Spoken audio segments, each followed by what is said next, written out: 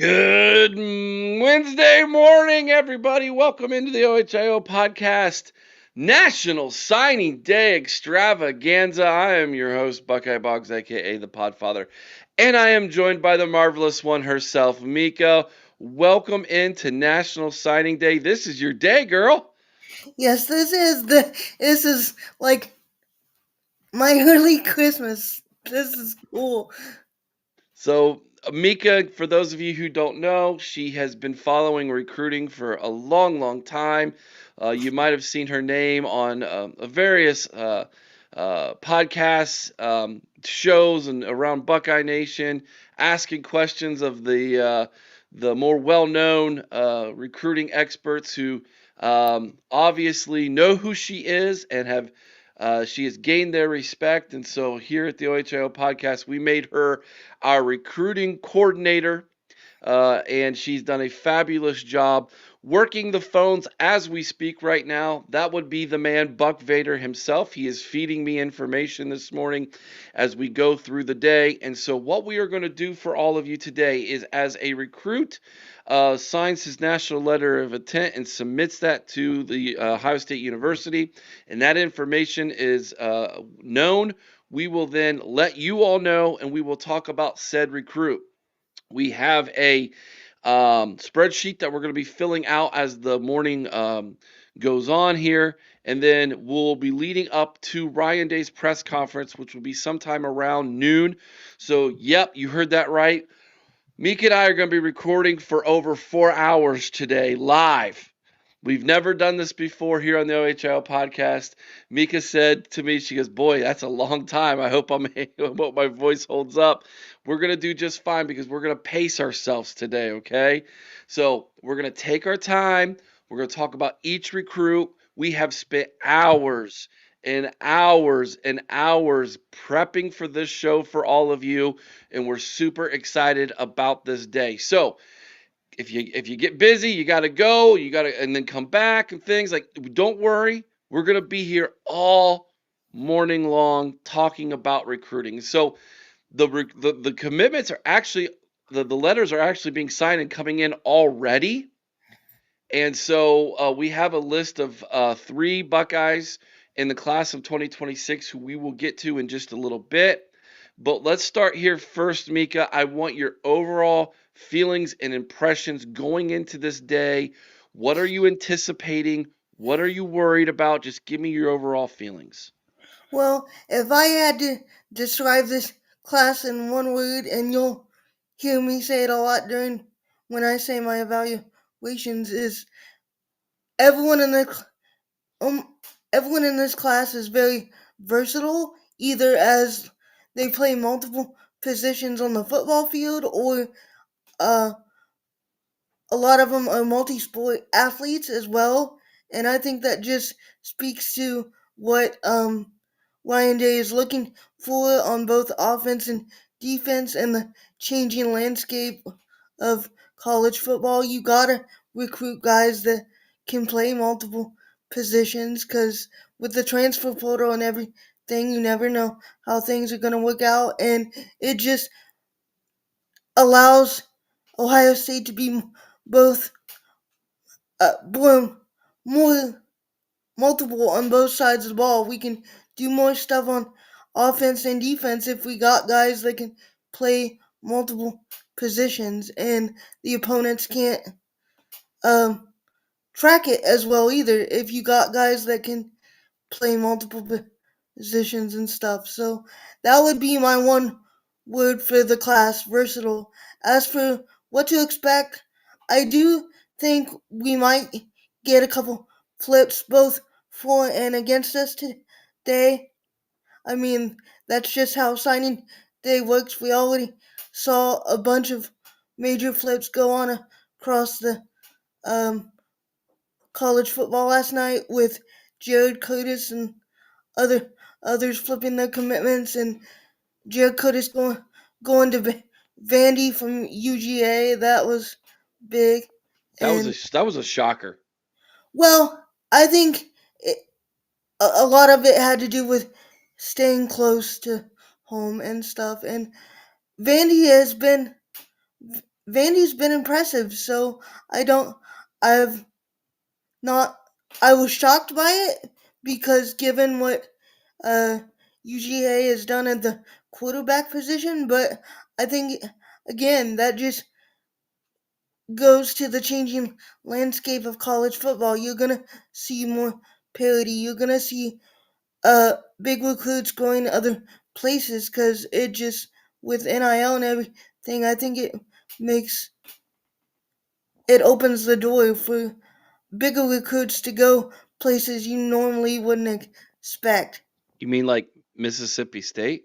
Yep, and that was that surprised the heck out of me. Braylon I Womack? I did not anticipate that from him. I thought I thought he would go somewhere, but not Mississippi State. Like that was shocking. Yeah. And more power to the kid. I know, like you know, I'm not one to poo-poo on anyone's decision. What they do with their life is their decision. But it was just like, wow, you could have been a Buckeye, and then you go to Auburn, and then Mississippi State of all places, and that program right now is in a tizzy. So I don't know what he saw there other than Yeah. NIL opportunities, but Yeah, I guess so. I mean, that's obviously something that you have to keep your eye on with these things. So, hey, RDCB wants to know, is there anyone? Does anyone have a chance to flip to Ohio State today? Are there any names that maybe we should keep our eye on? uh, Caden Gevhart, the hard hitting safety and teammate of CJ Sana out of Olentangy, could be an option. I really like his physicality. I think he could flip and be part of the class. As I know CJ's been in his ear and stuff, so that's gonna be something to look forward to. He's currently committed to Clemson, so we'll see. I like I said, I know CJ's been in his ear, so that's gonna be one to watch. He got um the Florida commit CJ Brawner. I'm still not closing the door on him yet. Super speedy corner. Lower level Florida competition, but that doesn't scare me because he's competed in camps and stuff and really matched up well against high level receivers. So his competition level doesn't really at his high school doesn't really scare me. So he could be an option. And you never know. With recruiting, there's always some surprises, both for and against. So I'm prepared for Yeah. any eventuality. It's like that man always says, expect the unexpected. Eric Osbeck's in the chat. Good to have him with us. Do you think we will lose any recruits to Michigan State? I'm not worried about in losing any to Michigan State. I know Pat Fitzgerald just was named the head coach there. He had his introductory press conference yesterday, Which was but an amazing hire by them, by the way. absolutely, 100%. I'm a huge Patty Fitz fan. I think that spells bad news for the team up north that he's at East Lansing, in my opinion.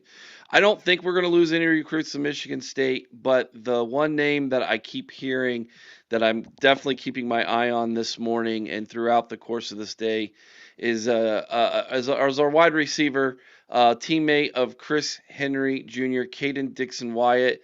A lot of smoke out there that he might flip to USC, and he's not the only wide receiver who is being courted up until today, and actually took a Yeah. visit. So speak to that a little bit, Mika. Jaden Ricketts took a visit to West Virginia, but he's been to Ohio State like a lot. Visited Ohio State a lot. I I'm I tend to think he sticks in the class. I think he was just doing his due diligence and stuff, and maybe got a little. I don't want to say intimidated, but like just, you know, you don't want to get lost in the wash at wide receiver at Ohio State. And maybe he was just having a little second thoughts there, which is understandable given the state of the position. We always have high level guys, and it's natural for even high level guys to be like, do I really want to be a fish in with all these other fish, or do I want to be the fish? Like I just, I tend to think he sticks, but we'll see. Yeah. Yeah, it'll be interesting what happens there. And I'm curious, do you think the fact that there was so much smoke about Brian Hartline interviewing for the Kentucky job, being a name mentioned for the Penn State job, that caused maybe some of these wide receivers to maybe look elsewhere here in the last minute? Oh, I I think so. think so. I think that played a part in it, especially the Kentucky smoke, because I I honestly think that could have been an option if he was willing to take it, because I know that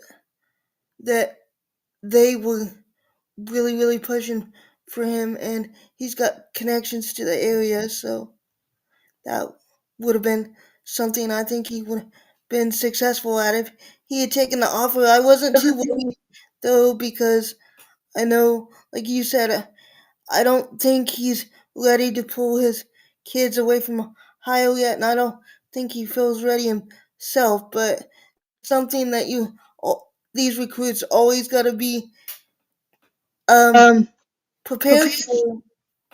Sorry, I got an echo going on. I don't know why in I my. don't hear it on my end, but if you need to jump out and jump back in, Mika, go ahead. We'll make an adjustment if we have to this morning. I only hear it when I say certain words. It's weird. Okay. Well, whatever that word is, apparently your headset doesn't like it.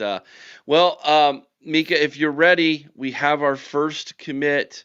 By the way, I'll show you all. There's my cell phone. I am connected to Buck Vader. We are connected at the hip right now. As Vader gets word from the university on whose national letters of intent have arrived, he texts me. He lets me know.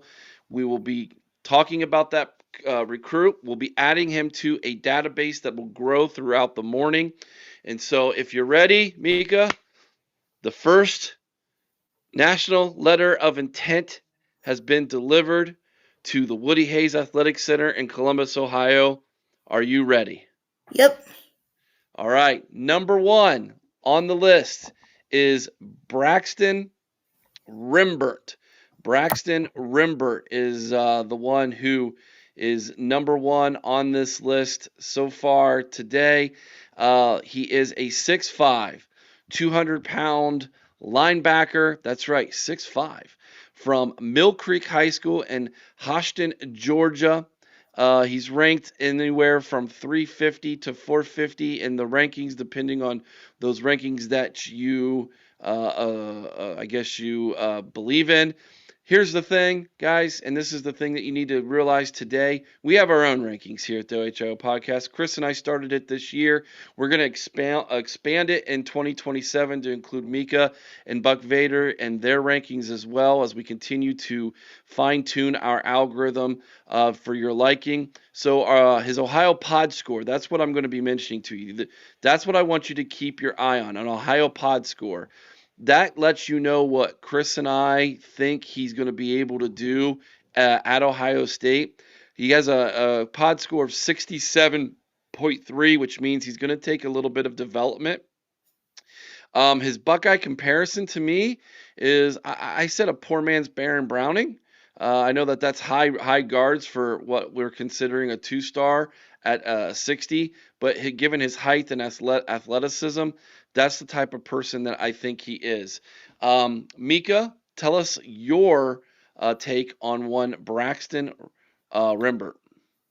I love this kid, and what I really like about him is he's he started out very raw, but you really see improvement in his later tape, and like we he was committed to Wake Forest. Wake Forest was like his only big offer, and then we jumped in and he he flipped to us. I love his uh, versatility, his athleticism. He's a basketball player and a pretty good one at that, and also a very good track athlete as well.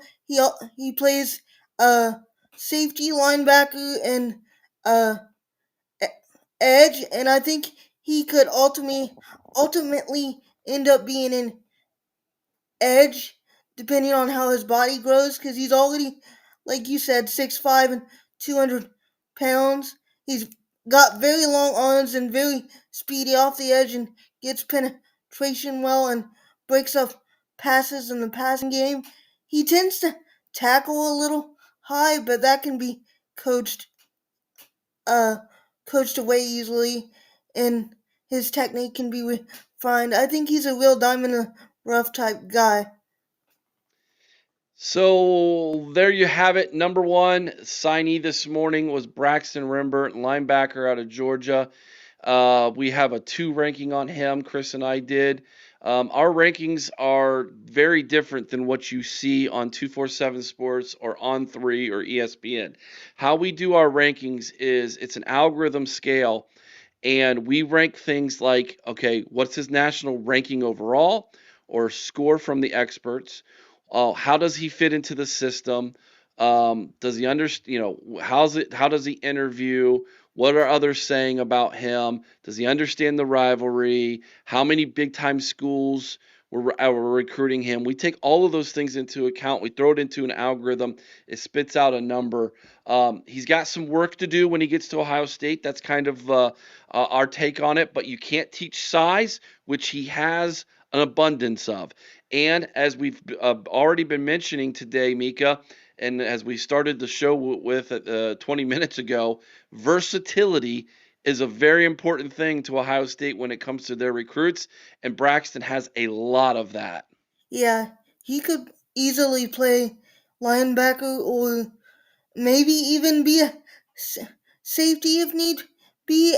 But ultimately, it all depends on how his body goes. I think he could really be a tremendous uh, edge guy if he puts on the weight as well. Any concern from you, Mika, that we have so many defensive linemen who are supposed to be committing today that we almost have to keep them at linebacker a little bit here because there are a lot, and I mean a lot of defensive linemen in this class. Shout out to Larry Johnson, man, for doing Yeah, some serious work here this year, this cycle. I mean, you got guys Guys, that slide in that can slide in and be the nose guys, and then you got guys that are more three technique. I mean, I think Jameer Perez is gonna be uh, a nose, no doubt, but like I think Damari Simeon could play either or maybe edge in certain situations. And I noticed like a lot of the guys that we got on the defensive line come from 3-4 uh, defenses in high school. So I wonder if that's going to be part of the future plans. I mean, I Mm. know that we're always going to have like a 4-3 as our base if we have Larry Johnson. That's just what he prefers. But I think with Matty P being there, it's opened up a lot of possibilities. And like I said, a lot of the guys that we got on uh, defensive line come from 3-4 defenses in high school. So I'm wondering if we see more of that in the future, or that's just another wrinkle that's going to be slowly worked in. Yeah. Um, so let's go ahead, and I'm going to let you know again, in case you're just joining us or you haven't seen Buck Vader's. I connected at the hip with Buck Vader. I'll show you. I'll see if there you go, Buck Vader. There he is. So Our insider is working the phones right now, letting everybody know who is in, who is not in, etc. In this class. Mika, we have so many names to get to today. We are going to take our time doing this, but we're off and running on a Wednesday morning here on National Signing Day. They call this early National Signing Day, Mika. Let's be honest, this is the signing day now at this Yeah, point, which it's it stinks. I loved it in February when it was in February when you could wake up on that cold morning and you got the good news. But we're off and running, and here we are. Let me do just do a quick shout out to everybody who's in the chat: RDCB, Lisa, Mark, Swick, Mean Green, Tyler, Logic. Good to see you. Good to have all of you. Sly Fox. Good to see you, my Notre Dame man. Um, yeah, we're off and running this morning. Good to have all of you with us as we run through Eric Osbeck as we run through National Signing Day period here. So, all yeah. right, Thanks we got. for joining us, everyone. I'm sorry. Go ahead, Mika. I didn't mean to interrupt you there. Thanks for joining us, everyone. I appreciate it. That's right. Yeah, thank you, everybody. We really do appreciate that very, very much. All right, let's go ahead and move on to the next guy who signed. I'm going to have to do a little switcheroony here. Because the next guy, Mika, is Timmons. If you want to get him ready, he's the second one who signed today. So I'll let you move over to your notes with Timmons, and we will pull open his graphic right now. Jay Timmons, cornerback, 5'11, 185 pounds. Pine Richland High School in Gibsonia, Pennsylvania. He was a flip late in the process, was initially, I believe, an Indiana commit, and then he flipped to Florida State, which is where his daddy went to school, and then he decided he wanted to be a Buckeye, stay closer to home. He's ranked 45th in the 247, 42nd in the on three. His Ohio Pod score is a 72. We have him ranked 24th in the class. His comparison for me was Garyon Conley. Mika, tell us about Jay Timmons. I absolutely love his physicality. He plays so much bigger than 5'11. Like he's not afraid to match up with bigger wide receivers. He's a dog. Like and I love his NFL bloodline. His dad was an NFL player, and I always love how uh, when Ohio State can bring in guys with NFL ties because you know they're gonna be ready and they're going to take it seriously a lot of the time when you can get a guy with family members that already have NFL experience.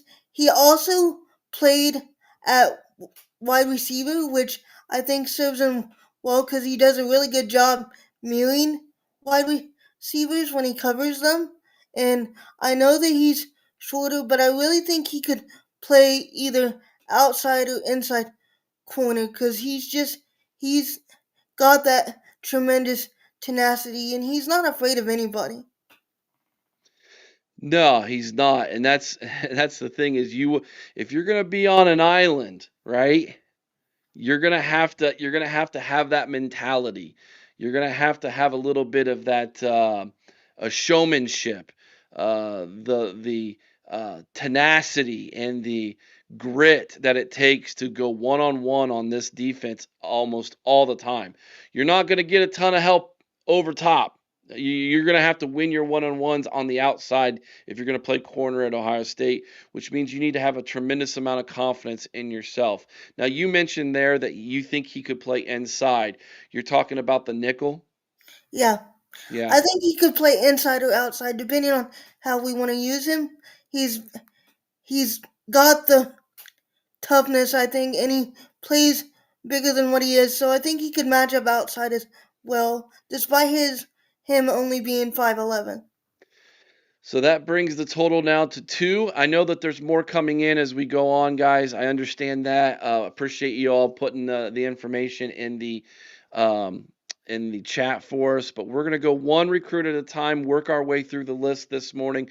We have 4 hours of programming to fill here, so we're gonna pace ourselves. Okay, Braxton Rembert, Jay Timmons, the first two to get their national letters of intent submitted to the Woody Hayes Athletic Center this morning. Mika, two defensive guys. Were you a little bit surprised how many defensive guys, high level defensive guys, jumped in on this class early on? I think that is just the Matty P effect, honestly, and Larry Johnson and just the whole defensive staff being on their game. You got Tim Moulton and Matt Guerreri and all of them. I think we've really stepped it up in terms of recruiting on the defensive side of the ball this year, and you've seen the results on the field as well. And I think recruits are responding to that. Yeah, I think you're right. That there's definitely more of a and I guess we can even though we might not want to, we probably do need to give a little bit of credit to Jim Knowles here for kind of turning things around defensively, at least from a national perspective on Ohio State and the national perspective of our defense. Agree or disagree? Yeah, I'll give him credit. Like, he deserves credit. He did change a lot of things. He brought in more of a, how do I want to word this? Like, just a more, we were, we were stagnant, I think, and Yes. he opened things up a bit more, and Matty P has just improved on that. And I think we're just seeing growth from that. And I appreciate everything that Jim Knowles did. I know things didn't necessarily go all that well at the end, but he did help us get a natty. So I'll give him all the all his flowers and everything because he does deserve credit for what he's done. Yeah, he does, and I know it was a rough year for him. So I I do do. like the energy that we're playing with now. I think things are faster now than they were under Knowles. I think players are picking up the system faster. It's more fluid, and they're, if you hear the recruits talk, they talk about how like fast we're playing, and even the players are saying how much easier it is to learn. And Matt Patricia talks about how much he loves teaching it, which is Hmm. an aspect that I think he was really missing. And I think he's gotten that part of it back, and you can tell he's really enjoying it. Yeah. So, just got word from Vader. There is a lot of smoke that Amari Lattimore, the running back who was committed to Wisconsin, he might flip to Ohio State today. There's a possible flip. So we're on flip watch. Get your spatulas. Flip watch for Amari Lattimore flipping to Ohio State. Running back, 2026 class. Four-star running back from Sandy Creek High School in Georgia, currently committed to Wisconsin, committed all the way back in June, took a visit to Ohio State, and apparently everybody's now on flip watch that Amari Lattimore may become a Buckeye. Your thoughts on that, Mika? He was also recruited heavily by Miami, too, I believe. Well, Miami's going to recruit everybody heavily. Yeah, that's true. That's where they're at. But yes, so keep your eye on that one, ladies and gentlemen. That just word came down a few minutes ago from Buck Vader that we need to keep our eye on that. Speaking of running backs, the third to commit to this class, our first offensive guy, Favor Aki. Now, Favor Aki is 6 foot, 190 pounds. Played his high school ball at Rutherford B. Hayes High School in Delaware, Ohio. That's where I live, people. Got to watch this kid play all of one play this season because that's how many he played, believe it or not, before he was injured. He did play one game later in the season, and before he then had surgery. So he missed out on his senior year. Ranked somewhere around the top 250 according to 247 and on three. Has an Ohio pod score of 76 and is currently ranked 19th in this class. I gave him a Buckeye comparison of Maurice Hall. A lot of straight line speed, incredibly fast. Um, but It, and he has a very physical style of running, which, given his size, is maybe something that he needs to maybe possibly reconsider. But here's the thing that he is good at: he's really good at pass blocking. The reason why he's good at that is because they do a lot of throwing the football in the spread here at Delaware. So that is favor a key. Mika, your thoughts on this young man? I really like him. He also plays linebacker, which I think is where he gets his physicality from because, like, once you play the defense too, it's hard to shake it once you go to offense. And I like how physical he can be. I know he's not the biggest back, but he, I like how he sticks his nose in and will block for his teammates and stuff. And I love his pass catching ability. My favorite play to watch him do is when he gets loose on wheel routes and stuff, because he can take it to the house. He's got tremendous pull away speed. I believe his very first play was an 85-yard touchdown run. Junior year, yeah, that sounds about right. Not this year, it wasn't, but as a senior. But my stepson played on the same team as Favor, so I know the young man. Has a very good family. Um, is a very smart kid. Favor was born in Africa, if I'm not mistaken, and so English, I believe, is his second language. So he's a very intelligent young man. And he's kind of relatively raw, Mika, because this is a kid who didn't play until the last couple years, and so he didn't play pee wee football, never had a football in his hands, probably grew up kicking the soccer ball around, but Yeah, I think he even mentioned that in an interview that he did with um uh Jeremy Birmingham that he started out with soccer actually. yeah, yeah. So he's got good feet, obviously. That's one of the things that soccer players obviously have that you can attribute to as a football player. But he's relatively raw. He's going to take some time, in my opinion, Mika, to be molded. And Coach Locke is the guy. If you got it in you, Coach Locke's going to get it out of you. He'll drag it out of you if he has to. No doubt about it. Um, little questionable a little bit at times on his commitment. Again, Coach Locke's going to find that out real fast and get it out of you. But incredibly raw, very talented. Let's see where he is in a couple years. Um, I before think we give our final decision on favor. I think him and uh Latimer would be a good tandem because I think their skill set would complement each other very well. Yeah, no doubt, no doubt. Eric Osbeck says a 6 foot back would be great at blocking. Yeah, I mean it doesn't hurt.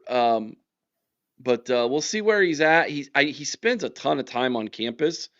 Because Delaware's we're only 20 minutes from Ohio State, just a drive down, 350 or 23 there, and then you're right on campus off of 315. So. Um, it doesn't He, take a long time to get there, and I know he's been spending a lot of time on campus. he's got longer arms too, which helps with his pass catching and blocking as well.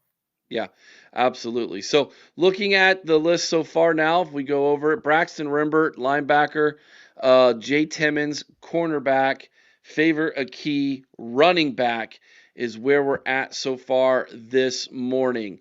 There was a comment I wanted to highlight. Flaming Dragon says Sandy Creek. That's right down the road from where I live. Cool to hear. Yeah, absolutely. That's one of the neat things about signing day is you're gonna hear places and schools and things, and you're like, man, I played against them in high school, or like we have a recruit possibly gonna commit today from Watkins Memorial High School, which is in Pataskala. I played when I was in high school. I played against Delaware. I played against Watkins Memorial. Oh, Uh, that's cool. yeah, and so it's like I've played against these schools, against some of these where these kids are coming from, and it's always neat to see that, especially if you follow high school football. And since I live here in Delaware County, which is the county just north of Franklin County, where Columbus is, this is becoming a hotbed for Division I talent. It's becoming one of the more better Division One counties in Ohio to recruit from. You've got not only Delaware High School, but you have the four Olentangies: Olentangy High School, Olentangy Liberty, Olentangy Orange, which is going to be playing for our state championship this weekend, Olentangy Berlin, Big Walnut. That school should sound familiar to you because that's where Garrett Stover came from 2 years ago. And They Hayden, were they were in the state tournament this year as well. Westerville North is in Delaware County as well.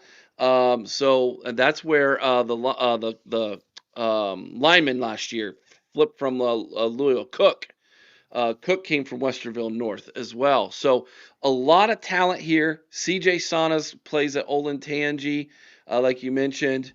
The current quarterback for Penn State, y'all remember him who came in. He's Ethan right. He, Grunkmeyer, Grunkmeyer. He was from Olentangy Liberty, I believe. I Yeah, think so. Olentangy Liberty.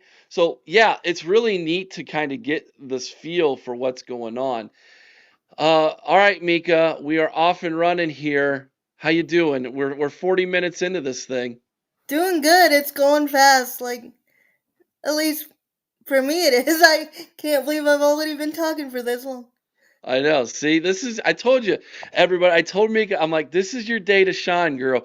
Mika lives recruiting, guys. This is why we brought her on here at the OHIO podcast, other than the fact she's the nicest human being you would ever want to associate yourself with. And I do mean that with all my heart. Um, You forgot adorable, but I'll let it slide. and funny. Yes, you are adorable. Absolutely, Mika. But she is a recruiting guru, especially here in the state of Ohio. She knows Ohio high school like the back of her hand. And we are tickled pink that she is a part of our team here at the OHIO podcast. So, yeah, I meant every word I was saying. Mika, this is your day to shine. No doubt about it. All Well, I right. couldn't have done it without Vader and all the rest of the team. You guys are great.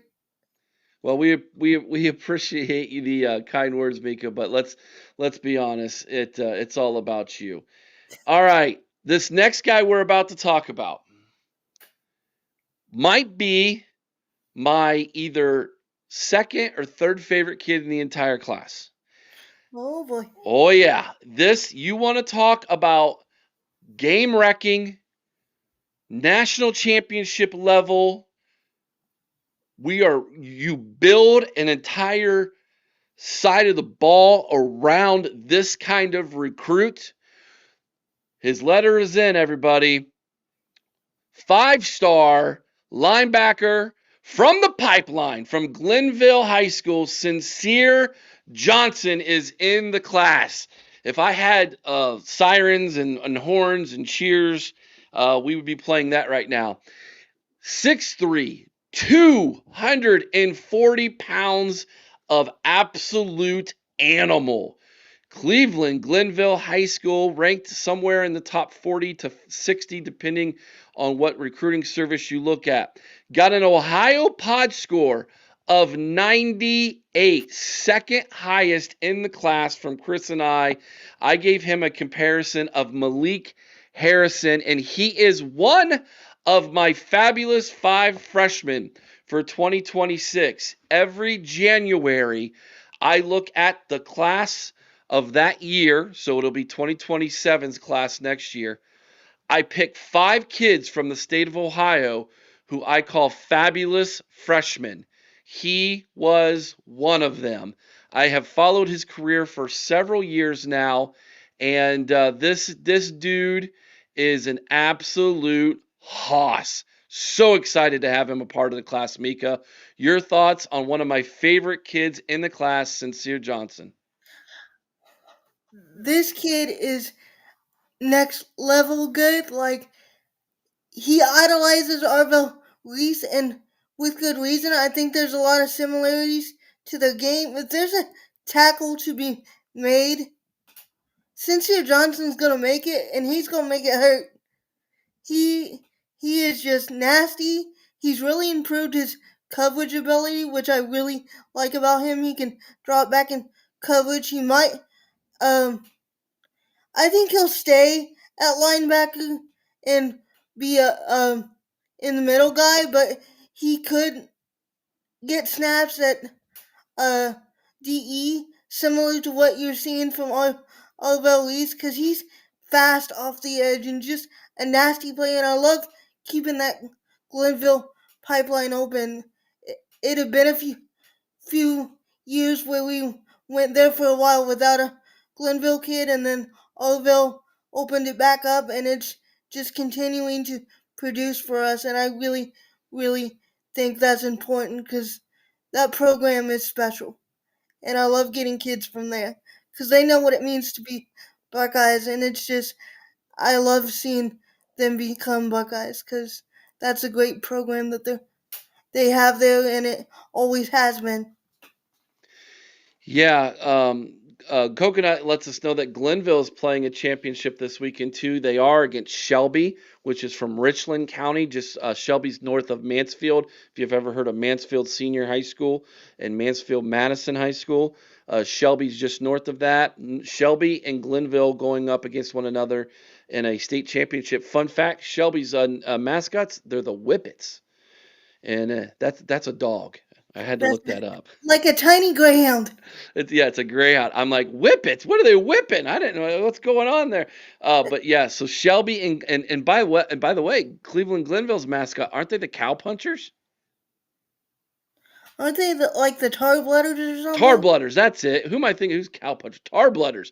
Tar blooders and the whippets. You don't get two better mascot names than that going up against each other for a state Ooh, championship. the cow punchers, man. That's Yeah, there's awesome. somebody's the cow punchers. I forget who they are, but I was like, can you can you imagine having a mascot like it's a cow and it's just all beat up? It's like a cow punchers. Um, That needed that needed to be my high school's mascot. That's so much better. yeah, we were the Yellow Jackets and we were black and orange. Wait, Yellow Jackets and you're orange? Yeah, it's a long We were story. the pioneers. Okay, very good. So Sincere Johnson's in the class now, second linebacker with Braxton. Remember, if you look at those two guys, they're both really big, athletic guys, versatile guys. Speak to that for me. Yeah, like you said, he's 6'3", 240, plays with great energy. He's a monster. He can get in the backfield. If there's a tackle to be made, he will make it. He drives his body into the tackle, very physical, throws his weight around, and doesn't lose speed when he comes at you either. Like a lot of guys that are bigger, they're not as fast. He's every bit as fast as he is big. He's dangerous, and I think he's going to be a really special weapon for us. I think he could contribute early on special teams as well. Excellent, excellent. Yeah, he's. I just think sincere. You're going to see him sooner rather than later. I do. I have a lot of faith in this young man. When you watch him play, he is an absolute stud on the field. You're getting a shout out in the chat here from Brass Tacks. Mika, my girl, what's popping? So Hey, Brass, I was hoping you'd show up. there you go. You got a fan club, Mika. That's listen. Get in line, Brass. I am the president of Mika's fan club here. Love you guys too. Brass wants to, or Russ wants to know, Mika, has Caden Dixon Wyatt flipped officially yet? Not that we're aware of, No, correct? I haven't heard any word that it's official yet. I figure that's gonna be something that he keeps very close to the vest because that's a very big decision to make, and like you don't want that getting misconstrued or anything. So I have a feeling that's gonna be kept pretty close to the vest. So Yeah. Do us a favor if you don't mind, everybody. Make sure you hit that like button right now. If it goes well with you, um, go ahead and share the video this morning. Let's try to get as many Buckeye fans in here as we possibly can as we go through the morning. We're going to be live all morning long during this National Signing Day period. We'll be answering your questions. We'll be talking about each recruit as their national letter of intent is faxed to the Woody Hayes Athletic Center. Fun fact, they still fax them, a lot of schools. That's crazy. Uh, yeah, uh, which is weird. M. Hornet 1881, is Timmons not a 5-star? Seen him be a very highly touted recruit. Yeah. So here's the thing about recruiting stars. It depends on what service you're looking at, right? There's 32 5-stars based off of 32 NFL teams. The idea behind a 5-star is these are the 32 kids who we project as a service to one day be a first round draft pick in the NFL. That's where the 32 number comes from. From 33 up to, I think it is 300, are 4-stars. And then your 3-stars are 300 up to, like, I don't know, like 8 or 900. And then after that, they're 2-stars. The thing about it is, we have our own ranking system here at the OHL podcast based off of things that matter to us as Ohio State fans. Understanding the rivalry, how many big schools are actually after the recruit. Did he shut down his recruitment early, and was he fully committed early on, or was he able to be flipped? Things like that are things we put into our own algorithm that spits out a pod score number for you. Take when we throw up the graphic, make sure you pay attention to that. Are we ready for the next one, Mika? Sure. All right, let's go back to the defense, and we're going to go back to the secondary. Jordan Thomas is in the class. 6'1", 185-pound corner from Bergen Catholic in Oradell, New Jersey.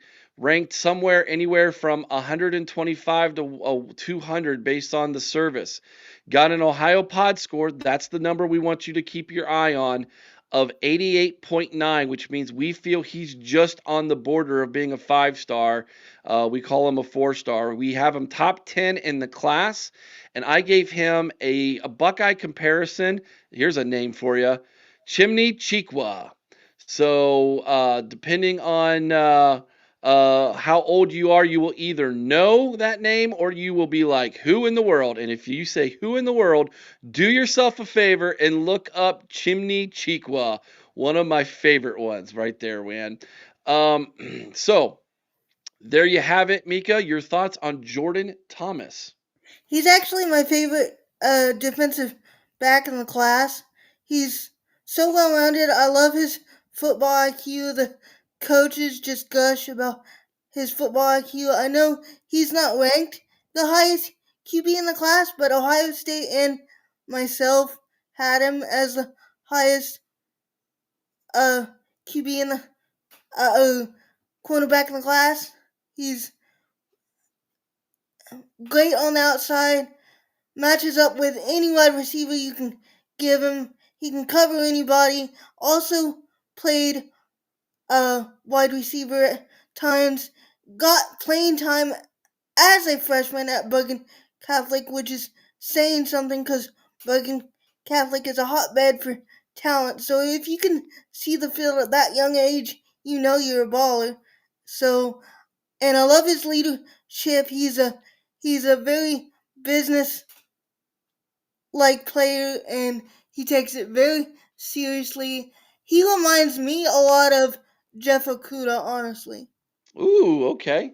Um, fun story is one of the first hosts we had on this show, Mika. When we first got started, he really struggled with saying the name Okuda, and for the longest time, he called him Jeffrey Obuka. And we're like, no, that's not how you say that. It's Okuda. But yeah, I Didn't saw Chimney Cheekwell, but I tells me I'm older than you. I remember Chimney? Here's where we're at right now, guys. We've got five recruits who we've already talked about who are in the class. Braxton Rembert, Jay Timmons, Favor Key, Sincere Johnson, Jordan Thomas. Four defensive guys so far out of the five who got their national letters of intent sent to Ohio State early on here. Out of those five, which one do you think will see the field first? Putting you on the spot, Mika. Um, I'm gonna go with uh Sincere, just because I think he'll be used in special teams because of what a sure tackler he is and stuff. Yeah, I agree. I actually agree with that. He's like I said, he was one of my five fabulous freshmen in 2026. Um, I think he is a can't miss guy. Mika, we need to go back to the offense. And if we're going to go back to the offense, I think we need to go back to the offensive line. What do you think? Let's do it. All right. If you're going to get an offensive lineman, you want him to be big, Oh, I know where you're nasty, headed here. athletic. You want somebody who is just going to rub your face in the mud, especially up in Ann Arbor when it's snowing. And this guy fits the bill. We're going to talk about five-star Sam Greer, offensive lineman, 6 foot, 7.5 inches, 315 pounds of nasty from Archbishop Hoban in Akron, Ohio. 247's got him 63. On three's got him at 50. Ohio Pod, we gave him a 90 score. That means we think he's a 5-star. He's number 7th ranking in our class. I gave him a Buckeye comparison of Taylor Decker. I know you love this guy, Mika. You have your time. The stage is set for you. If you could build an ideal left tackle in a lab, it would be Sam Greer. Like he he started out very raw and was just basically using his size, but his technique has really improved. He does everything well. Like I said, tremendously strong, just ragdolls guys. Very, very physical. I love his game. He comes from Archbishop Hoban, which is a program that we've recruited from before, so he understands what it means to get that Buckeye offer. Great kid, very, very low key, like wasn't real big on like being contacted every day. Just he knew where he wanted to go and takes care of business, and I just love the sort of serious road waiter mentality. And like I said, if you could build a dream left tackle in a lab, it would be Sam Greer. The only concerns I have is he struggled with injuries in the past, but if he can be healthy, I think he's a tremendous, got tremendous upside. He also plays basketball, which contributes to his foot speed and athleticism, which is outstanding, especially for his size. Yeah, I'm glad you brought up the basketball thing, Mika. We'll talk about that in just a second. This is one of my fabulous five freshmen for 2026. Again, every year in January, I pick five kids from Ohio after their junior years who I say are fabulous. They're going to be fabulous freshmen when they get to college. Sam Greer is one of those. I know it's really difficult for offensive linemen to see the field in year number one in college. The transition from a high school to college for an offensive lineman is got to be one of the most difficult positions next to quarterback. And I'm not saying he's going to make that transition and be a starter in year one, but I have every ounce of me says he will be in the two depth from day number one, and he will push for starting time, but by maybe year number two in the program. He is, like you said, if he stays healthy, Mika, he's a can't miss prospect. Here's the list so far. While you look over the list, again, these are our star rankings here at the OHIO podcast based on our algorithm. Sam Greer, we think, is a five-star prospect along with Sincere Johnson, both on off. Excuse me, Sincere's on defense, Sam Greer's on offense. So one on each side of the ball currently. You brought up basketball. I was a basketball coach. I was a gym rat. My dad was a basketball coach. I grew up in the gym. Um, to be able to have the footwork at 6 foot 7.5 for on the offensive line and then be able to play basketball and run up and down that court and use your feet the way you do defensively, Sam Greer is a super athlete for that size, Mika. And a lot of bigger guys struggle with lateral quickness, and he doesn't have that problem at all. He can slide and block anywhere and Ab- a- anybody. yeah, absolutely. You said left tackle. Give me an idea of why you think that. Just his size and his physicality, and just I think left tackles tend to be more physically imposing, in my opinion, and he is definitely physically imposing. And he's got the athleticism to keep up with anybody coming his way. He does great in line and pass blocking. Like I said, at first he was all about just brutalizing people, relying on his size advantage and his strength, but he's gotten way better technique wise as well. And you've really seen it this last year. And like I said, he's from Hoban, so he knows what it means to get that Buckeye offer, and he takes it very seriously. And I just love his mentality. Grandpa Bucks is very excited about Sam Greer. He's got a fan in Grandpa Buck as well. John Hatfield, Rivals reporting 16 players signed currently. Yeah, we know we got what we're doing is we're going through these one at a time as they come in. I have a list of people.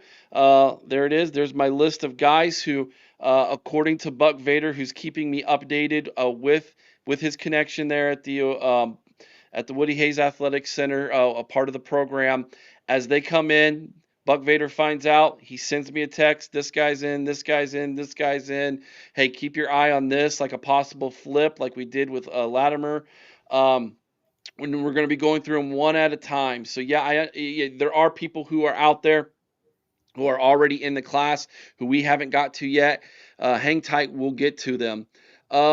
Yeah, Rimber got moved to a 4-star, Timmons to a 5-star. That's according to probably what you're alluding to is the 247 composite or on three or something like that. We give them our own star ratings based off of our algorithm. So I just want to make sure everybody's clear about that. When we give them a 5-star or we give someone a 4-star or a 3-star or a 2-star, it's based on our own algorithm, which has a varying degrees of things. If you want to know more about that, we would like for you to consider becoming a member over on our Patreon channel. It's where our community gathers every day, throughout the day, in the message boards, extra content, blogs, all of that information over there on our Patreon. You'll get all of this information and so much more over on Patreon. And we break down every recruit and their highlight film, and we give him a score or what we call a Buckeye Commitment Ranking, a BCR. That BCR is where we're getting quote unquote our star ranking from. So it's a little bit different than, say, On 3 or 247 Sports. The reason why we do that is because On 3 and 247 Sports, here's the secrets, guys. This is one of the reasons I can't stand what they do. You can buy, you can literally buy a higher ranking. All you have to do is just float them some advertising money and whoop, whoop, whoop, whoop, whoop, whoop, whoop, you can rise up the rankings. We don't do that here, man. We give you guys our unfiltered, absolute truth on a recruit. By the way, that's one of the reasons why, and not only that, but you'll see a recruit all of a sudden commit to Alabama and pew through the roof, or recruits who are 5 stars and then all of a sudden they commit and then they drop. Like, why did you drop after you committed? It's because they want to try to get more clicks, more views. And so if you have more 5 stars later in the process who are committing, it's going to get them more eyeballs. We take all of Bra- that out of it and we look at it just from a perspective of Ohio State and what it means to Brady us. Go, Mika. Brady Edmonds is a great example of that in our 2027 QB. Like as soon as he committed, they dropped him, and he shouldn't have been dropped. He's a tremendous talent. Sorry about the little side note there, but I had to say it. It bugs me. Yeah, exactly. It really bugs me too that they do that. Like they will jump kids to 5 stars, and then when they commit, they jump them right back out, and then put new uncommitted people in at 5 star just to try to get more clicks on their articles and their videos and things. And And it's not just us saying this. The insiders themselves have said this at times too. Like it's just the way the system works right now, and it's part of the system that I hate. We really do a disservice to these kids by doing that. I think. exactly, they do. All right, let's see here. I'm trying to figure this out. My all of a sudden I'm having some issues. There we go. Okay, we're gonna go on to the next one. If you want to head over to Nick Latar, he's the next one we're gonna be talking about here as I get Okay.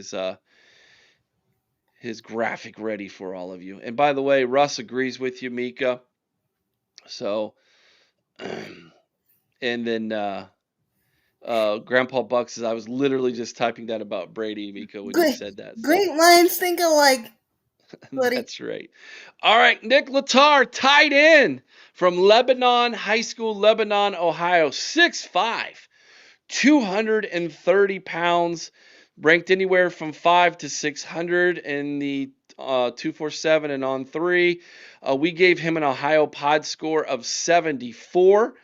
He was ranked number 23rd in the commitment class for us. I gave him a Buckeye comparison of Nick Vanette. I actually really like that comparison. That's very close, I think. Excellent, thank you. I approve of your positive affirmation. What do you think of Nick, Mika? I really like him. He's a great receiving threat, has great body control, contorts his body to make tough catches. What really stands out for, to me for him is that he comes from a unique wrestling background. He's also a wrestler, which um, makes him stand out as a blocker already. I mean, a lot of his blocking, yes, it's against like cornerback and linebackers and stuff, but he's very physical at the point of attack, and that gives him a leg up early because I think Ke- uh, Keenan favors tight ends that are blockers early, so he's got a leg up there, and he's from a smaller competition level, but he's tremendously competitive, and I think that's gonna serve him well. And like I said, his understanding of leverage and blocking gives him a leg up that we don't see in a lot of um, tight ends that are pass catchers primarily as well. He's very well rounded. incredibly well rounded. Go watch his highlight film, and he has just as many blocking highlights as he does catching highlights. Incredibly athletic for his size. Kind of reminded me a little bit of a poor man's Jeremy Ruckert as far as his catch passing abilities. Nowhere near was his highlight film as good as Jeremy Ruckert's when it comes to catching the football. But a poor man Jeremy Ruckert, I think, is a fair comparison when it comes to his catch passing abilities. Yes, uh, really. And I think once he puts on weight, because the thing is, he could get even bigger. His arms are so long, and his hands are huge. You see pictures of him, and he makes big guys look like something off the Wizard of Oz. Man, he's just huge. And once you put on weight, you get him blocking the way he does. If he keeps his physicality, he could be a monster. Yeah, I think he's one of these guys that they looked at and they said to themselves, we probably can develop him, right? Yeah. Uh, Former Louisville commit. Just so you know, I wanted to mention that. Yep, we flipped him from Louisville. It's just like we did Cook the year before. Yeah. So you have that. Um, yeah, I like the kid. You know, obviously, Chris and I were both pretty high on the one we lost from the state of Florida. But that's the thing. When you have kids commit early on from the state of Florida, it's a battle to Yep. keep them in the class throughout the remainder of the cycle. And so, you know, getting a kid from here from the state of Ohio stay at home, I love it, dude. I love it to see so many Ohio kids. And so does Eric Osbeck. He says, I love seeing all these Ohio kids staying home.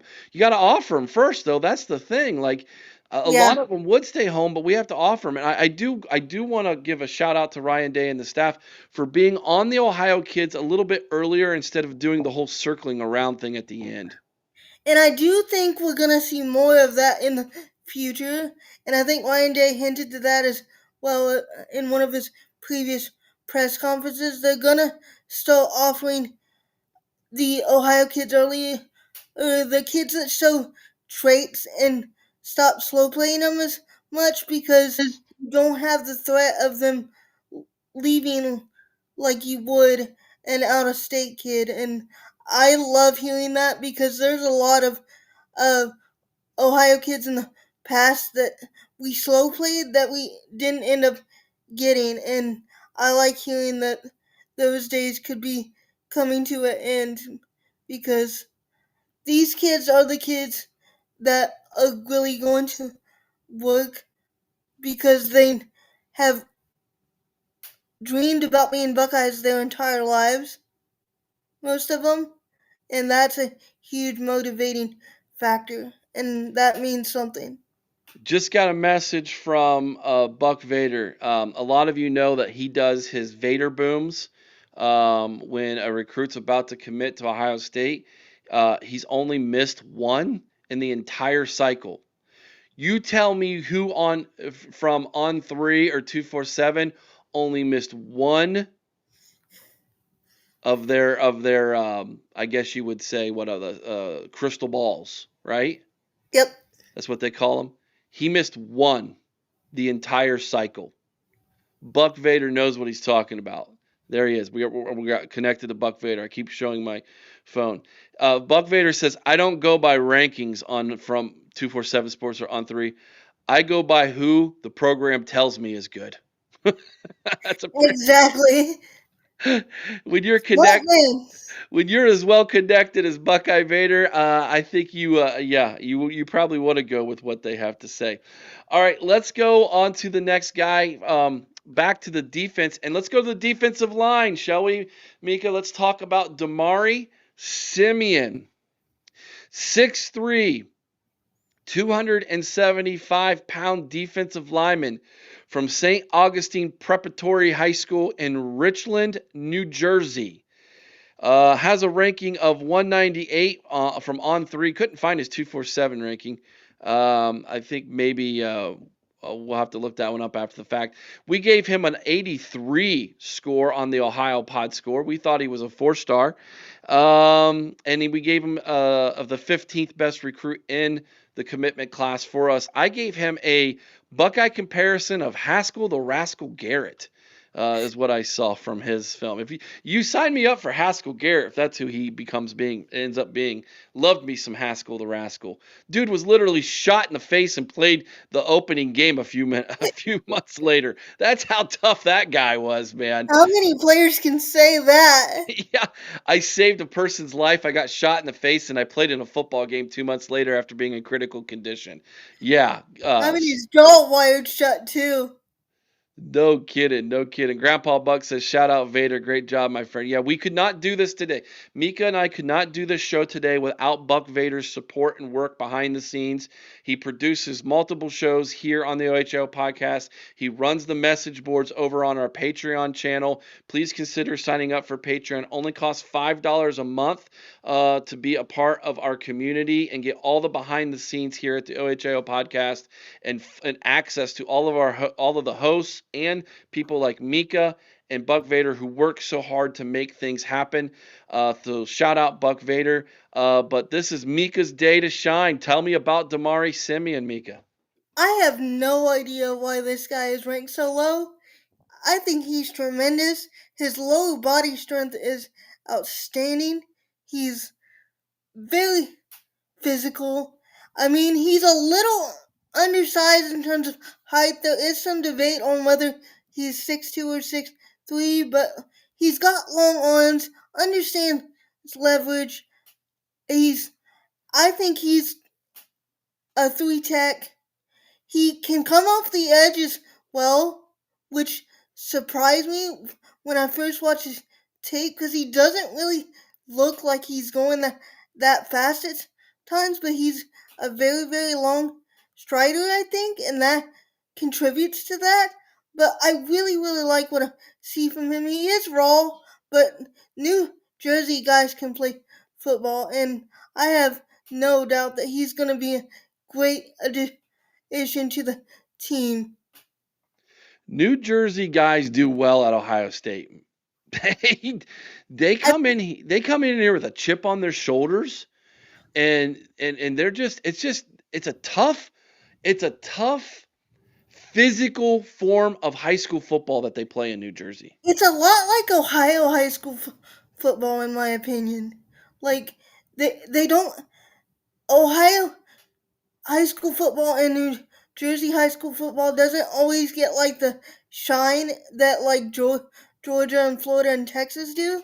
So I think that contributes to the chip on the shoulder mentality that you see in a lot of Ohio and New Jersey guys. And I think it just meshes well with our program and meshes well with like the culture of Ohio State. That is a great take. That is a absolute great take. Mika, I love that. I love that take. I love that take. Braxton Rembert, Jay Timmons, Favor Aki, Sincere Johnson, Jordan Thomas, Sam Greer, Nick Latar, Damari Simeon. These are the names we have talked about so far who have committed and signed their national letters of intent to Ohio State.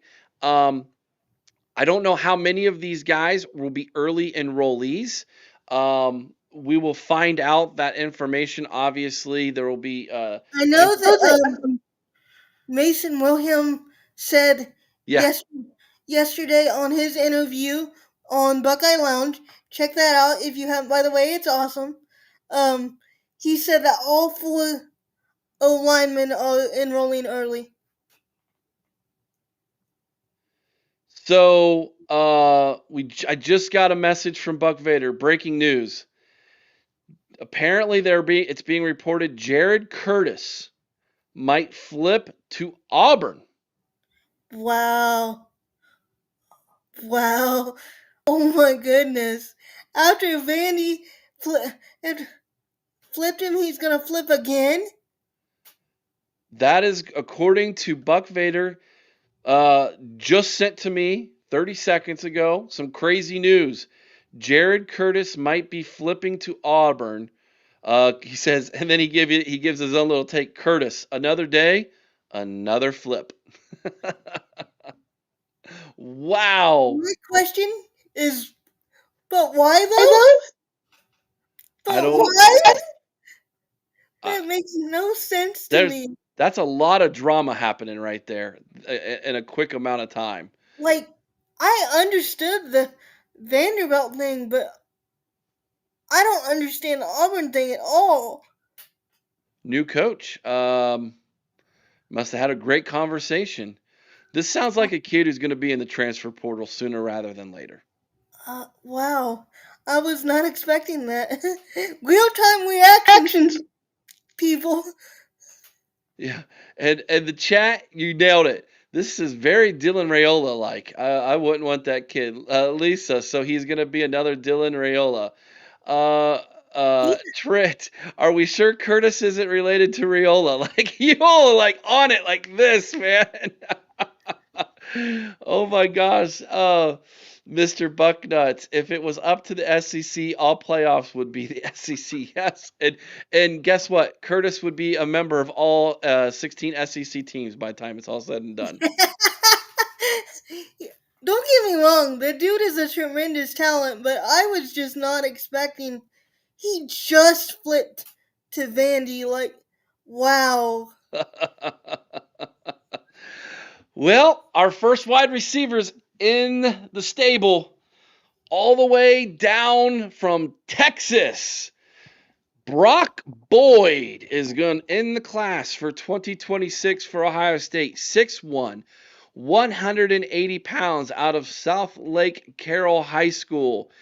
Ranked anywhere from the high 50s to low six or high 500s to low 600s in the ranking systems according to 247 and on three. We gave him a 75 score and ranked number 20th in the class compared to his other classmates who committed to Ohio State. I gave him a Buckeye comparison and I struggled with this one. I really did. I spent probably more time trying to figure out who he reminded me of in his film, and I finally landed on Anthony Gonzalez. I have a comparison for you, but and I said this before I started podcasting. I said it on Druck's show when he showed his tape. He is. I think he's Devin Smith with a better route tree. Ooh. Well, he's isn't he taller than Devin Smith though? Or am I thinking? I No, mean, okay. Devin Devin Smith was 6'1", I believe. In my head, I always thought Devin Smith was under 6 foot. I mean, I don't know. I have to look it up now. Yeah, he's 6'1". Yeah, you're Yeah, right. that's what I thought, but I could have been wrong. No, I just no, in my mind, I always thought like Devin Smith just looked smaller. I don't know. But yeah, no, you're right. Don't doubt her, Boggs. Why are you? she's she's the recruiting guru for a reason. I Um, have an autograph of Devin Smith. Devin Smith was like my dude, so yeah. He reminds me a lot of Devin Smith, only he's got a larger route tree. He's Devin Devin Smith Smith. was the 9 route guy. He was basically just uh stretch the field guy, and um Boyd does more than that. He can do crossers as well, short routes and stuff. He's Devin Smith with a better route tree, like I said. that is a phenomenal comparison. I love it. I love it much more than mine. Because he really doesn't remind me of Anthony Gonzalez too much. Like I said, I struggled with this one a lot, but I think a uh, lot of people get caught up with him, his size as well, because he was 160, and a lot of his tape was when he was that size. But he's kept his speed, and he's 180 now, so he's put on weight, and I think he can be a great contributor I think it will take him a little bit to pick it up and everything, just because the Heartline wants his receivers to be blockers as well, and he that might be a little bit of a weakness to his game, but he's tremendously fast, and I love what he brings to the table. Brass Tack says that's a big time comparison, Mika. Those are some big shoes to live up to. I guess is where we're going with that one. Thomas says, watch Brock Boyd highlights. He is underrated. The thing about him, he is super quick, guys. There's fast, and then there's track speed fast. And He he is track speed fast. and he averages like 19 yards a catch, I think. So like he's just like catching bombs too. He can track a ball like crazy. He's elite at tracking the ball downfield. Excellent, man. I'll tell you, it's. We're gonna need we need this wide receiver class to really hit because I'm telling you, I've lost a little bit of confidence in the youngsters that are currently there. Maybe I shouldn't. Maybe I should trust the process a little bit more, and maybe I'm just getting I guess jaded because of Jeremiah Smith coming in as a freshman and being an absolute stud. And But I think Hartline is still adjusting to balancing both wide receiver coach and offensive coordinator as well. So I think it'll get smoothed out by next year. yeah, I agree. One for a non-Buckeye related comparison, Brass Tack says he reminds me of Cooper Cup with a little more speed. Yeah, I can see that. I can see that. I just don't want to get too caught up on the. I think a lot of people throw out Cooper Cup when they see his that he is a white wide receiver, for lack of a better thing to say. But I can see what you'd say that, Brass. Yeah. Hey, Anthony Gonzalez. I mean, I listen. I love me some Anthony Gonzalez, right? Yeah, I mean, he's that the one. catch against Michigan. Come on, I relive it in my head all the time. That highlight lives rent free in my head, man. I just rewatched that the other day too when I was going back and rewatching like highlights from past Michigan games because I do that for fun because it brings me joy. Um, but yeah, Anthony Gonzalez is a dude. I'm so glad he was a Buckeye. Yeah, He's tremendous. absolute dude. That is right. I am loading up our next one, guys, that we get to here. Here we go. Let's go back to the offensive line, Mika, and let's get a Uh, late flip in the process from the state of Ohio. Landry Breed, 6'5", 280 from Mentor High School, Mentor, Ohio. Shout out Mentor. Made it pretty far in the state playoffs this year again. Ranked in the yes, they did. 800s in 247 and on three. Got a score here on the OHIO podcast of 74.784. We had him ranked 21st in the class, and I gave him a Buckeye comparison of Doug Ebner. Got him going way back in the archives to get a Doug Ebner Whoa, you did, comparison. didn't you? Yeah. Oh, wait till you hear some more coming later. I was having fun with that the other night. Tell us about Landry Breed. You were pretty high on him early, Mika. Yes, I was. If you go back, one of my very first uh podcasts that I ever did, I pointed out Landry Breed as a guy to watch for us before he ever um got an off before he even committed to NC State. I was high on him, and the thing about him is like every year he improves, and every year he just gets more physical. His feet get better.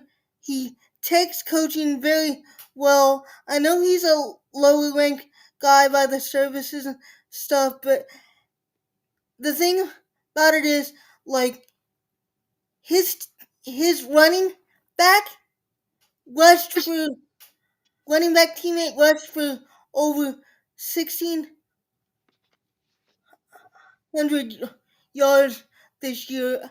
Jackson Farley, and a lot of that was done behind Landry. Like he is just a physical dog. He loves blocking, and yes, they run more of a run based offense, and he has to work on pass blocking and stuff. But he is a tremendous run blocker, and pass blocking can be learned. A lot of high school offensive linemen are better run blockers at first than they are at pass blocking. So that doesn't scare me at all. And like I said, I was on him early and I was so happy when he got an offer because he's a tremendous kid. Great young man. He was so excited when he got this offer. Mentor is an underrated program. There's a couple guys on Mentor's roster that I'm watching for next year that I think could get a look, and I'm just so happy for this kid because he really is. I I think he think could develop into something special. He he's gonna be like a Jake Cook type kid. I think. Brass Tack says, wow, Doug Ebner? That's going way, way back. Apparently, I showed my age there a little bit. Hey, man, what can I say? I'm a Buckeye through and through from the time I was born. Big news update, guys. According to Buck Vader, Chris Henry Jr. and Caden Dixon Wyatt are being spoke to and trying to be convinced to keep their commitment to Ohio State by Jeremiah Smith and Carnell Tate. Oh my goodness, I love them so much. So current Buckeyes, Jeremiah Smith and Carnell Tate, the I personally think it's the greatest pair of receivers we've ever had at Ohio State at the same time. And that's saying something given the most recent pairs of receivers we've had. Um, they're on the phones with Chris Henry Jr. and Caden Dixon Wyatt trying to convince them to come be Buckeyes. So that tells me that they are in limbo on their decision. And Caden Dixon Wyatt actually reminds me a lot of Cornell Tate. He's an inside receiver and just I forget who I compared him to. It was another good throwback name. Um, we always have good wide receivers. yeah, we do. Brass Tacks says Landry is your prototype Ohio lineman, nasty and has a little regard for human life. Yes, Yes, great. That's why we but like him. but nicest can be off the field. It's so weird how these guys can be so nasty on the field and then they come off the field and it's like, "Oh, how are you today?" Yeah. Um, yeah, absolutely. I was gonna say, yeah, this news threw me off a little bit because I was, yeah, Lisa, I think it was Lisa. Yeah, we can't lose both of them talking about KDW and um, yeah. Now here's some news for you. This is portal news. This isn't recruiting news, but it is portal news. And Buck Vader wanted me to mention this as well because it happened yesterday officially, but keep your eye on it. Michigan State's star wide receiver Nick Marsh entered the transfer portal. If Ohio State were to Wow. not get a Chris Henry Jr. or a Caden Dixon Wyatt, that opens the door for someone like a Nick Marsh to step in right away, does it not? Yes, it does. And I loved his take coming out of high school. Like that's interesting to me. Like I want to keep KDW and Chris Henry Jr., but that's interesting. That's one to keep an eye on. Yeah. Brass tacks, Mika, you see how nice Jim Lachey and Orlando Pace are off the field. Yeah, they were I two of the nastiest know. guys on the field too. Yeah, Orlando's a teddy bear. Like I cannot believe he's the same person because he's completely different on and off the field. yeah. So great question, Aiden. Aiden Tressler, is there some place where we can watch their signings live? So this is how this actually works. A little bit behind the scenes. These guys sign their national letters of intent. A lot of them have already signed them a long time ago. They're just the paperwork's just submitted today. That's it. So a lot of these kids will go into school. They'll go over to the athletic department of their high school. The athletic the athletic director will be there with their paperwork.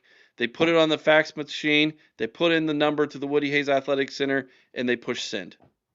That's it. That's what really takes place today. And then the paperwork is received from Ohio State. They stamp it. It becomes official. That player is then a Buckeye moving forward. Um, and they have to file the paperwork with the NCAA and with, of And course, administrations there at Ohio State. and to answer your question, uh, Mr. Bucknuts, as a person that grew up a Bengals fan, yes, Chris Henry Jr. is a lot like his father, but I think he's better. He's further along than Chris Henry Sr. was. Yeah, in high school, absolutely. But here's the thing: he looks like his dad, man. Yes, exactly. It's eerie. It is very eerie. And yeah, and there's two And Bengal fans running this podcast today, but I won't mention it because I'm a very depressed Bengals fan. I know, me too. I feel your pain, buddy. It's okay. I don't We talk about him. I don't even watch him. Like I actually watched the Sunday the game when he came back was at Thanksgiving night. And I was like, all right. And then we got down. I was like, I can't even watch I this. know, I know. And the thing is, as soon as I turn it on, it's like we go down, and it's like, why do I bother? It just causes me pain. 100%, yeah. And here's the thing, Aiden, to answer your question, the reason why we're doing this today is, well, as I was informed, we're the only person live right now who's actually doing a show like this. So, hey, man, give us the thumbs up. Make sure you share the show. If Yeah, you're I not hope you subscribed to enjoy the it. channel, consider subscribing to the channel. We do a ton of content here on the OHL podcast centered around the Ohio State football team, and we wanted to do something special today. This is our first ever National Signing Day live. We got started an hour and 34 minutes ago, Miko. Um, so we're hanging tough so far. Yeah, it's fun. I'm really enjoying it. Yeah, this is Mika's day to shine, everybody. She is our recruiting guru. She is in so many different chats. She's following these players. She talks to these players. She messages with these players, specifically a lot of the ones around the state of Ohio. That's her expertise. She knows high school guys in Ohio that the experts don't know about. Okay? I, I'm just a film junkie, just a fan. Vader is the inside guy. Like I watch tape and try to connect with these guys, watch their film and break them down and stuff. I love following these guys. I probably spend a majority of my days watching film and breaking it down and just seeing Ohio guys play ball and just seeing if they can get offers. And I love when they do. Yep. Now, here's one person who got an offer late, Mika. Another offensive lineman was just on the Buckeye Lounge last night with us here on the OHIO podcast. Shout out to TG and Sean for a great interview with one Mason Wilhelm. He is a legacy kid. Daddy Matt Wilhelm, linebacker Matt Wilhelm for the national championship Ohio State Buckeyes. His boy Mason earns the opportunity to be a Buckeye, was committed to North Carolina, flipped to Ohio State after he got the offer. 6'4", around 290, plays for St. Ed's in Lakewood, Ohio, ranked in the low 1000s. We gave him an Ohio Pod score of 71, which means we think he's actually a 3-star. Ranked 25th in our commitment rankings. And here's a name for you. I bet you probably don't even know who this is. I gave him a Buckeye comparison of Ben Gilbert. Um, Yeah, no, I stumped her. Oh, mark it down. Early 90s offensive lineman Ben Gilbert. that's even before I was born, dude. I'm 94, baby. Like you can't He do was the that. I think he was the class of '92. I call foul. What do you mean foul? He's Ben Gilbert made over. He Okay, plays just like him.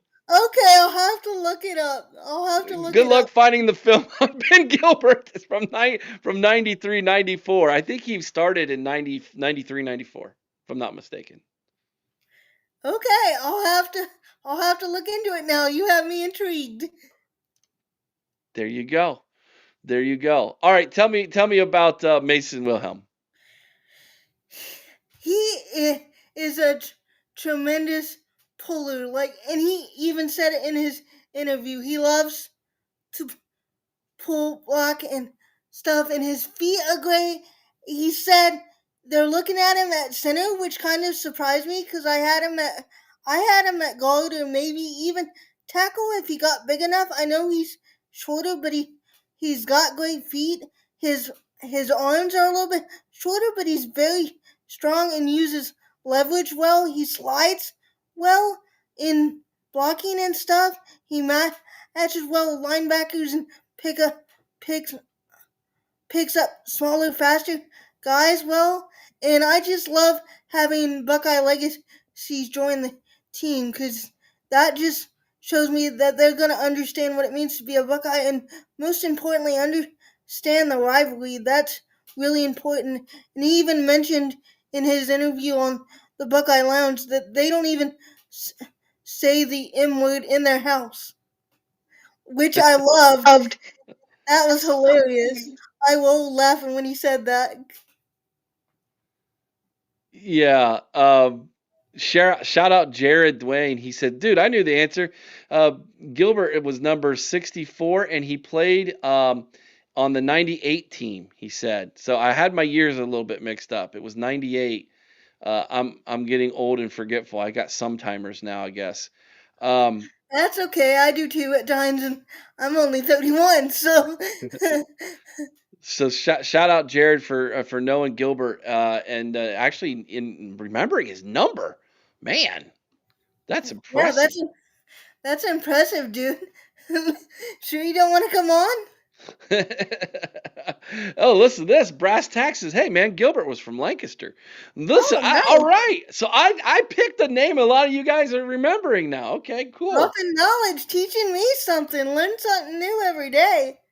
Oh, excellent, man. All right. So that is our third offensive lineman in this class that has committed and as paperwork is signed, sealed, and delivered to the Woody Hayes Athletic Center. Sam Greer, And Landry what I, Breed, Mason Wilhelm. What do all three have in common? what I like about them is they're all like very nasty players, and they're all I think could play multiple positions on the O line, either guard, center, some. I really think Mason has the feet that could play tackle. The only thing that stops me from saying for sure is his arm length. I think he's got shorter arms, and I think you need longer arms to play tackle. But he's definitely got the feet. So I think Sam Greer for sure is going to be left tackle, and I think um, Max Riley, when he signs, he's more of a tackle guy. But the the other guys could play guard or center, I think. The one thing all three of these guys have in common that I was thinking of, they're all from the great state of Ohio. Well, yeah, that too. Duh. I love Ohio offensive linemen. I do. It's my cup of tea in recruiting. It's the first thing I always go to every year when I crack open a new class and I start to dive into the film and look at the recruits. I go the first position I head to is the offensive line. I always do. I think it's the lifeblood of your program. Uh, Jared says, thanks for the shout out. I only knew because I watched the '98 game versus Michigan on DVD VHS a lot. Gilbert had a block that sprung Wiley for a long TD run. There you go. Oh, That's a nice. blast from the past. And look who just joined us. Good morning. Good morning, Bart. Good to Hey, see you bud, this morning. I need to get in contact with you. I have t-shirt ideas. Yeah, RDCB getting Ohio kids in the trenches is crucial, especially for the rivalry game. 100% on that RDCB. Absolutely. A Ohio hundred linemen, percent. Ohio offensive linemen are just different. I've tried to explain it to people, and I can't put it into words. It's just we're different here. We are, and I'll tell you the thing that I think that goes a long way that a lot of people don't think, and I'll expand it beyond Ohio and say Midwest. We play in the cold. You Yeah, have you have to be physically tough, mentally tough, and you have to know how to run block. Most of the Ohio linemen and Wisconsin linemen, Michigan linemen, Indiana linemen, I'll even throw Illinois in there. They all know they're all road graders. They all know how to run block. They are people pushers. and Okay. that goes to what I said earlier. I think most Ohio high schools do a run first offense, and that contributes to most Ohio O linemen being great run blockers to start out with. Yes, 100%. Now, one of the things that we are catching up on in Ohio is our 7-on-7. We're behind the warmer climate states with that. But so you're going to start to see more Ohio quarterbacks and wide receivers reach higher elite status levels. The Shout out to my first Illuminati video. I covered the topic. That's right. And if you want to hear more of the Illuminati, you can do so over on our Patreon channel. Make sure you click the link and you sign up and become a member of Patreon. Um, Sorry, I had to do a shameless plug. yeah, I love it. Nope, all good. You're keeping me on track with that. All right, let's go back to the defense, Okay. back to the linebacker room, right here in good North Central Ohio, Delaware County. Of course, I'm talking about one CJ Sana. 6'3", 225 pounds from Olentangy High School in Lewis Center, Ohio. Ranked in the somewhere around the 250s. Was given an Ohio Pod score of 78.7. Was our 17th highest ranked recruit in the commitment class. And I gave him a Buckeye comparison of my cousin and good friend, Ryan Miller. How about that for a comparison, I Mika? said the exact same thing. Shut Ask, the front door. You did not. ask Vader. I said the exact same thing. Are you kidding me? I said the exact same thing. Now we did not know each other's comparisons. Shut You up. That's cool. you talk about a random comparison name, picking old number 43 right there, Ryan Miller, and this guy right here. That I is have wild. I have the picture that you sent me up in my room looking at me right now. Oh man, that is so so That so is cool. that is so cool. That was a total mind melt moment. Yeah, indeed. Happy I to don't see Mika podcasting. Good stuff from both of you. Thank you, Tom Polly. Appreciate that. All right, give me your CJ Sauna rundown.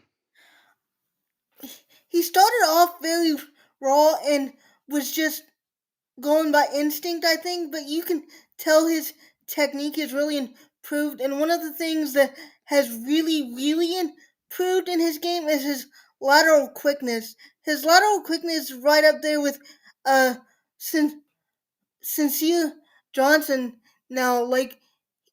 Like they were doing the ladder drills and you couldn't even hardly tell a difference in camp, and other outlets were saying that as well. Like he's really improved technique wise and foot speed wise, and he's very nasty. And I think um James Laurinaitis is gonna love this kid because I know for a fact, he gushed about how much the offer meant to him. He was a low rated 3 star when we offered. A lot of people wondering why we offered him when we had guys in the state that are higher ranked that we didn't offer at the time.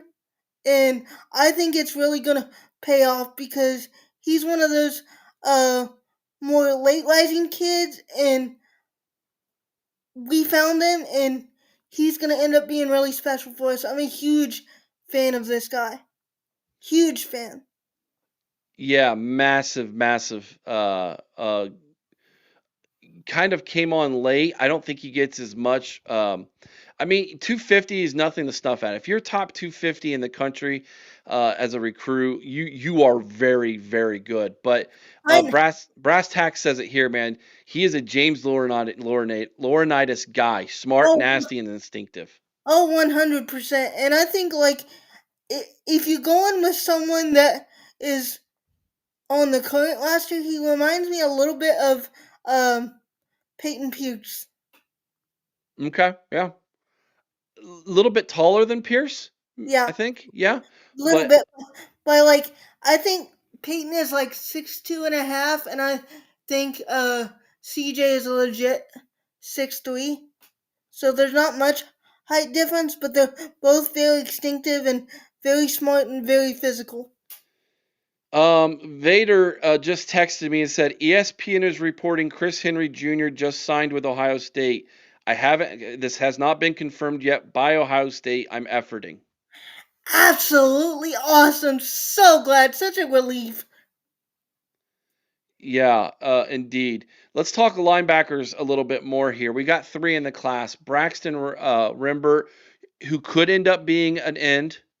You've got Sincere Johnson, again, stud. Arvell Reese, uh, from And the same high school as Reese, stud, could end up being an end. and C, all CJ Sana, I don't see an end there, but good size still.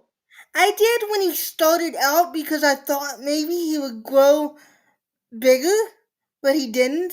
So I'm perfectly fine with him being linebacker because I think he stays there. Yeah, I do as well. I mean, when James loves you that much, he ain't gonna let you go. I mean, They let's be bo- honest. they both all three of them have good speed and pass rushing ability though. So They do, which bodes well, even if they stay at linebacker of being a guy who yeah, can blitz, right, and and yeah, and, they and can take care of that. blitz. But out of the three linebackers, Rimbert, Johnson, and Sana, so excuse me, which one do you think is the best in coverage currently? In coverage. I don't know. Wimbert's raw, but he spends more time in coverage. Um, maybe CJ. Hey, That was going to be my pick, which tells me that he's probably, in all honesty, going to he stick in that room because of that. he backpedals very well. Yeah, that's a great point. Actually, yeah. Uh, so we have that. All right, let's catch our breath here. We're almost up to 2 hours. We have how many recruits do we have already? We've talked about 12, 5, 6, 7, 8, 9, 10, 11. Yeah, 12. There's reportedly going to be somewhere between 26 to 28 in this class, give or take the possible flips that could be happening. Um, so we're working our way towards that number. We're going to take a break here in just a minute and take a quick couple minute break to use the restroom and stuff at about the halfway mark at 10 o'clock. The plan is to go to Ryan Day's press conference. We'll see if we get through all of the guys here. Keep in mind, we might not get word that all 26, 27, 28 guys are in the fold this morning. Yeah, sort of like last year. Yep, there might be a couple stranglers that stretch it out throughout the course of the day.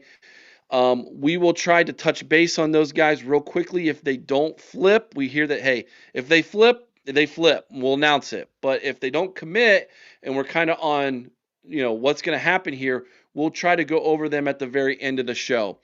When we get to the noonish hour, Ryan Day will usually take the podium around 12 noon to do a recap of signing day. We will go live to Ryan Day. We will tap into the audio at Ohio State so that we can hear his breakdown. Mika and I will then 12, Lisa. It's at 12 noon Eastern is usually when he goes. It's usually a couple minutes after noon. And we will go in and play the audio of Ryan Day's press conference live for everybody, and then we will respond to that press conference. But we're almost 2 hours in, Mika. Do we have time to do one more, you think, before we take a break? Yep. All right. Let's see here. Who's next on the list? Okay. While I get that one opened up, feel free to talk about any of these guys that you currently see out of these 12 we've talked about so far, that you are really excited to see in the Scarlet and Gray. I'm just I'm really excited for Mason Wilhelm just because I'm a huge fan of his dad, and that's That's gotta gotta be. be really cool to have your son go to your alma mater and stuff. I think that's just I'm a sucker for like Kodak moments like that, and that had to be like a Kodak moment when he told his dad that he was wanting to be gonna be a Buckeye. I can only imagine what that's like. Yeah, I loved. I asked the question last night. Thank a shout again. Shout out TG and Sean for having Mason Wilhelm on the Buckeye Lounge last night here on the OHO podcast YouTube channel. And I asked them to ask the question for me, and they did. So appreciate you guys doing that. What the biggest difference was between North Carolina and Ohio State, and his answer was incredibly intriguing. The coaching staff stayed in contact with him more and seemed more genuine. Well, they had a lot of turmoil they were dealing with it, North Carolina. To be fair, That is true, but we're not. Who said we have to be? Uh, how come, Come Podfather? Be fair. uh, okay. That's funny. Okay, moving on. Now, this next guy, I'm just going to be honest with you. I am much higher on him than the experts. Oh, I'm intrigued. We we have, in my opinion, when we because here's the thing, and this is my justification for what I'm about to do. How many times have you seen a 3 or 4 star guy come to Ohio State and become a first round draft pick? All the time.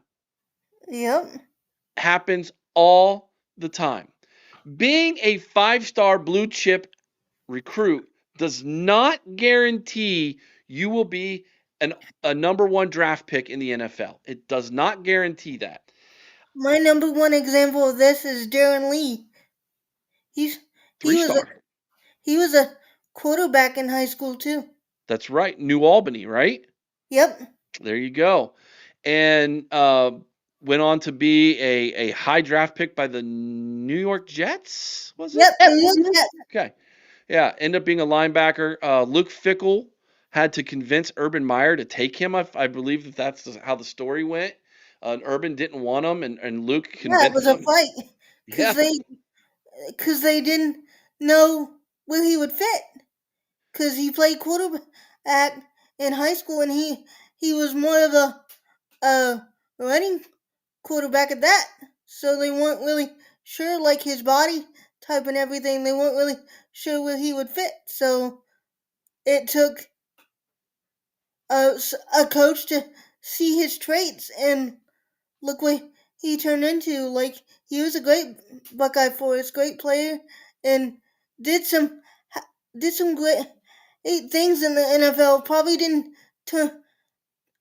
His professional career probably didn't turn out quite the way he wanted, but like he was a tremendous athlete for us, and I'll always be a fan of Darren Lee. absolutely. All right, so this next guy I'm going to go to, and I think you will be very intrigued by my Buckeye comparison for him. We're going to go to the defensive line.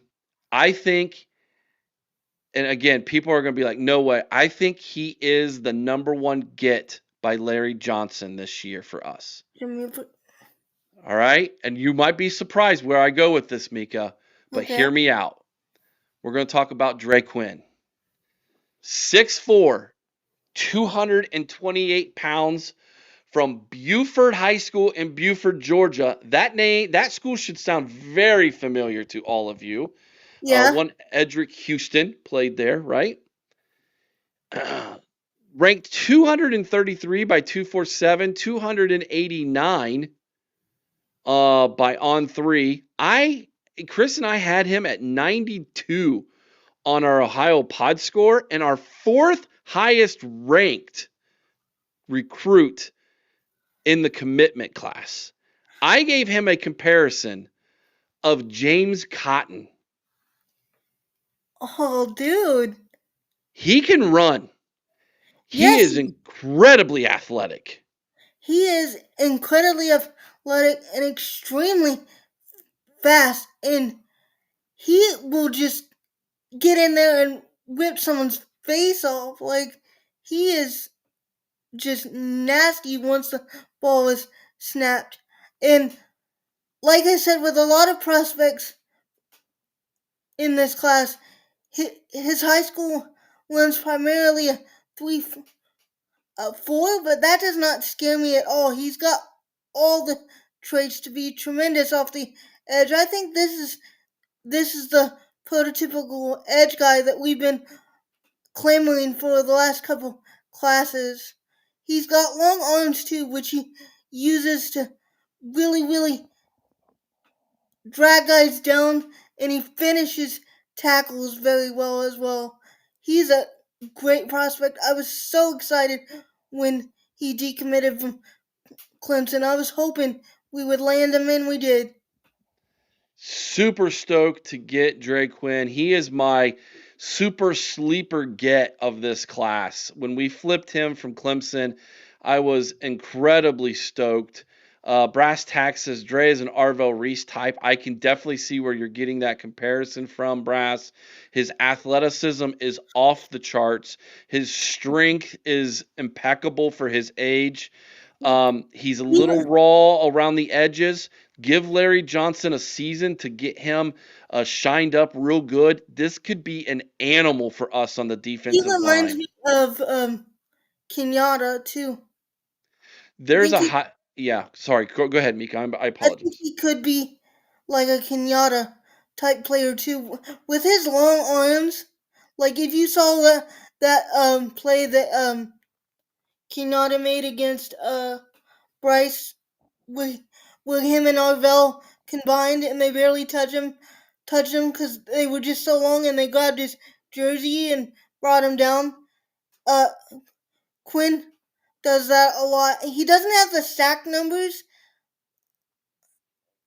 of some of the other players, other defensive linemen that we recruited, but I think that's because Buford Buford rotates a lot, and they got a lot of depth. So I that doesn't scare me at all because he's got the speed to be a real threat off the edge. And once he gets in the weight room and stuff, and uh, LJ gets time to develop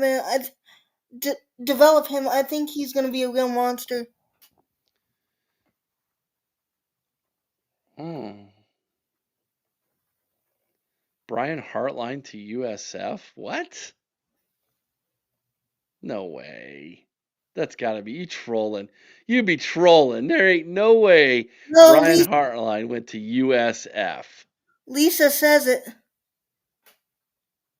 No way. Oh my god. Are you kidding me?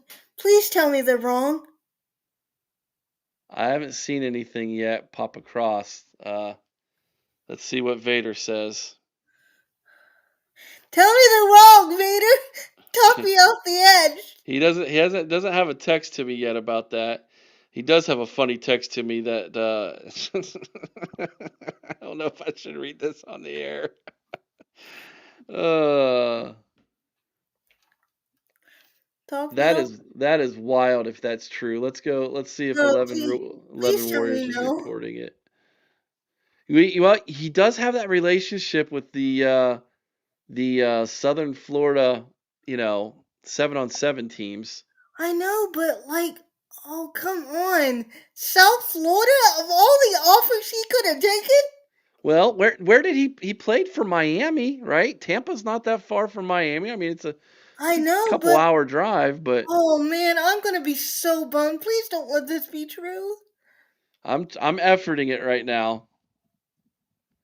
I, what a weird day to announce that too.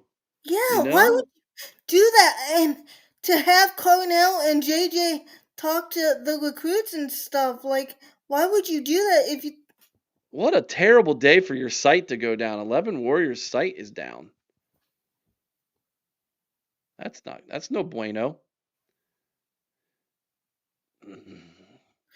Con3 is reporting it, so who knows? Well, Pete Thamel just tweeted it, said Bart. Well, that's Oh, interesting. That is really, really interesting that he would choose USF to go my become a head coach at. my goodness. And to do it on signing day, basically. This is signing day, let's be real. Right, right, right, right. Now, I'm not worried that any of the wide receiver recruits are going to follow him to USF, but No, that but doesn't mean that they wouldn't flip to their second school then. it's just a bad look. You just took commitments from these kids. Yeah. I I love Heartline, but I don't agree with that. I see where you're coming from, Big Easy. I'd rather him go to South Florida than Penn State. Um, I know this much. It's going to make the Penn State fans irate. Well, to be fair, they have every reason to be irate at this point. Yeah, because a lot of them wanted Heartline, and basically the news was Heartline was basically going to turn them down. He basically said I'm not ready for that. And but he apparently he's ready for the G5. I think he looks at this as like I can go win there now and Yeah, then you could circle back stay. around. But You could stay with us and win with us, and then oh, I'm just sad. This yeah, makes Jason, we said it weeks ago, man, when he was fired. Chip Kelly's gonna probably be your next play caller if Brian Hartline decides to leave. Yeah. well. Bart speculating here. He says Ryan Day had to know. Of course he did. There was obviously conversations Did there. Vader confirm it yet? Not yet. Let me text him. Let me see. Hey Vader, is it true Tell me it's not. that Hartline took the USF job? All right. I figured that would be one of the big major things he would. Yeah, no kidding. No kidding. Mika, we're at the 10:05 mark. Do you need to take a break right now? Well, my mom's Cuz cuz not I here. do. Go ahead. My mom's not here, so I'll have to wait till she gets in to do Okay. anything. So All right. I'm going to go ahead and leave Mika up to talk to all of you. Um, Mika, continue, I guess, speaking about Brian Hartline or this class if you want. I'll leave this comment up from Grandpa Buck for you. I'm gonna go take a pee break. I'll be right back. Then we'll run a commercial when Mika needs to take a break, guys.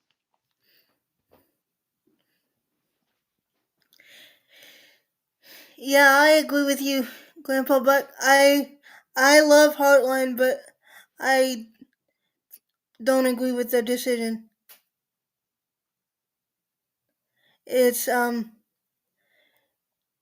we just heard how Cornell and JJ were talking to kids in this class about signing and being Buckeyes. So I just think it's a bad look. I mean, it's his decision and he's got to do what's best for him, but uh, I don't have to be happy about it. I mean, this makes things easier for Chip Kelly come in. If it's true, we haven't got word from Vader, and I put stock in what Vader has to tell me. So I'm holding on to hope that this may be just a misreport, but it's not looking like it right now. I am disappointed, but I obviously want Heartline to do well. He's a great Buckeye and has done great work for us. I just hope we can keep the class together, whether he goes somewhere else or not.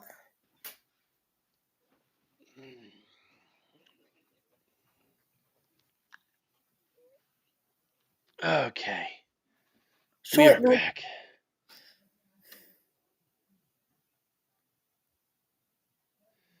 Okay, so this is from Vader. You ready, Mika? Okay. I have not confirmed it yet. However, I do know he calls the gentleman Mr. Big. That's his main source over at the Woody. Has just been pulled into emergency meeting. Wow. So it's that means it's they're probably at this moment making plans on what they're going to do moving forward. This is going to be an interesting press conference now because more than likely, I don't like it. more than likely, Ryan Day is going to become your play caller for the playoffs. Yep. I just don't see them bringing in Chip Kelly to call plays for the Big Ten championship game and playoffs when he hasn't been there all year. Could he Doesn't mean he won't be hired as the OC um, moving forward. But I think Ryan Day obviously is the one who's going to be calling plays here moving forward for the could rest of he this. could he stay for the playoff run? I mean, Do you think? is that maybe why the announcement's happening on signing day? If indeed it is so it's like, hey, I'm going there, but I'm staying here type of thing. Yeah, that's what I was wondering. Like, is it gonna be one of those things where I get one last hurrah with my boys, and then I'm gonna, go. Um, Uh, we need to look into that because that's intriguing to me. Whether he's gonna elect to stay for another possible run, because we had everything in front of us, and this kind of sucks. it does, and if we end up, yeah, I get you, Jared. He says this kind of jeopardizes recruiting, especially wide receiver recruiting. Yeah, why wait till now? Um, I don't really. if you know, now that I sit back and I think about it, it kind of makes sense to me why it's USF, if indeed it is. He's a two-state guy. He's Ohio and Florida. He played for the Dolphins, right? Yeah, I know, but Played for the Browns, played for the Buckeyes. He's born and raised in Ohio, loves Columbus, Ohio. Um, just talked about how you're not ready to go to the bigger schools. Like why? Like Florida, I'm sure would have been happy to have you. I mean, I don't know. It's interesting. I don't know about that, man. Uh, I don't know that Chris Henry Jr. is gonna all of a sudden on the day of National Signing Day decide he's gonna flip somewhere else at this point. Maybe he will. I wouldn't necessarily blame him if he did, though. Honestly, like not that I'm not trying to be down on Heartline, but like the timing of the decision. I mean, you just had Tate and JJ talking to him and stuff. Like he had to have told Tate and JJ he was leaving. I hoped. Yeah, I would assume so. Which is why they were talking to Chris Henry Jr. and KDW, is they became almost like the quasi recruiting experts I, for them. That makes sense now. I wonder how this is gonna affect the younger guys on the roster, like Mylan Graham and. Well, I we were already talking about the possibility of them hitting the portal a little bit here. This will be very interesting, if that indeed happens.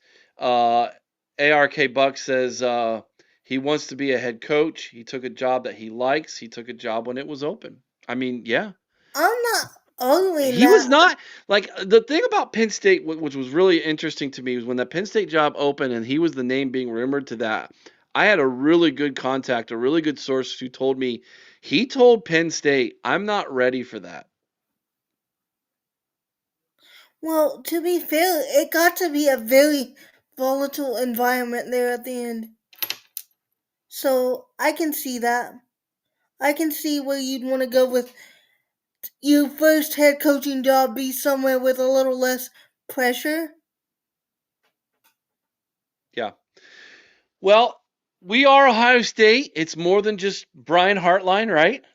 It's more than just Yep. Ryan Day. It's more than just I one mean, player. So, congrats to him. If yeah, this turns out to be what he does, congrats and thank you for everything. We had a tremendous run, and who knows, he might circle back and be a head coach here one day. he So might. And that might be the plan, as pointed out here. Harline chose USF to start off small, then build up his resume. As that's far that. as yeah, as far as G5 schools go, USF is one of the best, Yeah, hands down. Plenty of talent in and around Tampa area you locally remember? to recruit from. You got all those ties to the South Florida Express that Brian Hartline has. You remember Um, the Quentin Flowers years for USF? yeah, Quentin Flowers was a great quarterback. Like, and there's talent all over Florida that don't get picked up by the Miami and Florida and FSU and stuff like that. So like you can throw a rock and hit a pretty decent player down there. So I don't blame him for going. It just the timing sucks. it does. Brass tacks, putting two and two together. Henry and KDW had to be told before today, which is why they haven't signed yet. I agree.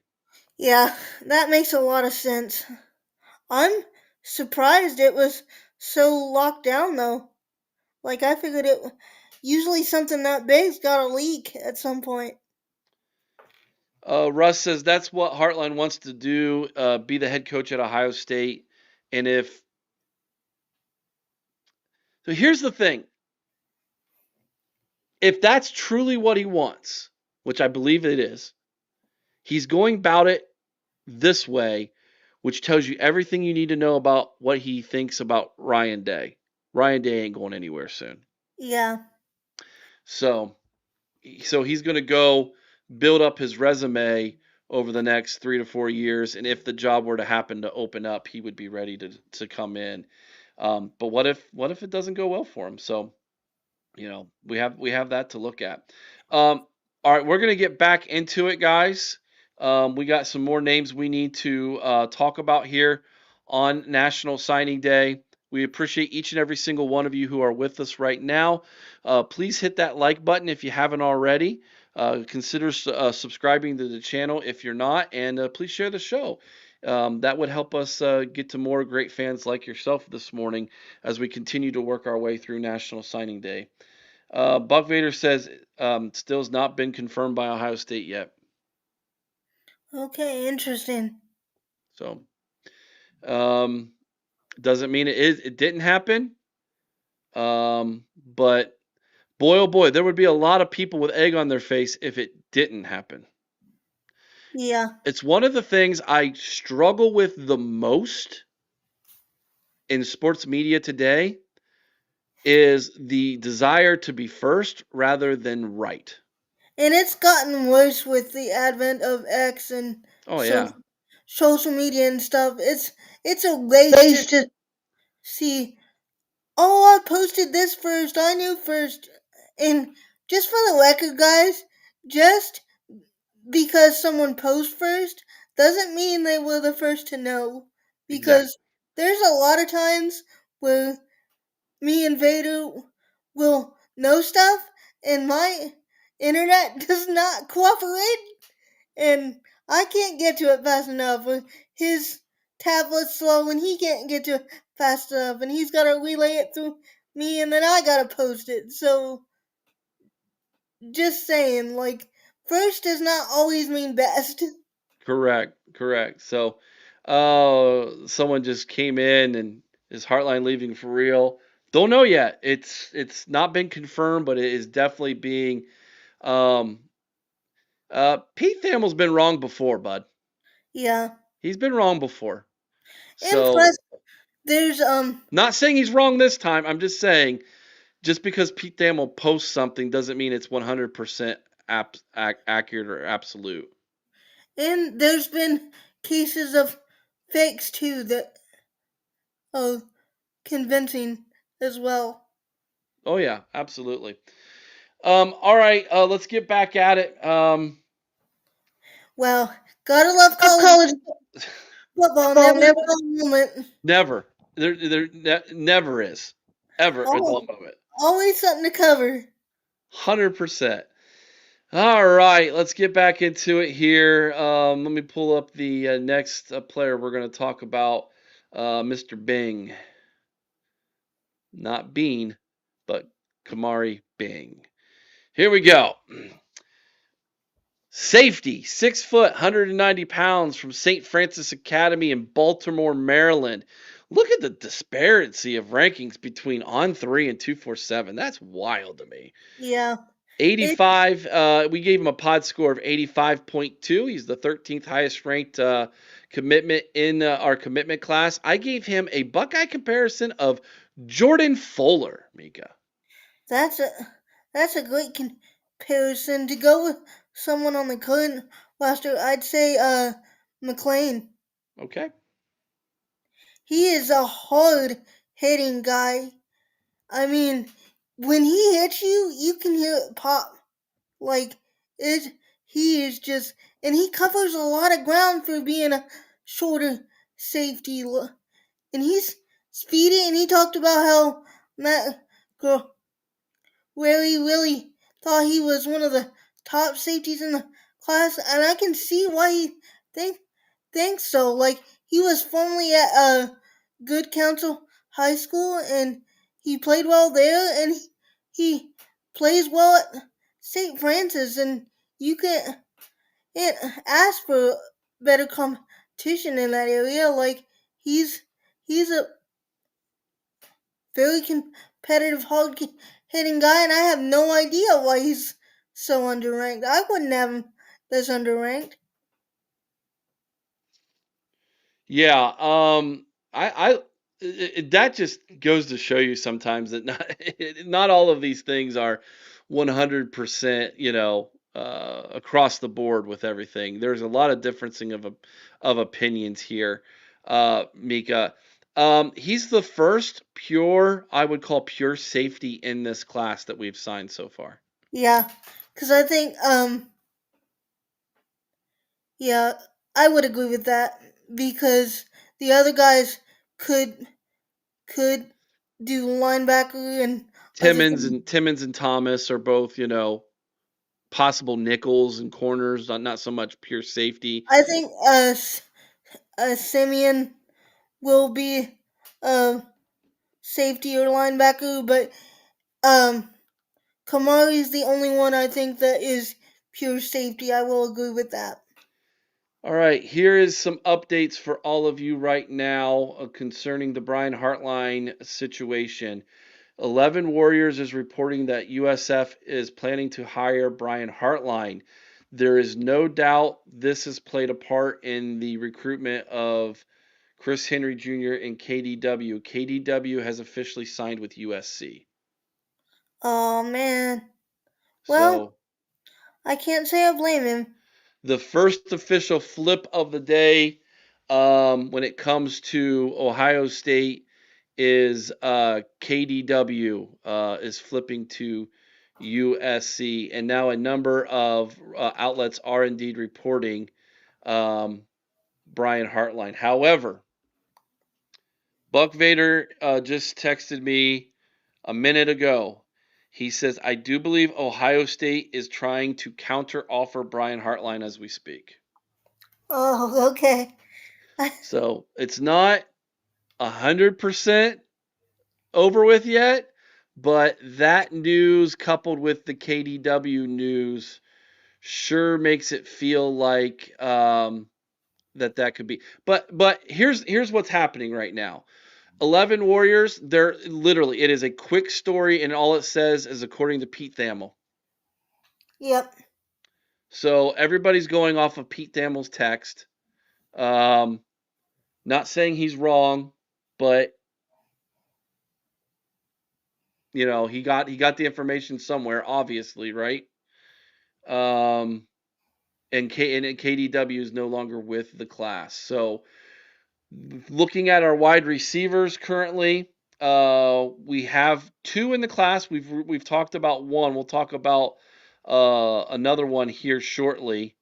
Um, but there was a lot of smoke going into today about KDW and USC and Ricketts and West Virginia and Jarquez Guilford um, and LSU was the school that was trying to poach him. Because the So wide receiver coach from Ole Miss followed Lane Kiffin to LSU, and he was trying to get uh, that receiver from Indiana.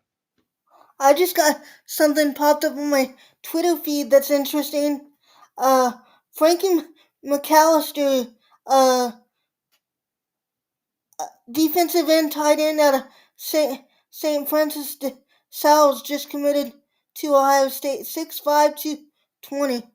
Who's this? Frankie McAllister. He's a defensive end, tight end out of St. Francis de Sales. He just announced on Twitter, and I've been following him on there, that he's committed to Ohio State. 6'5". Uh, that would be the same school as one R.J. Day. Yep, that's his. Um, Um, that's his teammate. He does tight end and defensive end. okay. No ranking of him on 247 Sports at all. So this is probably a kid that's well up in the 1000s, I'm Yeah, guessing. he doesn't have Um, a he doesn't have a ranking, but he has intriguing measurables, and he has flashed at times. So I'm not mad at it. Looks like Army was the school that he was previously committed to or was Yep. offered from. Yeah, yeah, he was committed to Army This and is uh, and decommitted and decided to stay at home here in Ohio and become a Buckeye. Obviously, Ryan Day has seen the young man play a lot, right? yeah. This is the type of kid that I think, if walk-ons were still a thing, he would he would be a walk-on type kid. Yeah, agreed. Exactly, right? Preferred walk on or walk on status. Yeah. So, but now you have extra, I guess, scholarships. I I feel special. I had my Vader moment. I broke news. There you go. There you go. That's usually Vader's job. All right. Troy says KDW was leaving weeks ago. He just made it official today. Yeah, I think that was pretty clear. I think that's pretty clear. Um, so with the news of that, let's talk about one that didn't flip, shall we? Um, when it comes to the wide receiver room, and are you good with Kamari Bing? Is there anything else you want to talk about him? Sorry, I didn't mean to move on from him so fast. No, I'm good. All right. Jaden Ricketts, wide receiver from Watkins Memorial High School in Pataskala, Ohio. 6 foot, 187 pounds, ranked in the 400s. Got a Ohio pod score of 68.6. We had him ranked 26th in our commitment rankings. I gave him a Buckeye comparison of Alonzo Shavers. Interesting comparison. I like it. Good. I didn't know if you would know or not. Yep. I'm familiar with the name, not super familiar, but I have watched him a little bit, and my dad has told me about him. There you go. Good. It's a good man, man. So everybody in the chat has moved on to the Heartline, back to the Heartline conversation, saying it's official now. Yeah. Until Vader tells me it's official, I'm going to hold on a little bit of hope. But it does look like we're going to lose Brian Hartline moving forward here. We'll see if he decides to hang around and call plays for Ohio State to try to win another national championship, or if he's going to be leaving to Tampa and go down to South Florida to start his head coaching career right away. Back to Jaden Ricketts. You mentioned it earlier, not the greatest competition that he's played. Yeah. But Smaller school, but he's very competitive and a awesome route runner. Um, again, Heartline seems to find guys that excel at route running, similar to uh, Desi Jones, like we had last year, like um, Jackson Smith and Jigbo, like those type of guys that just excel at route running, and um, he can get separation, can high point the ball at times, does have hops, can go up and get it when need be. He's a great get, and I love seeing small school guys get a chance. Like he he has the talent to make it big. I really do believe that. yeah, it's important that we get some depth in that room. I think. So yeah. Again, Tyler. Until Vader tells me, I'm gonna hold on some hope, man. I just am. A lot of these guys are trying. They're trying to be first. It's all a race to be first. I want to be right. I want to be right. Um, Jared says Chip was probably has already called by. Listen, Chip and Day have been talking. They've never stopped talking. Do you think he would be the OC and wide receivers guy, I or do just not. Uh, if I'm any, if anything, he goes back to working with quarterbacks, right? yeah, I'm leaning more towards just OC at this point. Like I don't even I'm hoping he stays for the run because that would just be a great that would be a great send off to guys like Cornell Tate and stuff. Just stay for the run is what I'm hoping for. Where goes one says as long as we can keep the assistant coaches Hartline in his place, current place, we will be fine. Yeah. Are I you serious, Bart? Are you playing with me right now? Laurinaitis to be his defensive coordinator? Are you kidding me? But you best not. Bart's a joker now. He'll get you. I'm I love you, but I will go off. We're about to find. We're about to have a Mika meltdown. We're at the first ever Mika Don't meltdown live don't on the don't OHO podcast. don't do this to me, but I try to keep my inner anyway. Mm-mm-mm-mm-mm. He's got to be joking. Tell me he's joking. Oh No, my, Chris just jumped in. Heartline to UCF with Laurinaitis as his DC, according to reports. oh my goodness, the That's a coach. double whammy. Ow, the pain. That's a double whammy. Oh my That's goodness. I wonder what happened. I'm wondering if something. Wow, wow, what a day. this is not This is This was not what I anticipated when I woke up this morning. this was definitely not on my bingo card. No, it was not. Um, the report is Tyler Goodness. says that he is staying for the run, so they're going to stay for the postseason run, and then they're dipping after we lose. So the thing I worry about that, man, is their heart completely in it at that point? You know what I mean? Now I think the good thing I is they're think they will Buckeyes, be. so they obviously want the dub. I think they will be, but I wonder about like guys like Pierce and things like wow. Yeah, Grandpa Buck. I just can't believe this, honestly. Like I get it, This man. this this hurts. Like I'm happy for them, but it hurts. Uh huh. It's And a I gotta ask, dude. Who do you cheer for? Your mom's favorites?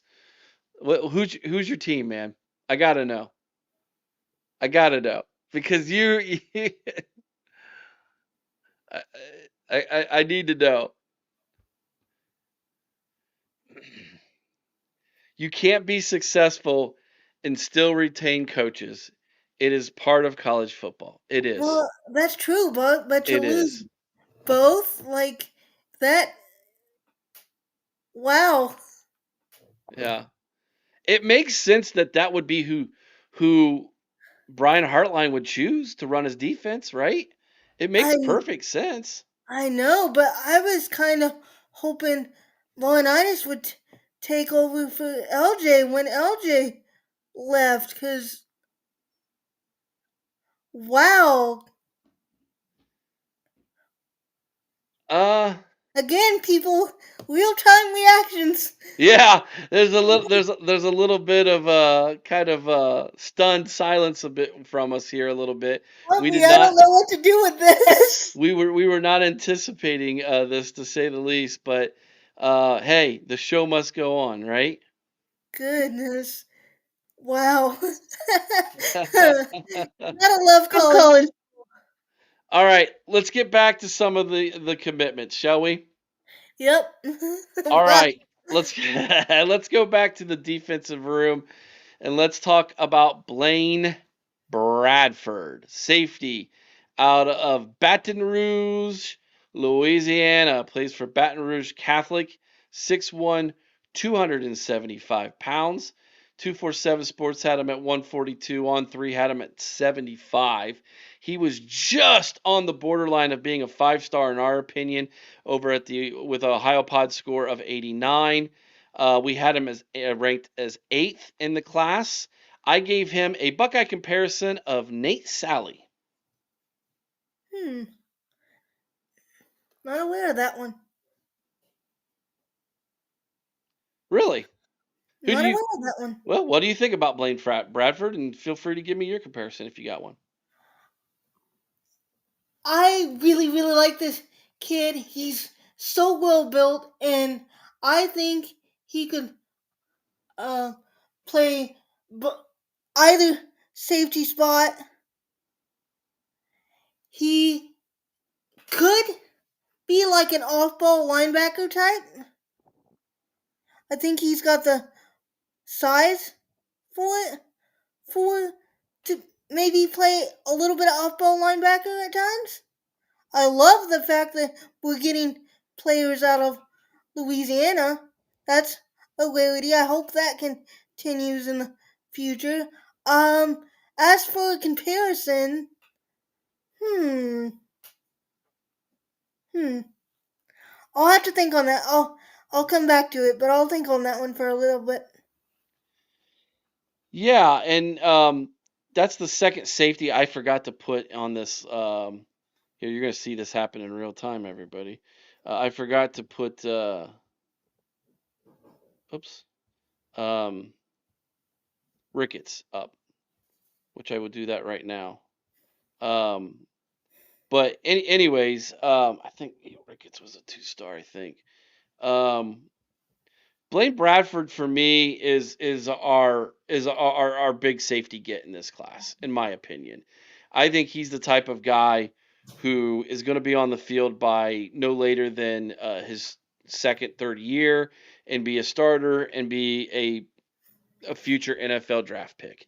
Yeah, That's Blaine Bradford for me. I mean, I not that he's plug and play. He's the closest thing you're going to get to it in the safety position, um, he's outside of who we currently have, obviously. But yeah, continue, Mika. Go ahead. his mentality kind of reminds me of a guy like uh, Court Williams. Okay. All You right. remember? You remember him? He ended up he he Court was a little bit bigger, a little bit taller, and was bit by the injury bug. But they have a similar like all business attitude and stuff. Like, and I think Blaine could be versatile. I think he could be, like I said, an off-ball linebacker, sort of. If we still utilized the bullet, I think You think he'd be so? good.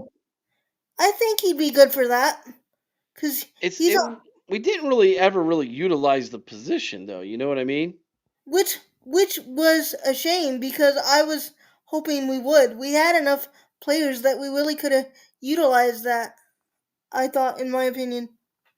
Yeah, there was definitely some exchange of ideas, let's put it that way, amongst the defensive coaching staff. And this is classic Bart. Chip Kelly is going to be his OC, and LJ is leaving to be the defensive line coach. Just kidding. But you're going to kill me. Do you want to kill me? Yeah. Grandpa Buck, this is exactly where my mind went to immediately. Going to be very interesting to see what happens with Quincy Porter, Mylan Graham, and Philip Bell. Exactly what I said. That's exactly where my mind went when this news broke. Especially, Um, yeah, although continue. Philip Bell might be a little safer since we're bringing in his ex quarterback. Fingers crossed on that. Right, right. So, looking down through the list of names that we have who are currently signed, just making sure we got everybody. Nope, there's one, another offensive lineman we haven't spoke of. We need to get to him. We'll get to him next. Here are some names that we are waiting on. Big names we are waiting on. Not heard yet about Chris Henry Jr., what his decision will be. Kerry Wilder. We know Caden Dixon Wyatt committed to USC. Jerkaden Guilford, the other wide receiver from Fort Wayne, Indiana. Still waiting on Maxwell Riley from Avon Lake. Yeah, I think we're good there. surprisingly. Yep, Just I was think you're interesting good. that it's not in yet. Legend Bay from Texas, although it is only 8:40 in the morning in Texas. So Yeah, Emmanuel Ruffin from Alabama, we haven't heard from him yet. Darius McKinley, the uh, LSU flip. That one intrigues me. I'm not gonna lie. Since Lane Kiffin showed up, I wonder if all of a sudden he commits back. yeah. Luke Fahey, the quarterback from Southern California, in If Laurinaitis does go to USF, this probably changes things maybe for Gephardt as well. why would it change? Why would Laurinaitis? You mean Heartline? Uh, if Laurinaitis goes to USF, it might change things for Gephardt because he might. I think he might end up being a linebacker maybe later Oh, on in his career. okay. Um. So those are some of the names we are currently waiting on this morning. Yeah, you all laughing at Bart. Bart about gave. Oh no. ESPN reports Chris Henry has flipped to Oregon. Um, I have to be. I'm on air. I'm on air. So won't get mad because I'm on air. Dang it! This is This was Worst case scenario this today. is this is not the scenario I was hoping for. I hope this is not an omen for my future signing day appearances. This is worst case scenario. And Vader says, He has been radio silent. So "Wow, he's still probably working the phones. Um, wow, this is crazy." my buddy from Florida just texted me and said, I can't believe USF got Heartline. No, I think there's a lot of people shocked by this. I'm shocked. Can you not tell? Like, um, yeah, it is absolutely. And now I'm getting invites to go to people's podcasts right now because people are like, we need your take on this, right? Uh, yeah, TG, that's a great question. How is this the day that goes bad for OSU? No doubt, TG. Like, wow, this was not the day I was hoping for. Oh well, hats off to the kids. Stick, don't want to take it away from their moment. Well, yeah, Tyler says I think we're regretting having this video. No, not at all, man. This is life, dude. This Life is comes at you fast, man. this is this is just college football at this point. Yeah. You gotta Listen, you gotta be ready for it. Like, I'm not the insider that Buck Vader is by any means, but I was I was fully aware that things can go pear shaped at any time. 100%. Life comes at you fast. And look, obviously we would love to keep Brian Hartline for as long as we could. But let's be honest with ourselves. In the back of our minds, we all kind of felt that this day would eventually come. It Yeah, sucks that it comes on the day of National Signing Day. That when ti that timing sucks, literally. But it's life, right? Like that's just how we have to go about it, man.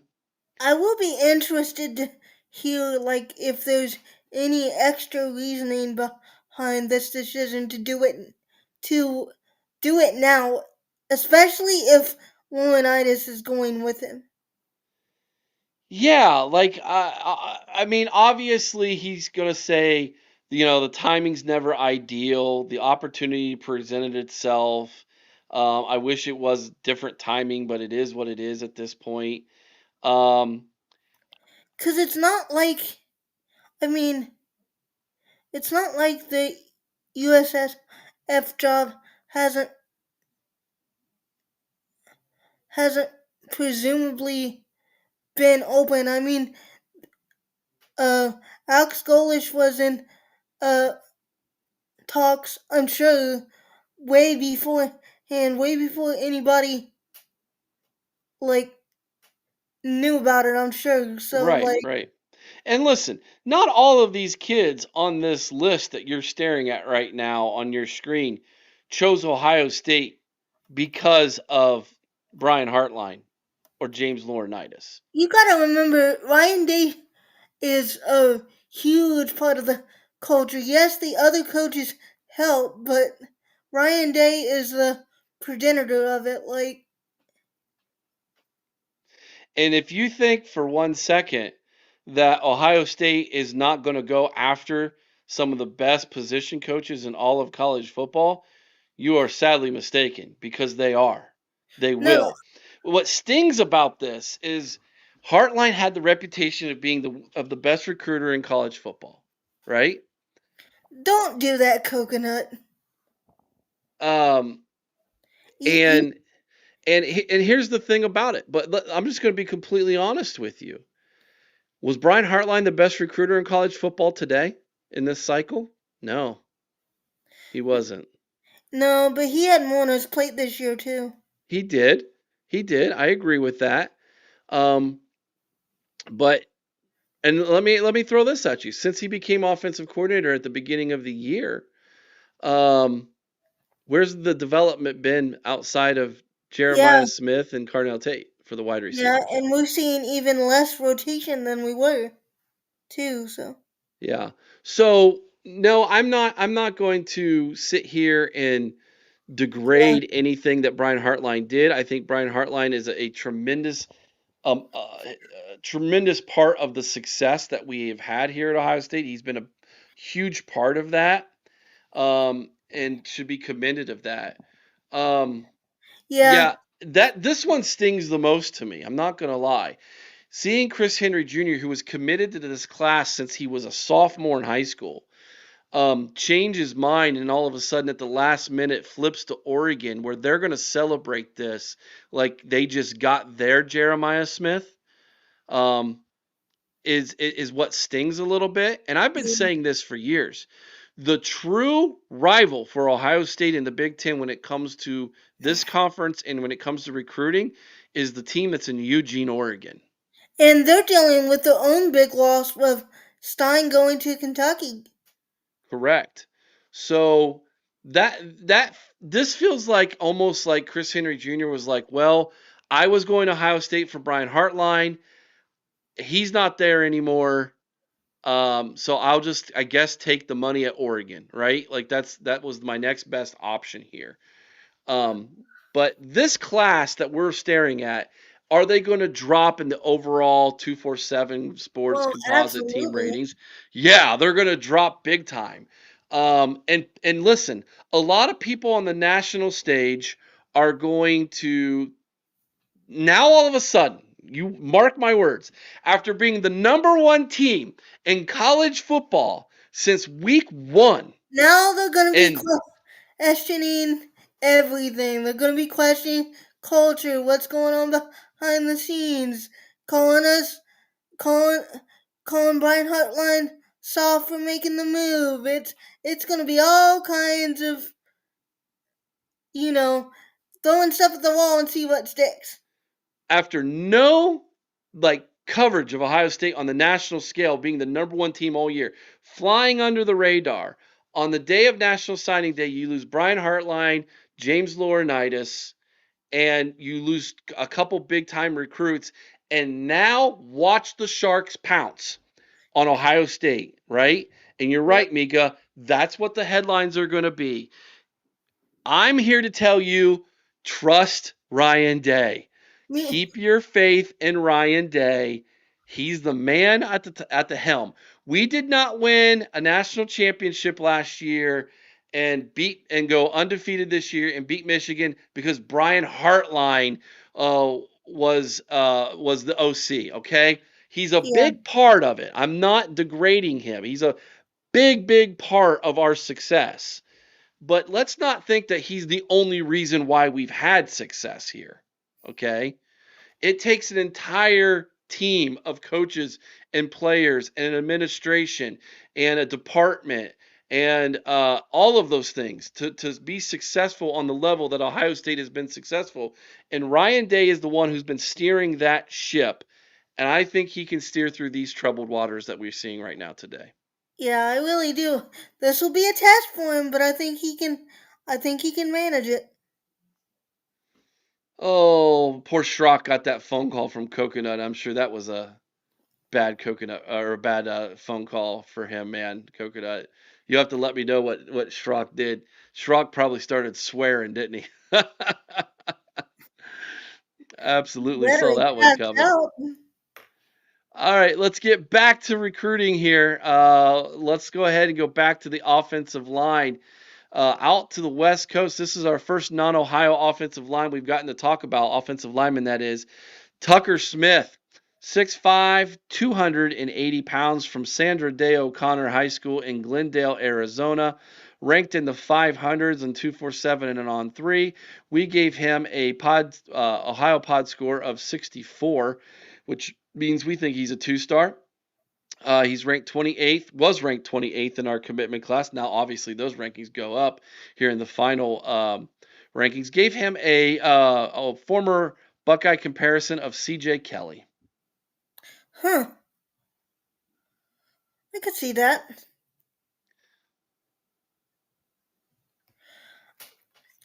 he's another road waiter type dude. To in all honesty, I'm not too familiar with his school's competition level, so I can't speak to that.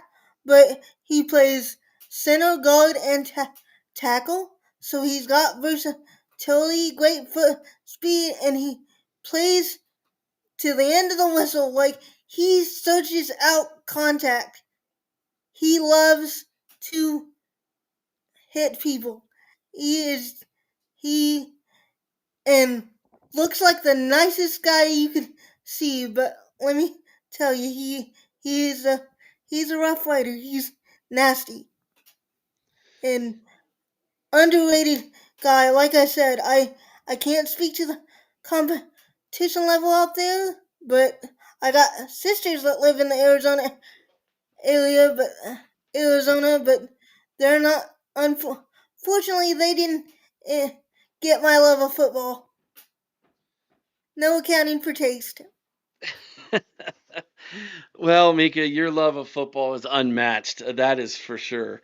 Let's go ahead and throw over our current commitment watch list here. These are all commits at Ohio State who have signed on the dotted line and have submitted their national letter of intent paperwork to Ohio State and have received by the Buckeyes this morning so far. Um, Braxton Rimbert, Jay Timmons, Favor Akey, Sincere Johnson, Jordan Thomas, Sam Greer, Nick Latar, Damari Simeon, Brock Boyd, Landry Breed, Mason Wilhelm, CJ Sana, Dre Quinn, Kamari Bing, Jaden Ricketts, Blaine Bradford, and Tucker Smith. No flips to Ohio State, two flips away from Ohio State at this moment due to, let's just say, the presumption that Brian Hartline was leaving Ohio State. Um, Did we get any sort of confirmation from Vader yet on Laurinaitis? we have not that I'm aware of. My phone's been blowing up though because everybody and their brothers, uh, everybody and their brother is letting me know that they're upset this morning and or want me on their show right now, which I'm doing my own show, bros. You should check that out first.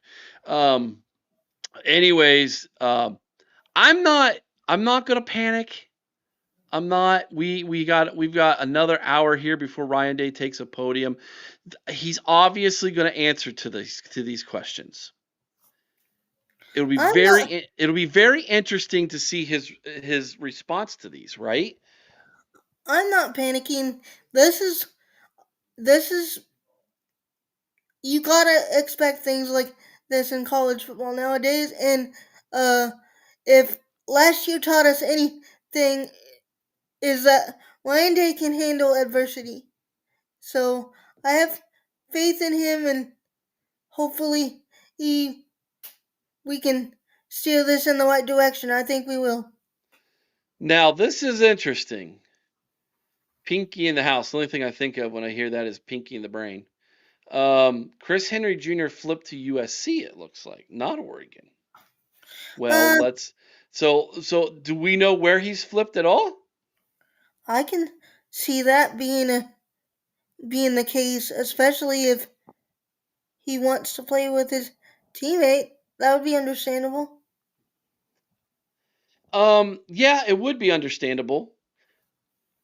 And guys, make sure you celebrate the kids that sign. Don't let the kids that don't sign affect your views on the kids that do. They deserve to have their moment. Celebrate them. Absolutely. Absolutely. And here's the thing. This day years ago, back when it was even when recruiting wasn't nearly as popular as it is now, these type of flips would have been much more dramatic and hurtful for the program than they Yeah, are now because literally we have the transfer portal to make up a difference.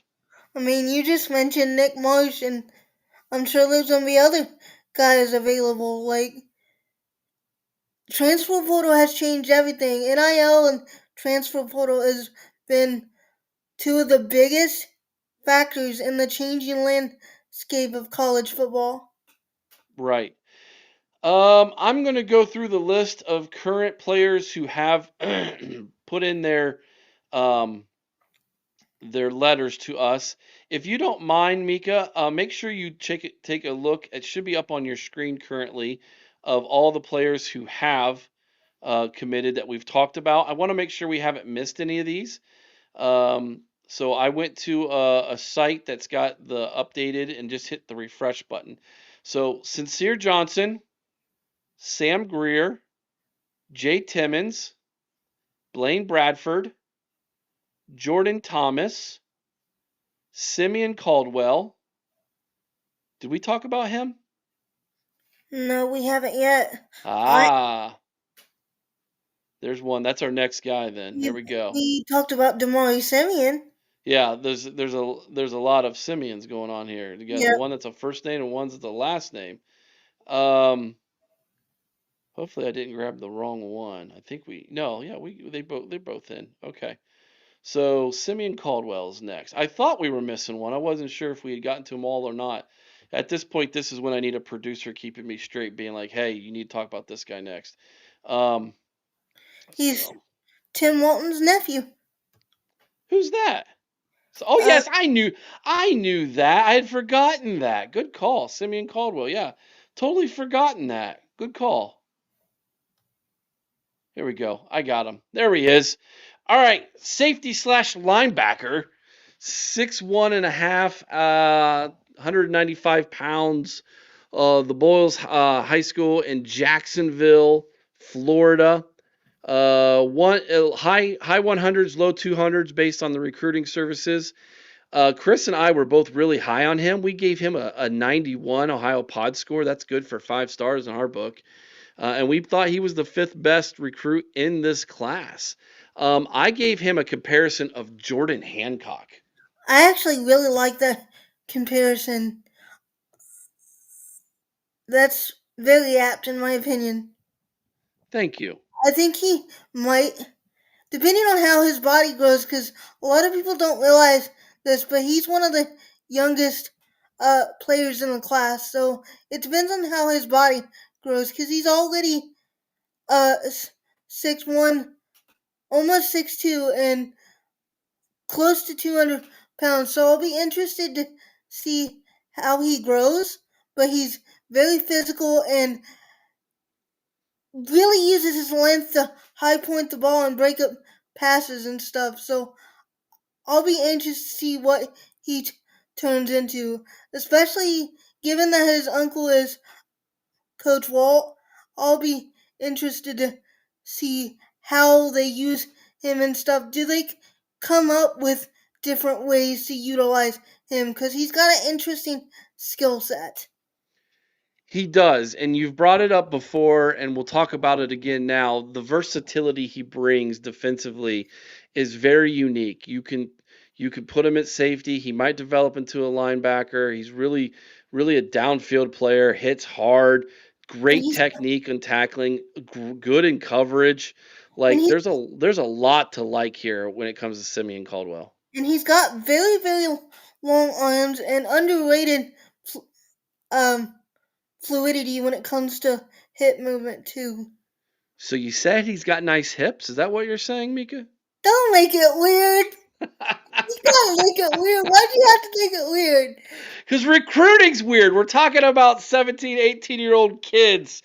I find Yes, recruiting so weird, man. I really do. But yeah, I knew someone would go there eventually. hey, They, we are 3 hours into this live stream, Mika. Eventually, it was going to get weird with me. Come on, it would be a lot weirder if Bart was on with us. Let's admit that. Vader's been nice enough to leave it alone, but I knew someone would jump on it eventually. So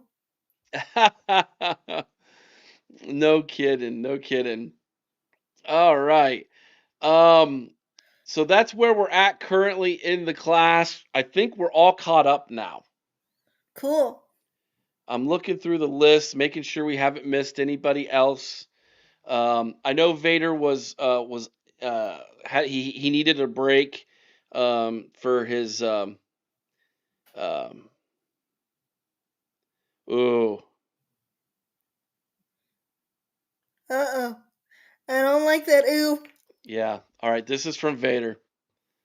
I will edit his comment. He's very upset. Okay. So he said, yes, Heartline is gone. Laurinaitis is gone. There are probably several other coaches who might be leaving as well. Currently, a lot of kids are now holding their letters until they see who else is leaving. Wow. Matty G might be gone as well. This is not a good omen for my first national signing day live. I feel bad. Like, am I bad luck? Here's TG's take. She says Chip Kelly as OC. Go and grab Chris Carter as the wide receiver coach. Make that happen. I would love Chris Carter as the wide receiver coach. That would be amazing. Eric Osbeck's like, dude, we need to do this live next year someplace for like a breakfast to lunch show. I don't know that you all would want to see me live right now. That's for sure. Someone, Tim says, where's Laurinaitis going? He is going with Brian Hartline to USF. I vote for somewhere with drinks. If it gets bad, you can just get sloshed. Is that what you're saying? Yep. Oh, Mika, this is guys. This is. I know you all are really upset right now. This is life in the big city, right? This is what Urban Meyer said. Guys, this is how it goes, man. You're the number one team in the country. I said it during the offseason. Everything Brian Hartline touches turns to gold as a coach. I live in Everything he the has. I live in the boonies, man. I'm not. I'm not. If I'm if not Matty used G to this, goes man. too, that one is now it's like, okay, what's going on here? Yeah, I'm wondering, did something happen? Are they upset? Did something was something said? What happened? Knoxville Nate just texted me. I think he's trying to pump us up. Oh, He said, okay. here's what he said. Eric, this could be worse. We could be Penn State. Uh, somehow that doesn't make me feel any better. Chris says Eric is doing a show with no pants on. That is actually a true statement. I am wearing shorts right now, ladies and gentlemen. So am I. I'm So not. I am not wearing pants, and I need to turn off my heater up here in my office. It is roasty. I turned it back on, and I wish I wouldn't have now. Um, I'm freezing, but I got my door shut to keep my dogs out because they wanna bark and act crazy sometimes. there is no way they are leaving before the Big Ten championship game, is it? They're not leaving today. No way. If they leave today, something happened. They got mad about something if they leave today. Yeah, there's no way that they're leaving today. Winning this much brings consequences," said Bart. Yeah, Yes, it's but true.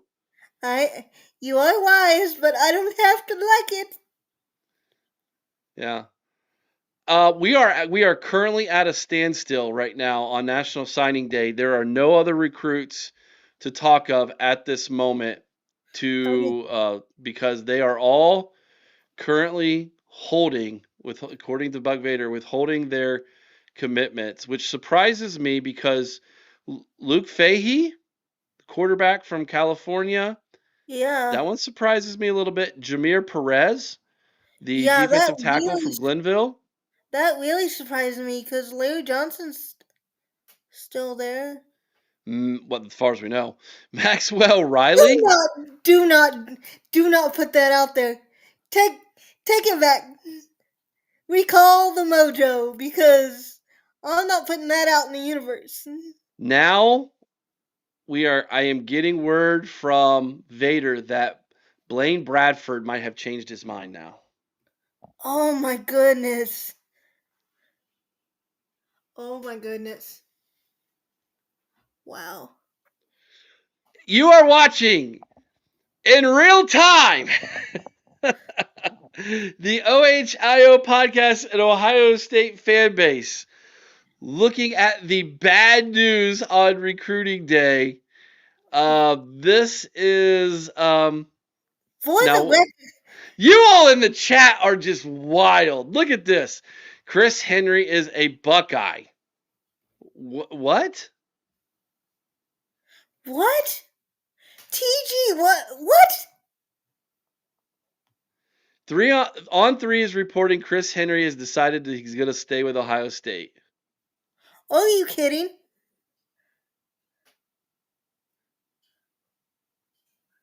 247 Sports, according to Ryan Day's championship beard, says Chris Henry Jr.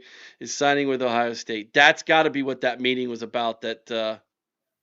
Um, Wow, hats off to Henry. Way to go, bud. well, let me turn off Oh this heater my. because it's about to get real hot in here. Give me 1 second. Wow.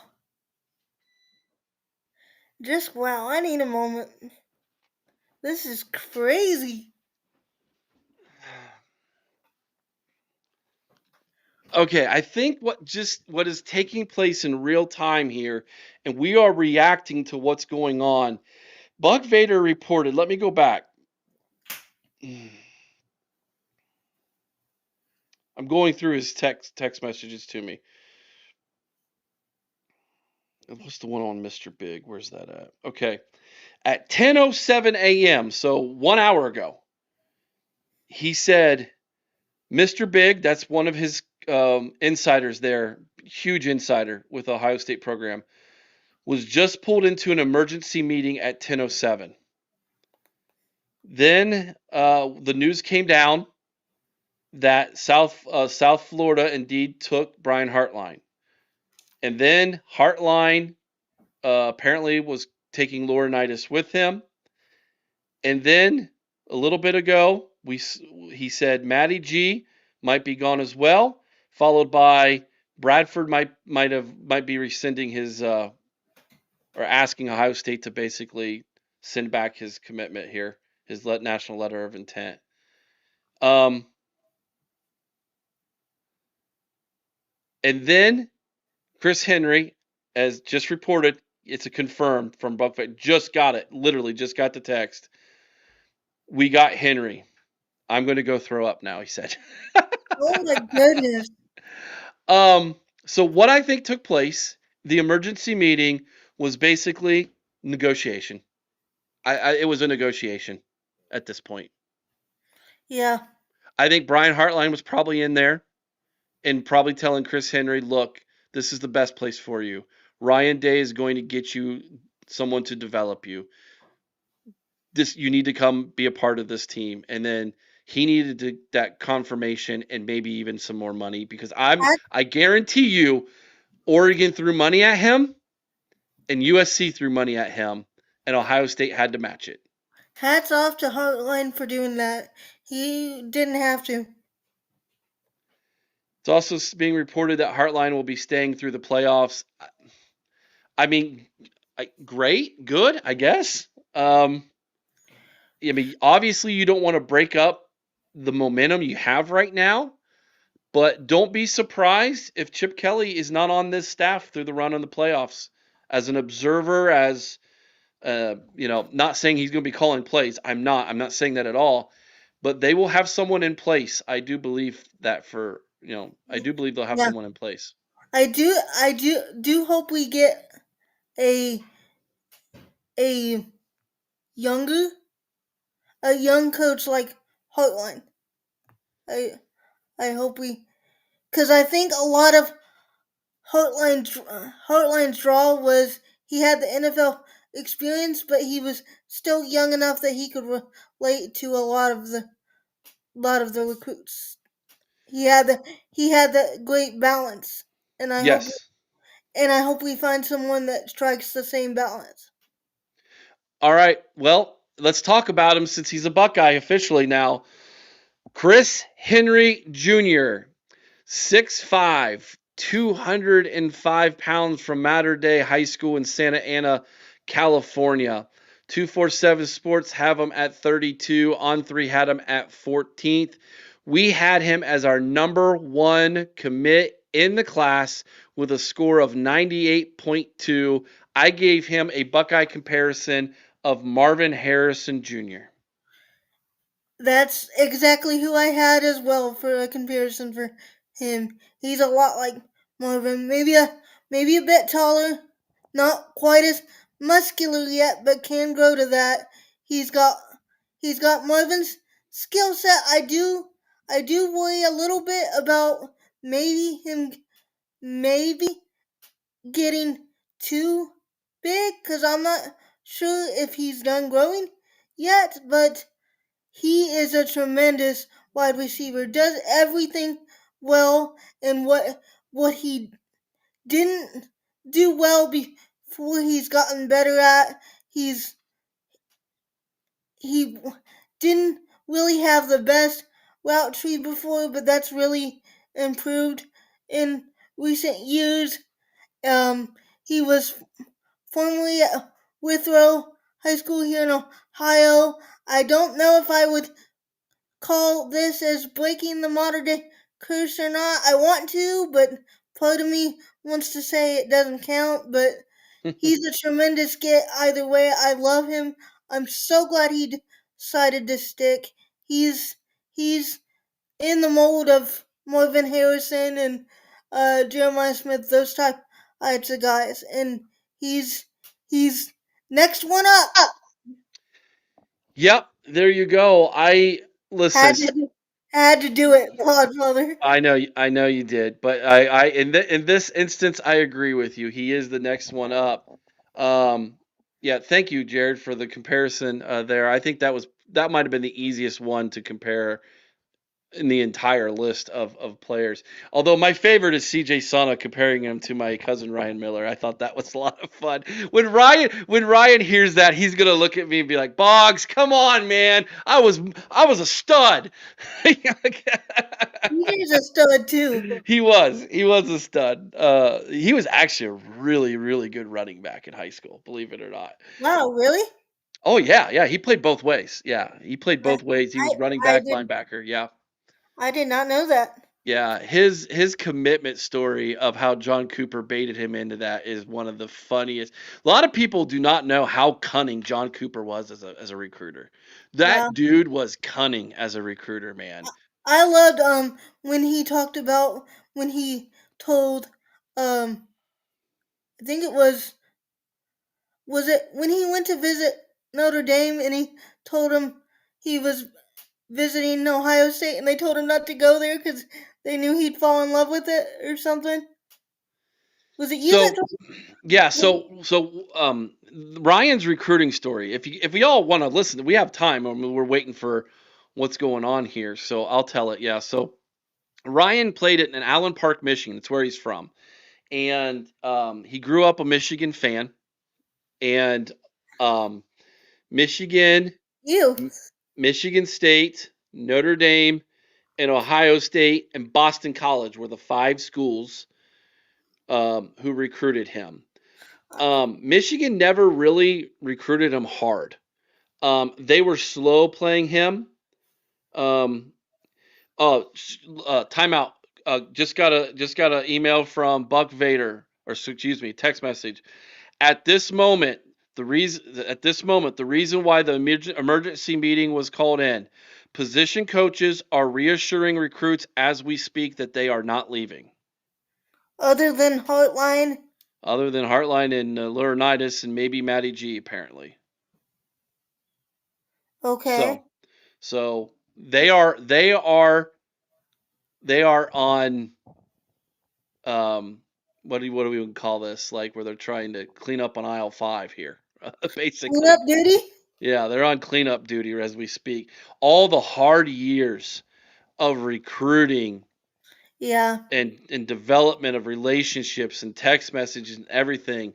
And Brian Oh, Hartline's decision is putting a lot of that in flux as we speak. That is the one thing I think if as Ohio State fans, if you want to be upset with Hartline, you can be upset at the timing of this. yes, I I am fully upset at the timing.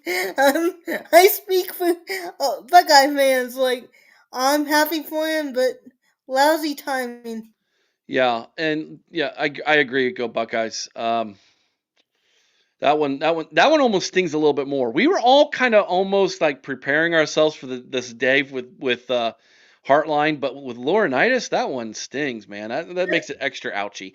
Um, getting Especially especially given LJ's um age, I was gonna say um advanced station, advanced but stage in life. but you hit it on the head. Like especially given LJ's age, like that hurts because I really thought Laurinaitis was in position there to succeed him. So so a lot of you have been talking about Um, Michael Thomas is a name that Obi put out there. TG likes that one as well. Chris Carter was a name. I think TG brought it up. Uh, I'm surprised none of you haven't talked about Smooth Jazz yet.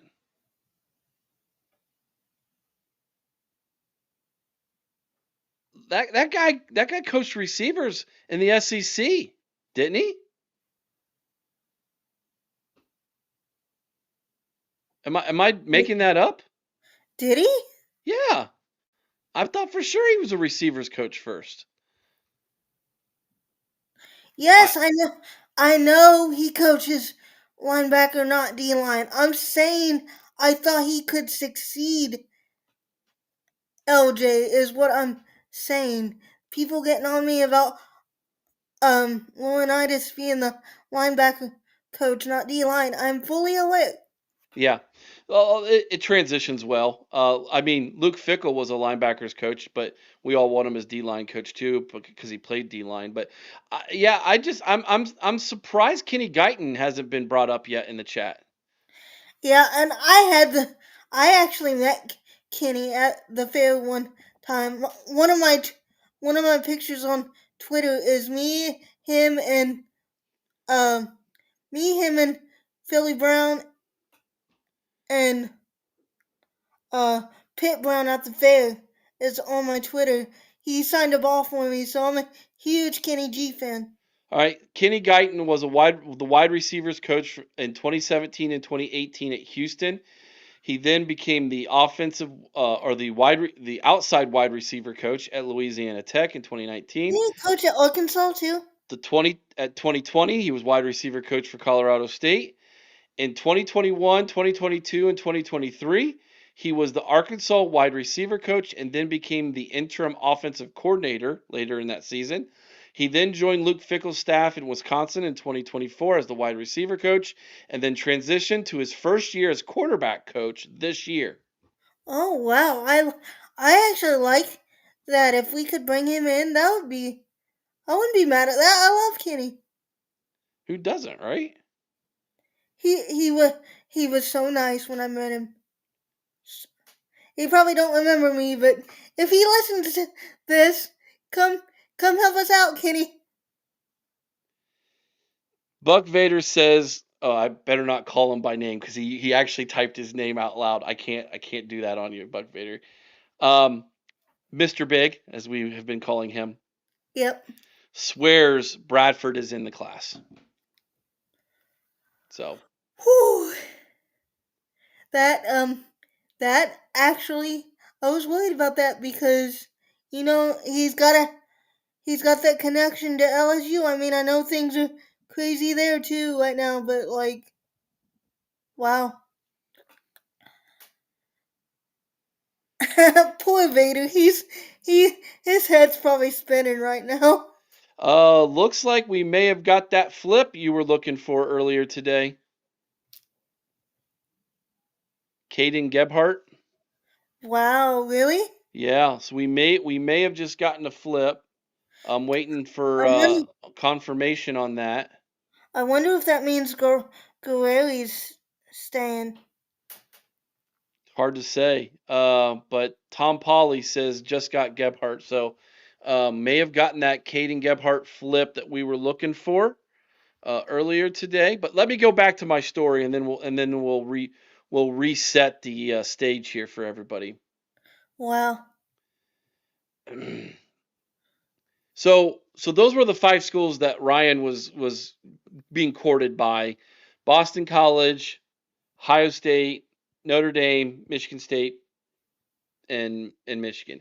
Michigan. Oh, there you go. Tom said he announced it live on CBS. So there you go. Gebhardt is in the class. So Wow. we'll talk about him in just a second. I don't have a graphic for him, so I wasn't anticipating him flipping. So I should have. My apologies. I talked about it with Vader a little bit. Like he gave me a little bit of heads up, but nothing was solid. So So Ryan is Ryan's being slow played by Michigan, who he grew up a fan as, and the four schools he took official visits with were Michigan State, Ohio State, Notre Dame, and Boston College. His first school, I believe, the first school he visited was Notre Dame, and he actually no, it was Michigan State, and he goes, at the time I was so upset that Michigan really wasn't courting me like I wanted, that I was like convinced I'm going to go to Michigan State because they hate them, and I'm going to be mad about it, and I'm going to stay close to home, because Allen Park's just outside of Detroit, and I can go home on the weekends or whatever, and going to go be a Spartan. And then he visits Notre Dame second, and he's sitting down in Lou Holtz's office. And Lou Holtz asks him, because at the time, remember, this is back in the 90s, early 90s, when there wasn't 247 Sports, On 3, or none of that, okay? Phil Still might have been the only one covering recruiting at the time. yeah. And Lou Holtz asks him, says, Ryan, actually, it's probably like, so Ryan, tell me, who's the other schools you still got to visit with? And Ryan goes, well, I've got Boston College. I visited Michigan State, all right. And Lou was probably like, yeah, we got them beat. I got Boston College next, and Lou was like, oh, okay, great, whatever. We hate Boston College. It's a rival of ours, but whatever. We'll beat them too. And Ohio State. And he said Lou's eyes got real big and said, Ryan, don't go there. And Ryan goes, why? And he goes, you're going to fall in love with it. And it was true. So then he says, my third visit was the Boston College. And he goes, we got there, and he goes, Eric, he goes, I was like a fish out of water. I'm a Midwestern guy. The Boston College is it's like East Coast, elitist, high end, uppity. And he's like, it was not for me, right? So he's like, at this point, I'm thinking I really want to go to Notre Dame, but Notre Dame hadn't officially offered him yet. They told him they liked him. They told him they were going to offer him, but they hadn't offered him yet. So then he goes, and I'll be honest with you, he goes, if Notre Dame would have offered, I probably would have gone. And then, he's like, I didn't even want to go to Ohio State. He goes, I grew up hating Ohio State. I was a Michigan fan as a kid growing up. And he goes, I didn't even want to go. And he's like, my dad told me, he's like, look, you need Can to I go. can I ask why? Why he grew up a Michigan fan? Yeah. Because he grew up in the shadows of Ann Arbor. I know, but like Because his mom and dad were. oh, okay, that Yeah. guess that makes My sense. mom's family's from Michigan. I oh Yeah. My dad converted my mom. There was no ifs, ands, or buts about that. But then the whole family converted once Ryan became a Buckeye. But oh that's cool. yeah, That's good. yeah. I have a funny story about my dad and I growing up. The day I decided I no longer want to be an Ohio State fan and got kicked out of the house. But Yeah, you told me that story. I love that story. My dad probably would have done the same thing. Really. so the flip was Gebhardt. Mark, we got Gebhardt. So, anyways, long story short, um, Ryan goes to Ohio State, and he goes, the visit was really good. He goes, like, they had a ton of good recruits in that weekend, and he says we're all sitting at this restaurant. I forget what restaurant it was. I don't even think it was probably like the Denny's or Shoney's or something on campus or whatever. It had a big back room, and he's like, we're all getting breakfast and we're eating, and he goes, Cooper says, he starts having all the recruits stand up one at a time and say, "Tell me why you're coming to Ohio State." Of course, he starts with the kids who he knew were already committed. And he goes one after another, man. They're all like, "This is my home. I want to beat Michigan more than anything. I grew up a Buckeye. I'm gonna bleed for this school. Like this is my dream, right?" And he's like, every single one of them. He's like, every one of these guys gets up and says, like, "This is my dream. I will bleed for the brotherhood. We're family here. We're gonna do this thing, right? We're gonna go win a national championship." And one after the other, he's like, "I'm like the last guy." And he's like, "I am not committed to Ohio State." He's like, "I'm on my official," but he's like, I haven't committed to anybody."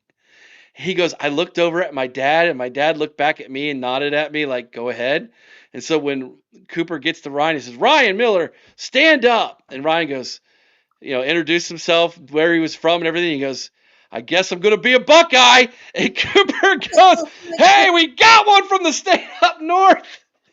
Ryan goes, "My family did not own one piece of Ohio State clothing." He goes, "When we left that day," he goes, "we went to the bookstore and we all got Ohio State sweatshirts to wear home because we didn't even have any." But that's the kind of person that Cooper was, man. He was very shrewd when it came to recruiting. But oh man, that's funny. So all right, let's get back to the chat here and get caught back up. Let's reset things. So Gebhardt flips to Ohio State. That's good news. Let's talk a little bit about him, Mika.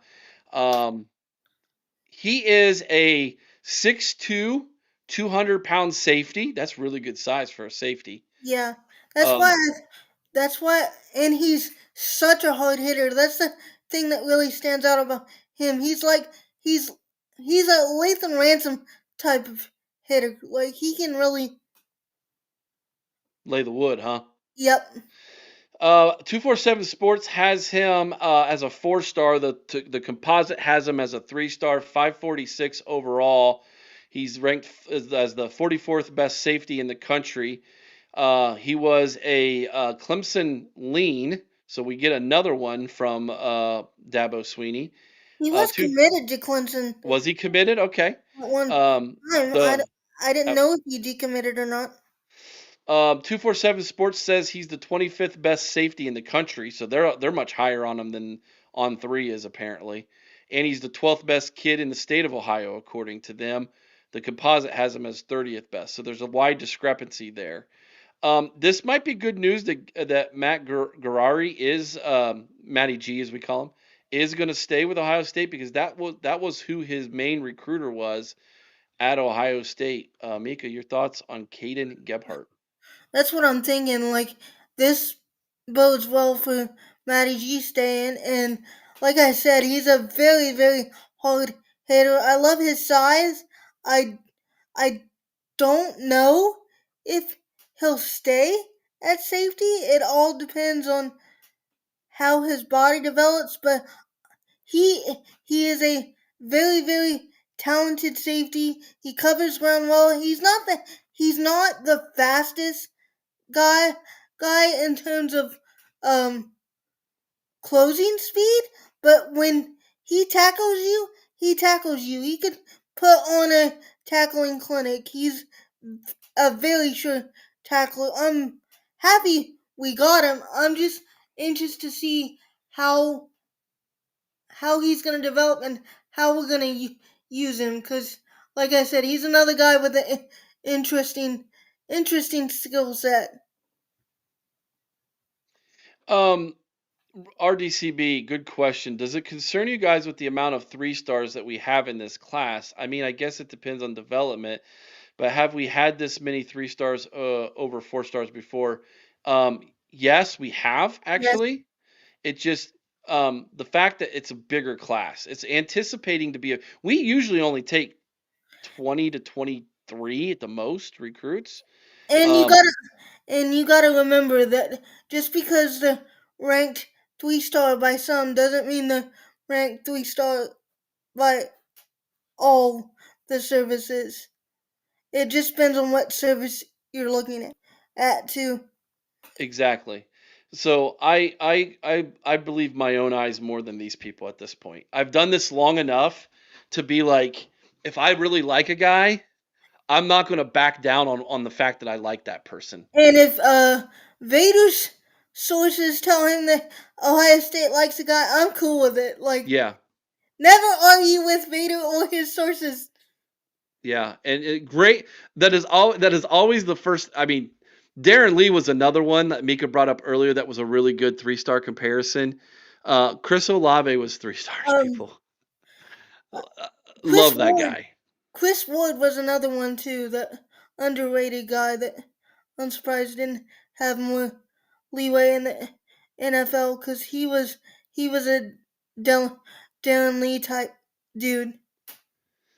Uh, Stephen White says, I believe there will be some Buckeye players who will enter the portal to follow Heartline. That was already going to happen. Yeah.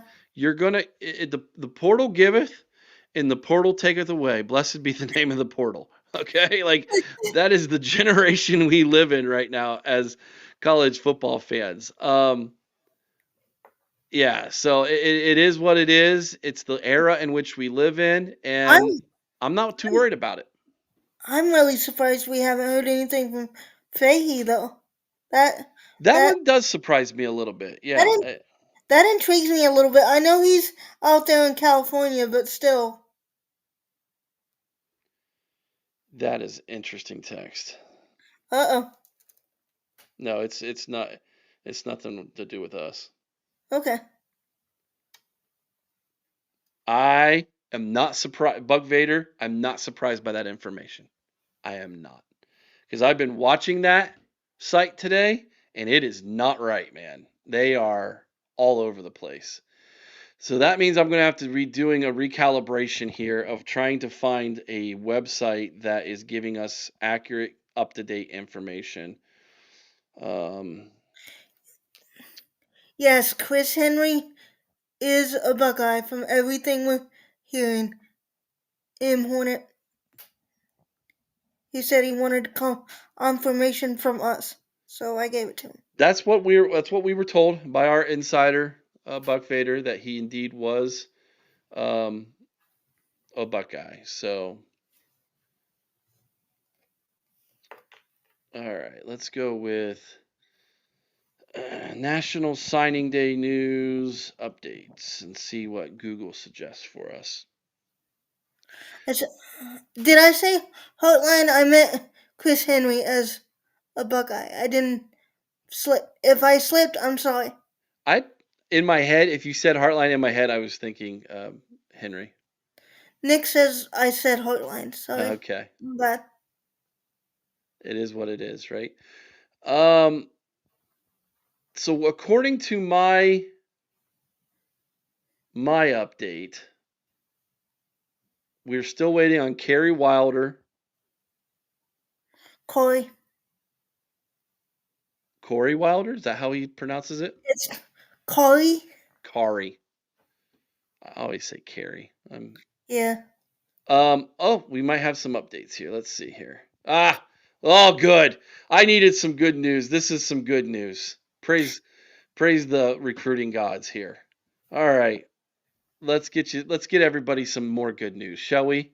Okay. Let me get this one ready for you because I love this kid and I'm going to have some serious juice talking about him. Um, Here we go. It's official. It's in. Maxwell Riley's a Buckeye. Awesome. 6'5", 280-pound offensive lineman from Avon Lake High School, Avon Lake, Ohio. Ranked in the 100s in 247 and on 3. He has an Ohio Pod score of 94.5. Was the third highest ranked recruit in this class, according to Chris and I. I gave him a Buckeye comparison of Jacoby Boren. This was one of my fabulous 5 freshmen in the 2026 class. He was a must get for this class. They could not miss on him. Next to Sam Greer, he's the closest thing to an automatic Buckeye, and given the fact that he has a a healthy track record where Greer doesn't, um, I think Maxwell Riley might even be a little bit a notch ahead. Um, he is my favorite offensive lineman in the class overall. Doesn't matter what state he came from. He is number one to me. What's your thoughts on Max Riley? I agree with everything you said. He is by far the most polished offensive lineman in this class, I think, in terms of skill set. And the thing is, his dad is a legit 6'8", so he might not be done growing. So he might start at guard and end up at tackle. And he has the feet and everything else to play tackle. Do not get me wrong. He could legitimately play tackle at Ohio State. Just like Austin Cerevel, we didn't think he would be a tackle either, and look what he's doing. So let me go ahead and share my screen with all of you again so you can see. So if you're paying attention like we have with the confirmations, the last three we have gotten confirmed, all 5 stars. I can't help but think that when this news broke, they all stopped for a second and they needed Ryan Day's attention. Well, can anyone honestly blame them if that was the case? Like, yeah, I would. I'm an Ohio State fan, and I'd have to take a moment to pause. Honestly, like this is a big decision for these kids. It is a big decision for these kids, and I know some people are just joining us. Nick Quint's like, wait, what? Um, yeah, so let's reset the stage for everybody and what has gone on today and where we are at. Um, there is when you are successful and as successful as Ohio State, there's always going to be interest in your coordinators and your position coaches because what it shows is they know what the heck they're doing. We all knew Brian Hartline was getting attention. We all knew that was going to happen. I know for a fact that when Penn State reached out to him, it was no bueno. Thanks, but no thanks. He interviewed at Kentucky, and I thought to myself, he's not going to Kentucky. Um, if he wasn't going to go to Penn State, he's not going to go to Kentucky. And then the USF news broke, and yeah, it is finally confirmed he is going to be the head coach at USF. It makes sense to me that he would choose that because if he goes to Kentucky and he falls flat on his face, how is he going to be perceived by Ross Bjork, maybe a future athletic director, at being the possible replacement for Ryan Day? Not good, right? Look at how y'all look right now at Luke Fickell. Does anybody in their right mind want to hire Luke Fickell to be the next head coach at Ohio State currently? No. Exactly. TG has a banger of an idea here. I would love this. As an Ohio State fan and a long suffering Bengals fan, I would love this. James Laurinaitis does not strike me as a coach, though. You Does mean he you? AJ Hawk? I mean AJ Hawk. Sorry, yes. I think he could You be. know I love AJ Hawk. I mean, look at that. My Yes, son's named after him, for goodness sakes. Okay, I love AJ Hawk. I just don't think I don't think he's a coach. I think he could be. I don't know. He's that quiet dude, so I don't know. Maybe he's the strong, silent type. You never know. People surprise you. I'd give it a shot. Yeah. So, yeah, everybody. Some people are jumping in saying Chris Henry signed with Ohio State. We talked about that about 20 minutes ago or so. It was confirmed by our insider. Indeed, Ohio State confirmed it. Um, he was confirmed. The other thing too about this, guys, in talking about Hawk, he's never coached before. Jared brings it up 100%. He's never coached position group before. Ohio State's not a place where you just get to cut your teeth at. You have to prove it a little bit. Listen, Yeah, James Laurinaitis wanted to coach at Ohio State, and Ryan Day said you got to go prove it first. He went to Notre Dame for a season before he came to Ohio State. So Yeah, this is interesting though. A lot of you would love to see former Buckeyes in order to keep the culture. I get it. I understand why you think that way. We have several on the coaching staff right now, so we're still good there. Um, Yeah. I think it's evident. I think it's at this point Chip Kelly's going to be your OC moving forward. Yep. I'm wondering if that maybe maybe Ryan Day kind of pushed for Chip's involvement, and maybe that rubbed Hartline the wrong way. Maybe just speculate. Eh, I don't Just think I don't just think so.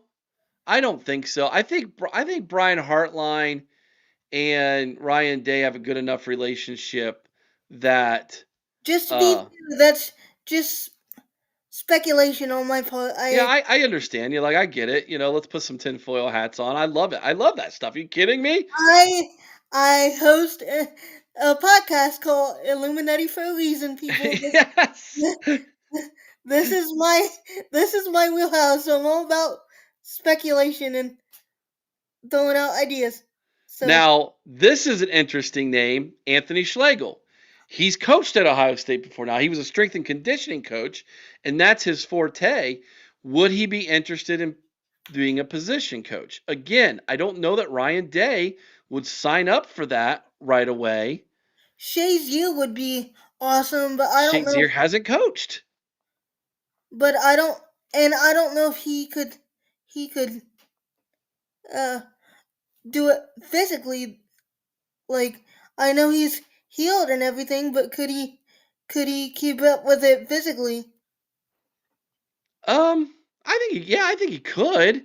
I mean, he's not going to be able to move around the field as quick as what Laurinaitis was doing, but yeah. Again, great name. Another former Buckeye in the media, Joshua Perry. Show me where he's coached in college. We said Anthony Schlegel, TG. Yeah. And Anthony Schlegel never was a position coach. He's always been strength and conditioning. Yeah.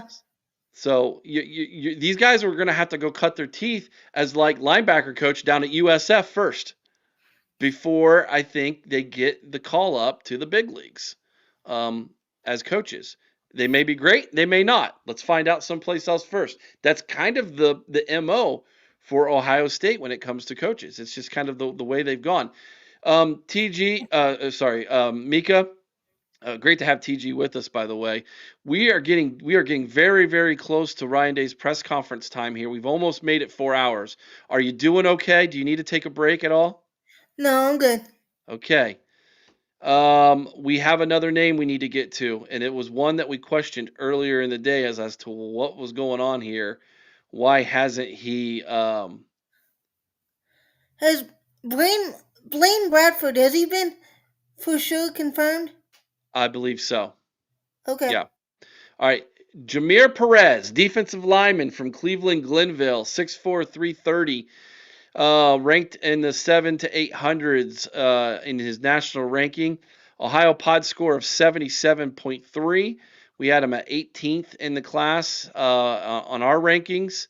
I gave him a comparison of Big Jonathan Hankins. I love Jonathan Hankins. Oh, yeah, I can see that. Your thoughts on Jameer Perez as a recruit? Someone that big should not be able to move the way that he does, but he does. His lateral quickness is unreal. Like he's not the quarterback sacker. Like he's your nose guy, but he's another like underrated, overlooked guy. Not quite to the vein of like K-Mac, because K-Mac's got more of the quarterback rushing ability. Not that Perez can't develop into that, but like just in terms of being an overlooked guy that's kind of, you know, flew under the radar and stuff, like he can be very special, and he's a he's the rare Ohio nose tackle body that you don't find here in the West very often. You'll find these guys in like the South, and they rarely ever come up north.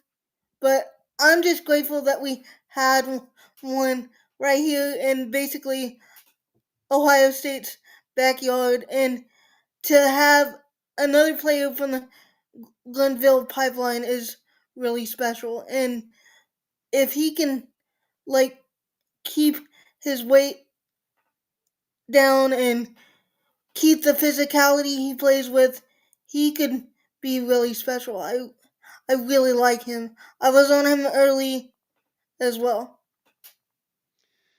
Yeah, you were, and he was a flip as well. He was a early on flip, but where was he committed to? I He forget now. he committed to Florida and then That's right. That's right. flipped. Yeah, he was But first committed to the Gators, and then he was getting preached at, no doubt, by Ted Ginn Sr. and decided to stay home. That pipeline continues to flow from Cleveland to Columbus. Big boy, big strong boy. You're right. He's gonna have to keep that weight under control. But one glad of to have him in. one of the things that I think Florida sold him on, and he I think he talked about this in an interview on or an article on 247 or something one of the other platforms where he talked about one of the things that Florida sold him on was uh they told him he may be able to play multiple positions on the defensive line for them. So I find that intriguing. If Ohio State is gonna go the same route with him as well, I think he's uh, going to be a for sure nose tackle, but it depends on how he develops and everything. Like I said, very rarely do we get Ohio kids that develop into for sure like nose tackle body type kids. We get a lot of three techs. We don't get a lot of nose techs. Nose tackles here that we get guys that we had to turn into nose tackles. So I'm glad that we had like a homegrown special here in Jamil Perez. Wait till Coach Mick gets his mitts on him. Body by Mickey's a real thing. No doubt, dude. No joke. Absolutely. Yeah. For those of you who don't know Mika, she's a recruiting guru. Mika, explain for everybody some of your challenges and what you've been able to overcome, girl, because it is an awesome story. Oh, you mean? Oh, okay. Um, I'm. I have CPU, which means, which for those of you that don't know, that's cerebral palsy. I was born at 1 pound 14 ounces at the up at OSU. They saved my life, and I guess I've just been a Buckeye fan ever since. I love watching film. I follow recruiting. I've tried to build connections. Learning under Vader and being a part of this team has been great for me. I used to have, believe it or not, I used to have trouble public speaking.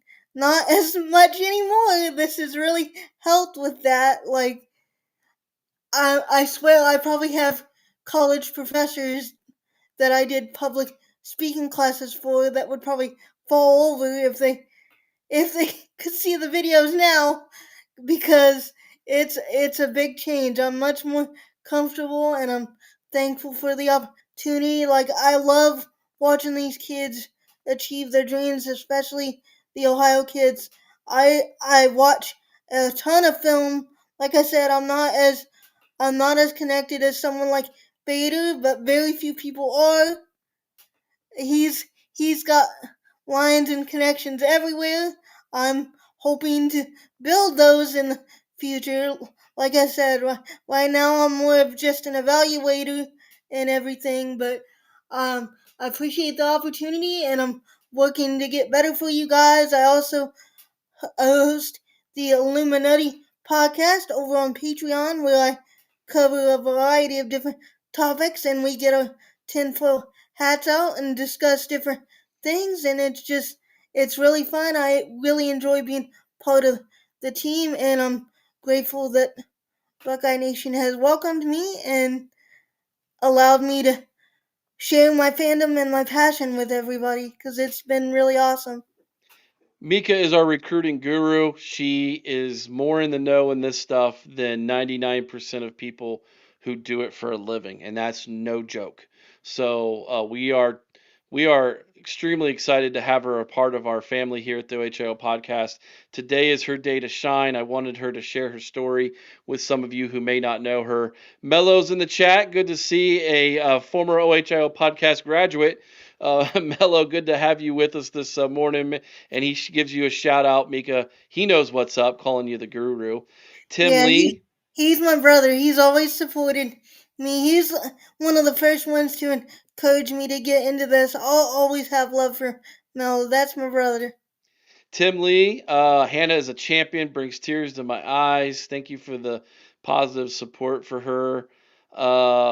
Tom Polly, Mika is very informed and a sweetheart.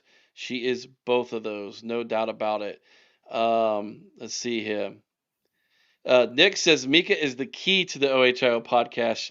She's the know-it-all and go-to. That is no joke.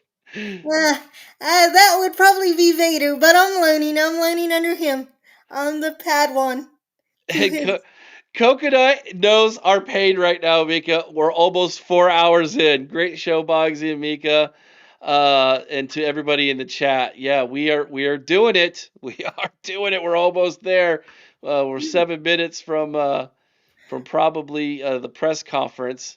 When this is over, I gotta find a way to send it to my um communications public Just speaking grab the link. Hey, here's what's it when professor. when it's posted. Send them the link. Say, check this out. I was talking for 4 hours. Professor. I M Hornet says I have CP as well. I've been blessed to overcome that. I was not severely affected, but my balance is definitely my biggest issue concerning that. I appreciate you sharing. Yeah, man. Listen, this is a very welcoming community to be a part of here at the OHIO podcast. Unless there's one thing that keeps you out. If you're a fan of that team up north, you're not welcomed. That's the one. It's the one thing you got to be a Buckeye. What shoot? Well, Absolutely. or an honorary Buckeye like DK. Absolutely. DK is cool. DK is cool. He deserves a shout out.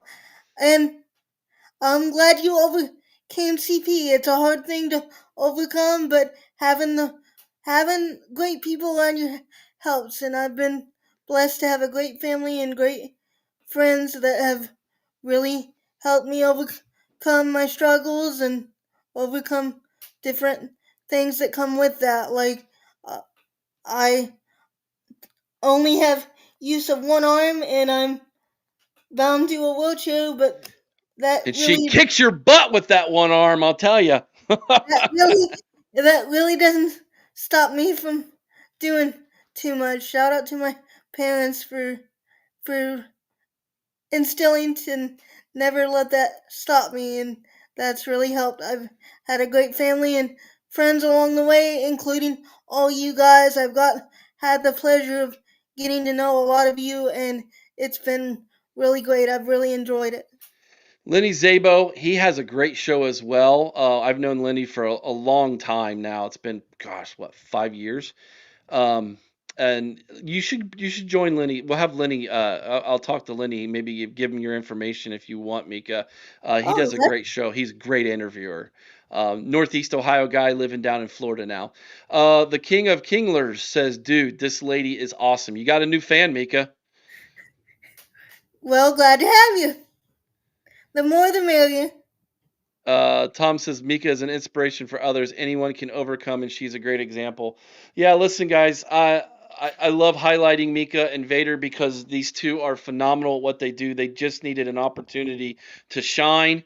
I believed in them, and we brought them into our family, and they we're welcomed with open arms, and we fiercely defend Vader and Mika to the death if necessary. All right, all hopefully, right. hopefully it never gets to that point. Let's take a quick look at where we're at. Looks like we've got 22 in the class currently that I'm currently aware of.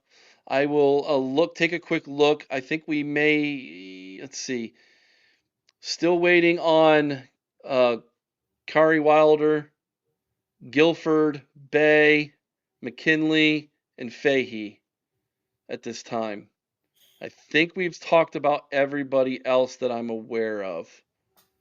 Just going through the list and real fast to make sure we haven't missed anybody. And then I will refresh one more time. Fahey really surprises me. Does me as well. I'm not gonna lie. Like I thought that one was I'm not really sure what's going on there.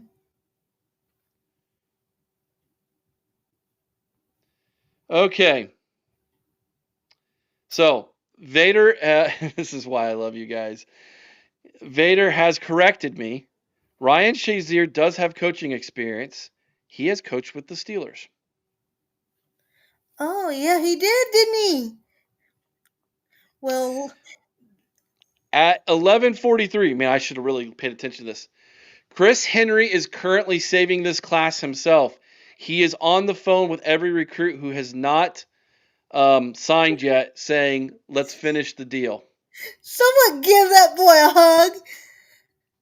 Did Chris Henry Jr. just become the wide receiver coach and we didn't realize it?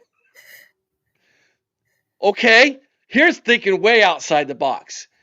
When Chris Henry Sr. passed away, his son was I raised don't. by who? Man, Pac-Man, Pac-Man Jones, right? Pac-Man. That's his uncle. Oh my goodness, that'd be You want awesome. to talk about putting the fear in Michigan? Put Pac-Man on the sideline.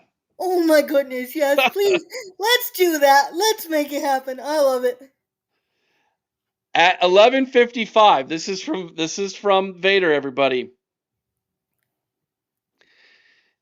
Good news coming our way. Ryan Day encouraged Brian Hartline and James Laurinaitis to go ahead and gain the experience they need faster to become future head coaches. Matty P might be bringing in some help right away. And then he underlines the name. I'm not so sure if I should say this name or not. Oh, come on, you can't tease us like that. I'm on the edge of my seat and I'm part of the show. I don't know. I don't know, Vader. What do you think, man? Vader, throw us a bone, man. Please? I'll give you a hint. Ties to Ryan Day and Boston College. O'Brien? No, no, no, no, no. Has spent his Uh, entire coaching career, the better part of, jeez, I did not realize it, 17 years coaching in the NFL. Has a head coaching record about, of about, 24 and 25. hmm, Is a four-time Super Bowl champion in his playing career. Vrabel? No. I'm just, Where are we at with the numbers? 96 currently? If we get over 100, I'll let you know who it is. oh, come on. Someone, get us over 100. If Can we I, get if we get over 100 people watching, 95, we went down another one. 5 more people on YouTube, I'll let you know who it is. can I count as 5? Oh, we just hit it. There it is. Okay. All right. Apparently, Brian Flores is going to be possibly the next linebacker coach. Wow. Seriously? Former Miami Dolphins head coach, linebacker coach at New England, 4-time Super Bowl champion. Thank you, Vader. Yeah, that's a big name, guys. He's in Never the coached in college before, though. he's in the chat. That surprises me that he would he would do that though. Well, it makes sense, though. There's huge connections with Matt Patricia. I know, but didn't we come after him before and he wasn't interested? Well, guess what? Money talks and bullcrap walks. Yep, it's true what they say. What is a glitter card? What's that? Is it like blows up in your face? Like those packages people Yes, steal, they you'll, blow up. you'll get glitter in your eyeballs. Oh no, don't do that. Don't do that. I think All right, let's get prepared for this. For this. interesting, Tyler. He brings up Halfley. Let's get ourselves ready for the press conference here, everybody. Um, I'm going to be setting things up behind the scenes here. So when it happens, we'll be ready to tap into the audio there at the press conference. Yes, Laurinaitis is leaving with Heartline Nick.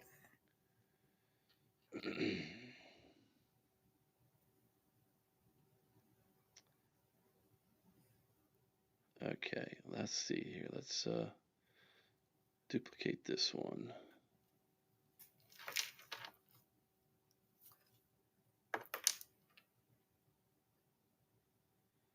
Oh, I gotta exit that screen share, and then I have to add the new one. Sorry, we're doing this in live time, everybody. I probably should have. We've been going for over 4 hours, so it's kind of one of those deals where it's like at some point you just kind of have to. Better than seeing how a sausage is made, I guess. Yeah, that's true. That is true. There we go. Okay, so we are locked and loaded, ready to go when Brian Hartline takes the podium, everybody. As soon as he does, we will go live to the Woody Hayes Athletic Center and hear from the man himself. Great job today. By the way, my dad must have been watching this whole time too, because he just sent me a text. I'll read my dad's text. By the way, my dad knows ball. All right. Remember, there's great coaches out there hoping for a great opportunity to coach at a great program. This is a feather in Ryan Day's cap. Nick Saban endured the same thing. That's what the portal's for. We'll find great players to replace what we lost on signing day in the portal with players with experience. That's true. And coaches want to coach here.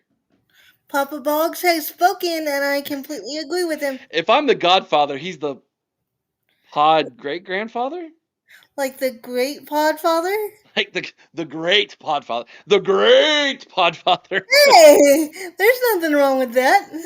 No doubt, man. No doubt. We need him a t-shirt. The great podfather. Bart's gonna be like, quit making so many shirts. Oh, I got two new ideas I haven't even told him yet. He's got to get a hold of me. These are gonna sell like hotcakes. I can guarantee it. You need to tell me. I'll get a hold of them if you tell me. So just send me your ideas. We'll make it happen. All right. Do you think Nick says? Do you think Day is going to announce staff moves? To a degree, he's He's on. probably he's Is probably he? gonna congratulate Brian Hartline and James Laurinaitis, and then he'll probably reaffirm to the rest of Buckeye Nation no one else is leaving. Oh, he's live now, guys. Here we go. Yep. So let's head in there and we will get this party started here. Let me find out where he came in at, and we'll be just a couple seconds behind. Make sure the volume's up. All right, here we go. Make sure y'all can hear this, okay?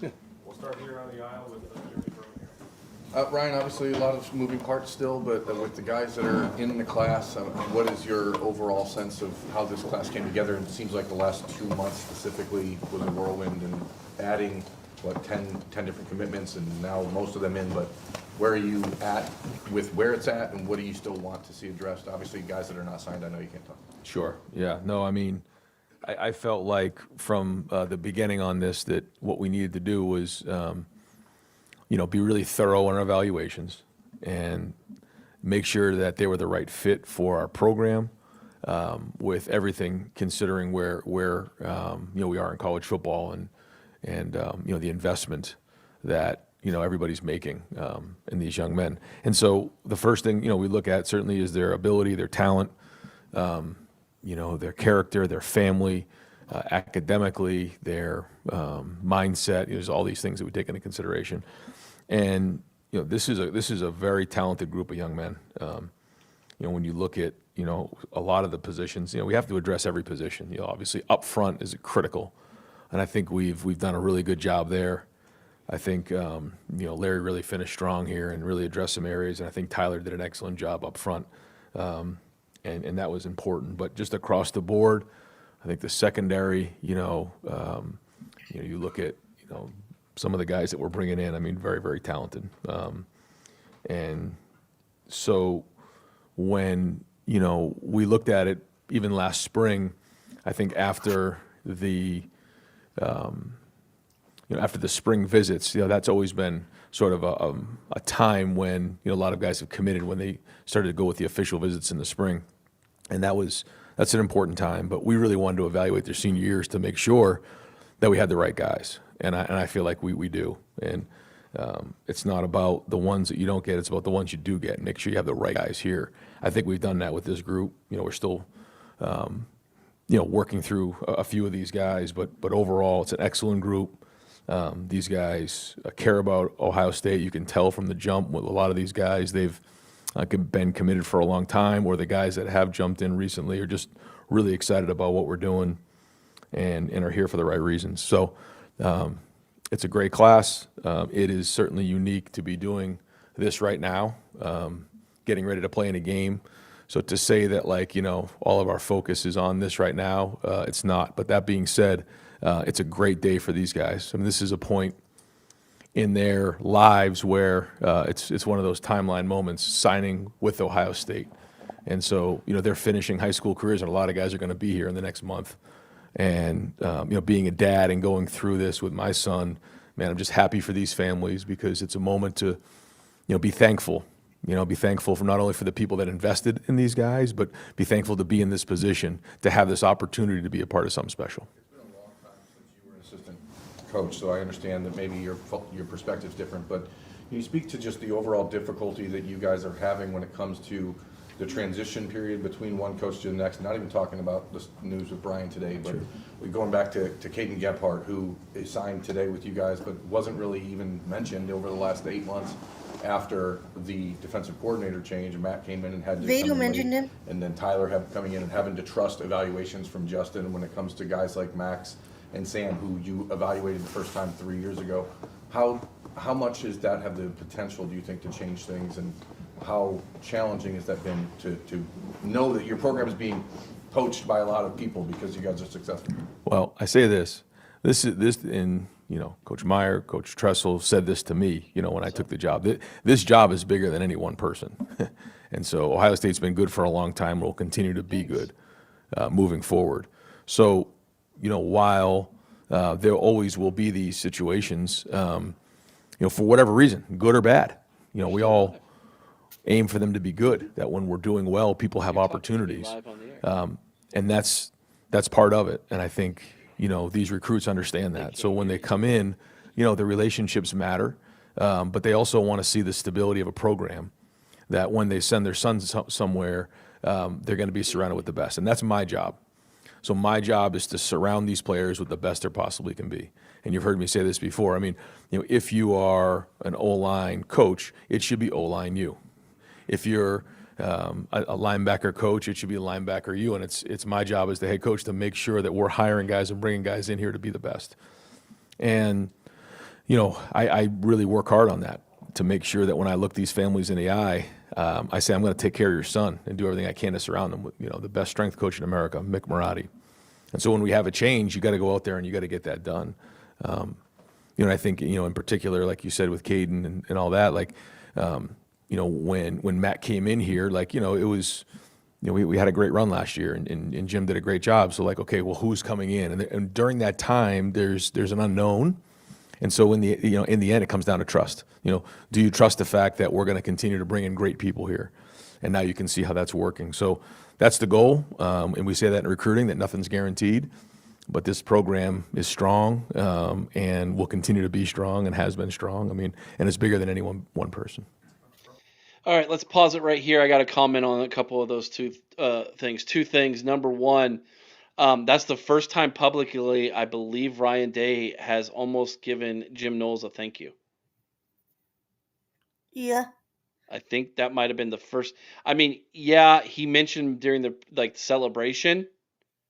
It was real quick, it was like a thanks to Jim Knowles, and then he moved right on, and it was like how much I love Larry Johnson. If you guys remember that And during that's the and that's a good point on his part too to bring that up. right, and then basically saying he has challenged every position coach to make their room that room you. So it is your job to make our offensive line, O-line you. It is your job in the linebacker room to make it LBU. Brian, it was wide receiver you. You name the position coach, he's challenged them to make that position room or that room you. Love that ideology, philosophy, and verbiage from Ryan Day. Any thoughts on that, Mika, before we hit the play button? I love that attitude, and that's the way it should be. If you got the best individual rooms, individual units of a football team, and they all come together and can play for something, then you got a dynasty and you got national championships. 100%. All right, Ryan, you can start talking again. Oh, sorry. You said front row, I got confused. Ryan, with Brian moving to South Florida, is the intention that he will stay with the staff through the postseason? And do you have any immediate? We'll do a quick team meeting here and kind of let the team know. He was able to let the wide receivers know, the recruits know, and the official visits in the spring continue to be good. Sorry, I got to moving. find Make sure that when I look these families in the eye, other people's fault. The fact that he gets an opportunity to do this, he's put a lot of hard work. Here we go. Oh, sorry. You said front row, I got It confused. skipped on me. Ryan, with Brian moving to South Florida, is the intention that he will stay with the staff through the postseason? And do you have any immediate? We'll do a quick team skipped meeting again. here and kind of let the team know. He was Must able be to let the something on their wide side. receivers know, the recruits know, and I'm really happy for he and his family. The fact that he gets an opportunity to do this, he's put a lot of hard work here at Ohio State as a player and now as a coach, and so that's part of the profession, and that's. As a head coach, it's gratifying to see one of your assistants get one of these opportunities, and I think he's going to do great. I think it's a great opportunity for him, and looking forward to see how he does, and so that's exciting for him. The timing isn't great, but that's not Brian's fault. That's other people's fault, and hopefully we can get some of this stuff addressed because it's but it's like that for everybody in the country. So. Instead of being upset about it, we're going to embrace it, and I'll let the team know today. They obviously will read it today, but it's good to hear from me. But yeah, the plan is for him to continue to be with the team, which is a challenge for him. But that speaks to his character that he wants to make sure he finishes this thing out the right way. We're certainly right now, I'm not going to be long in here because we got to focus on Indiana, making sure we're ready situationally, have a great practice, and go play this game on Saturday. And then, over that next month, we'll figure out what that cadence looks like. But he wants to be with us all the way through, all the way to the end, and see this thing out during the season. So it'll be a busy month for him, but it's been done before, and we'll help him along the way. To take on any additional play calling experience because of everything that's not going to be on his plate? Yeah, we're going to look at that and see how that all works. It's all happened really fast. I think that's probably been the biggest challenge, for Brian, for all of us, is just this really happened very, very quickly. So the good news is we have great people. We'll have a plan. We'll be able to move quickly, and the goal is for us, for the players, not to be distracted and just focus on what's important, and make sure we put a good plan together, make sure we get the stuff in clean.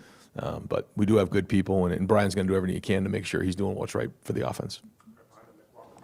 With Blaine specifically, I mean, perception when you land a guy from Baton Rouge that's like right next to LSU, there's a lot of he'll eventually flip, or there'll be issues to hold on to him. I mean, he only ever visited you guys. What's to say about him as a person and what all the work that Matt did to kind of get him in the class? Unbelievable.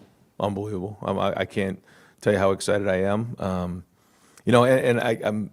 sensitive to just start talking about one or two guys, but when you ask me specifically about somebody, then I'll certainly comment on them because I don't want to short anybody on a day like today.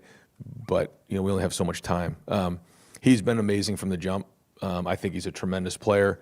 I think he has tremendous ability, but I also think he has leadership skills. He's got that look in his eye, that quiet confidence. Reminds me of some guys that we have back there right now, and I think he's going to have an impact day one when he gets in.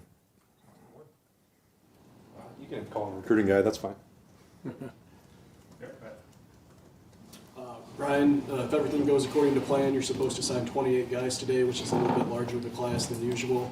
With the expanded roster limits, is that probably the norm going forward for Ohio State, or is this particular class just kind of how things unfold? Yeah, not to get into the weeds on it, but certainly we have this, the transfer portal window coming up. And then the way that it's set right now, it's really only one portal window. And so we need to know what our roster is by the time the transfer portal closes. And then, if we continue to play in the playoffs, the transfer portal can still be open after we're done playing, which really puts us in a tough spot, and whoever's in that situation. So we have to plan accordingly the best we can and predict and forecast what it's going to look like. And so looking at what we needed here coming out of this class, these were the guys that we felt like really fortified us moving forward. And then we got to figure out, how we address some needs in the portal where appropriate, and then go from there, because we're not going to have the spring portal to fill in these holes, and it's a challenge. I'm not going to get into that right now, but this was the number that we were looking for right here. And then when specifically did Brian inform you he had an opportunity, and how did you kind of communicate to the wide receiver commits that you have about what was happening? Yeah, it all really kind of happened in the last day, and I'll let you. I don't want to talk for him, but it's all happened very, very fast, and so we had to communicate quickly, but he's handled everything the right way. We got time for two more. Andrew Gillis. Brian, first year on the job, how would you evaluate Tyler Bowen's job recruiting? I think this is the biggest class in the 4 or 5 years that you guys brought in on the Thorough, constantly is bringing guys in on campus. Mark will tell you, when we have a game or a visit, there's 8, 9, 10 offensive linemen, and they're big dudes when they walk in. I mean, they're good-looking guys, and he's got a deep list. He connects well. I think for an offensive line coach, he has a great combination of the ability to coach technique. He's got toughness. He's a former offensive lineman, but he also has an unbelievable job of connecting, and he sees things from a wider lens. I think he's got a lot of talent, and I think that the guys in that room really believe in what he's doing. You can see the connection already with the recruits coming in, so I think he's off to a great start. You mentioned the changing roster size and all this stuff like that. With a kid like Braxton that you guys brought in defensively, that's a body type that there's not a lot of. Is that an increased emphasis for you guys, and maybe being able to take more kids like that you can look at and say, hey, we don't have this type of player on our roster? Yes. Yep. Yeah, I think when Matt sees a body like that, his eyes light up, because I think he starts to project him in different roles, and I think James and all the guys over there, Larry and Matt and Tim, they're trying to find as many versatile guys as they can, and this is one right here. And he came up with his family and visited, and this is a big, long body type that we feel like can really grow into a versatile athlete. And he saw what this was all about and wanted to jump in. So excited to have him part of this class. Right.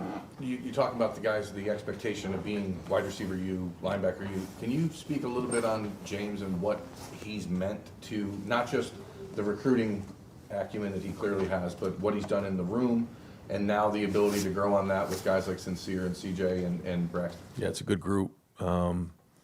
James does a great job of communicating. I think you guys have seen that, when he played, and even when he was doing radio and TV, and even now when he gets in front of the group, he just really communicates well and can, really crystallize a message and a thought in a special way, in my opinion. But he also has the credibility, the toughness. He connects well with the guys. He's intelligent. He's really, in a short period of time, turned into a good coach in a lot of different ways. And recruiting's a big part of it. He recognizes the guys that he wants. He goes and gets them. He's honest with them. It's not Disneyland recruiting. I think he's straight with them. They know what they're going to get when they get here, and he treats them like they're going to be like he was during recruiting. That's just the way he handles his business, and certainly he's a Buckeye that we all can be proud of. Like a couple of years ago when you hired Jim and then Chip, and then even with the hiring of Matt, that there was an idea that maybe the coordinator doesn't need to be an everyday, all-day recruiter guy going out there and being involved because you have guys like Brian and James around. Is there any change in philosophy for you, or any attempt with a guy like Matt, who I think you would like to be a part of the DNA of this program for a while? To get him more involved in that and being more of the front-facing side of the defense recruiting. Well, I think that he's definitely done a great job of that. I think he's connected with these guys in a short period of time. It's easy to see the type of personality he has. He has the credibility, and I think it's important for recruits to know that like we see today, like when an assistant coach were to leave, you still have somebody who's running the defense. You still have a head coach who's running the program, and that's very, very important along the way. And so, yeah, I mean, it's group recruiting. And you can see, and something we really sell is our stability, and the continuity of our staff and the type of people that are here, whether it's Mick or Mark, or the assistant coaches, the staff, like all of that matters. And so it's great when recruits get to spend time with those guys to recognize that it's more than just a relationship with a single person. Coach, thank you. Yeah, thanks, guys. That's it. That was quick. Yep. Continuity. We sell that. We I sell love stability. that. We sell continuity and we sell stability. And boy, wasn't that on display today? I got confirmation one more recruit while we were doing this. You ready to get wild? Polly Wilder? Yes, sir. Yes. 4-star defensive lineman, 6'4", 260 pounds. Juniper Sierra High School in Gardena, California. Top 100, top 50 according to On3. 88.5 Ohio Pod score, 11th in the class according to our rankings. Some believe he's much higher. I gave a Tyreek Smith Buckeye comparison to him. What do you think, Mika, of Mr. Wilder? I like the comparison. I think he may be a little bit more athletic with a little bit more upside, but I like the comparison. I don't care what position he wants to play on the defensive line, because I feel like he's just so explosive that you could line him up anywhere and he could make something out of nothing. Like, he's that sort of special type of athlete, extremely athletic. I love his explosiveness. He just demolishes people, and he's played since he was a freshman, and every year he gets better and better and better, and just one of these kids that started out low ranked and didn't really have a lot of programs looking at him, and then he put it all together his senior year and blew up. He is extremely explosive and a tremendous athlete with tremendous athleticism, great frame. Like I said, put him anywhere he wants to be on the defensive line, and he can make something happen. He's special. I'm so glad he's Buckeye. And shout out to Vader. He was on him earlier than anyone else. I don't care what anyone says. Vader knew it first. Indeed, he did. Coconut actually taught in that school district that he went to. That's awesome. Awesome. It's one of those things. I talked about this earlier today. It's one of the things I love about recruiting. We're all connected to it in this weird way, because we all went to high school somewhere, and that high school, whether you got a recruit from that high school or that school district, or you played against that high school or something, or it was maybe you went to a small school and it's the big high school from the big city down the road or something. Like, we're all connected in recruiting in one way or another, and it's really unique to see how that goes. So Jason says, why is everybody saying Henry hasn't signed yet? Apparently the paperwork hasn't arrived yet, I'm guessing, but it's been confirmed by multiple sources, and What? he was on the phone talking to people. I wouldn't worry about it. My laptop has gotten dim, so I'm having trouble reading some of the comments. So if someone's got a question, you're gonna have to wait for Podfather to get you, because I don't know if it's a battery saving feature on my laptop. It's never done this before, but I've never been on it for this long consecutively, so I don't know. Um, Oh, so right? You're like, what is going on right now? Why, like, you've been doing this for 4.5 hours. What's your problem? this Uh, is like I can see everything, but it's like dim. So I'm wondering if it's like a battery saving feature that I haven't encountered before because I've never been on this long consecutively. oh my goodness, that's funny. So there you have it. There are four names we are currently watching. Jerkaden Guilford, the Northrop High School wide receiver from Fort Wayne, Indiana, I'm LSU I'm wondering if Indiana's making a push. push for The him. the rumor was LSU was making a push for him. I know, but with him being an Indiana kid and He's you gonna know, he's gonna wait for the championship game and decide after that. I guess maybe. maybe Maybe that's never his know. right. That's his right. Athlete legend Bay from North Forney High School in Forney, Texas. Apparently, he's planning on signing later in December. Oh, he did really confirm that. I wasn't. That's what I read, so I don't know if it's confirmed then or not. Darius McKinley, 6'3", 270 defensive lineman from Acadiana High School in Lafayette, in Louisiana. The younger brother of five-star. Is it Derek? Oh, it's Dominic. Dominic, thank you, Dominic McKinley, who plays for LSU, has not signed yet. I think that all of that right now, the LSU mess, has got a lot of people maybe thinking about things here. So keep your Yeah, eye on but that. he, yeah, but he committed, and he said when he he said when he committed that he was sure on his decision, and Larry Johnson's still here, so I'm a bit puzzled by that. Yeah, and then of course quarterback Luke Fahey from California. I don't know if it's just a East Coast West Coast time difference thing here for him. I think he's as good as in the class. Like I'm not worried about that one at all. But it is kind of questioning like where's his paperwork at? So it's been a crazy, wild day. Should This was should I go ahead and talk about the kids that aren't signed yet for when in case they do? no. Let's hold off on that. I'm not gonna lie to you. I think I'm about spent. Okay, We started at 8 a.m. this morning, everybody. We've been going for 4.5 hours. Today was all about her, the marvelous Mika Hanna. We threw a spotlight on her. We gave her the opportunity to shine. Thank you. Big shout out, Buck Vader, keeping us informed all morning long. Some major nuggets dropping here, guys, from what was going on behind the scenes at the Woody Hayes Athletic Center. Thanks to our insider, Buck Vader, for doing that.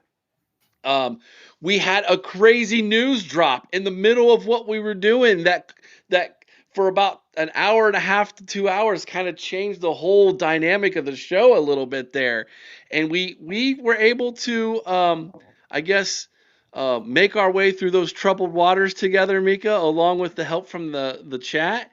And we've come out the other side, and I'm feeling good about things. Um, let the record show I am not bad luck. I promise.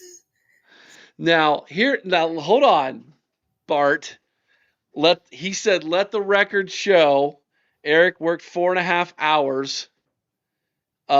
I want you to know I put in 32 hours the last 2 days preparing for this show. I love you, Podfather. I know what I you put into this, and I it have been getting about maybe 4 or 5 hours of sleep. I counted it up. I've had 32 hours the last 2 days getting ready for today. I'm tired. I'm not gonna lie. Like I am. Whew, it has been a wild last couple of days getting ready for this. So make sure you're connected to our Facebook page, our Twitter account. I will post all of those graphics that you saw We will get those posted up and congratulate all those players. I haven't done it during the show because I was doing this. In the past, I would do it when the news came in and we would post them all. I'm just gonna dump them all, I think, after I go get some lunch and just do that Liquid this afternoon and maybe take a nap.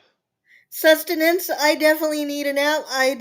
I didn't get much sleep last night, to be honest. Like I was wired and nervous, and this has been so much fun. Thank you for uh, letting me do this with you. It's been great. Like, despite the big news drops and waves that we had to weather, it's been really fun, and I've really enjoyed it, and I hope everyone listening really enjoyed it as well. Thank you for letting me share my story with you as well. I love everybody. Buckeye Nation is worldwide, and we're going strong, and we'll get through this. We'll bring in some good coaches, and we're still building that dynasty. I fully believe it. Yeah, we are. It's all good, guys. Don't worry. Ryan Day's not worried. He knows what to do. And I got a couple messages from people who were like, "Here's what's actually going on," and I'm going to let that simmer over lunch. I'm going to chew on it a little bit, and if I'm not ready to take a nap, I might do a quick video and release to everybody kind of the inside information of why this is a good thing for Ohio State, believe it or not, according to what I read there from someone I know connected to the program. Goodness Um, gracious, Energizer Bogsy. yeah, trust me, when I fall asleep, it's hard. Um, you're getting a "You Rock Mika" from Eric Osbeck. Hey, now listen, Eric, you were mine first. Don't be trading me in for Mika, okay? Uh, Osbeck's my man. He's my dude. He's been with me since day one. Brass Tacks, you were tremendous, Mika. Pleasure to meet you, my friend. I don't know if we've crossed paths before or not, but I'm glad you hung out with Oh, us all day brass, today. brass is everywhere. All right. Good to know. TG says you're amazing, Miko. That's why she's marvelous. And Appreciate that. You are yourself, partner. hey, and here's the thing: Ryan Day's championship beard. Putting it in there, guys. You can catch this kind of crap on Patreon all the time, man. We literally hang out and watch stuff together. That's how cool it is. We like, well, hey, what do you guys want to watch? We might watch the state championship games this week. How cool together on Patreon. Just hang out, watching them together, chatting and having fun. Like it's really cool to do that, and we'll do that. We like Friday nights sometimes we'll turn on a bad ACC game and make fun of it. Um, Yeah, it's hilarious. It's a good time. it's a really good time. So go. If you're not a part of Patreon, go be a part of Patreon, dude. It's only $5 a month, and it's a really good time. I promise you. Jeffrey, good to see you in here today. No worries, man. He's like, I was hanging out on Patreon, didn't realize it was over here on YouTube. Yeah. So there's another one telling you how awesome Patreon is. It's really, really cool. This was a dream of mine. I wanted to do this. We were working towards this. We couldn't have made this happen without three people. Well, four, I guess, if you want to count me. But uh, Buck Vader and Mika for all their hard work. This is their day. And all of you in the chat, thank you so much for making this a fun day. That being said, Mika, our first ever National Signing Day live show is finally in the books. Take a breath. Be Yep. kind to one another. I owe someone's OH. See Carmen, Ohio with all your heart. Till next time, you all know what to do. OH! I own Go Bucks. Scum Sucks.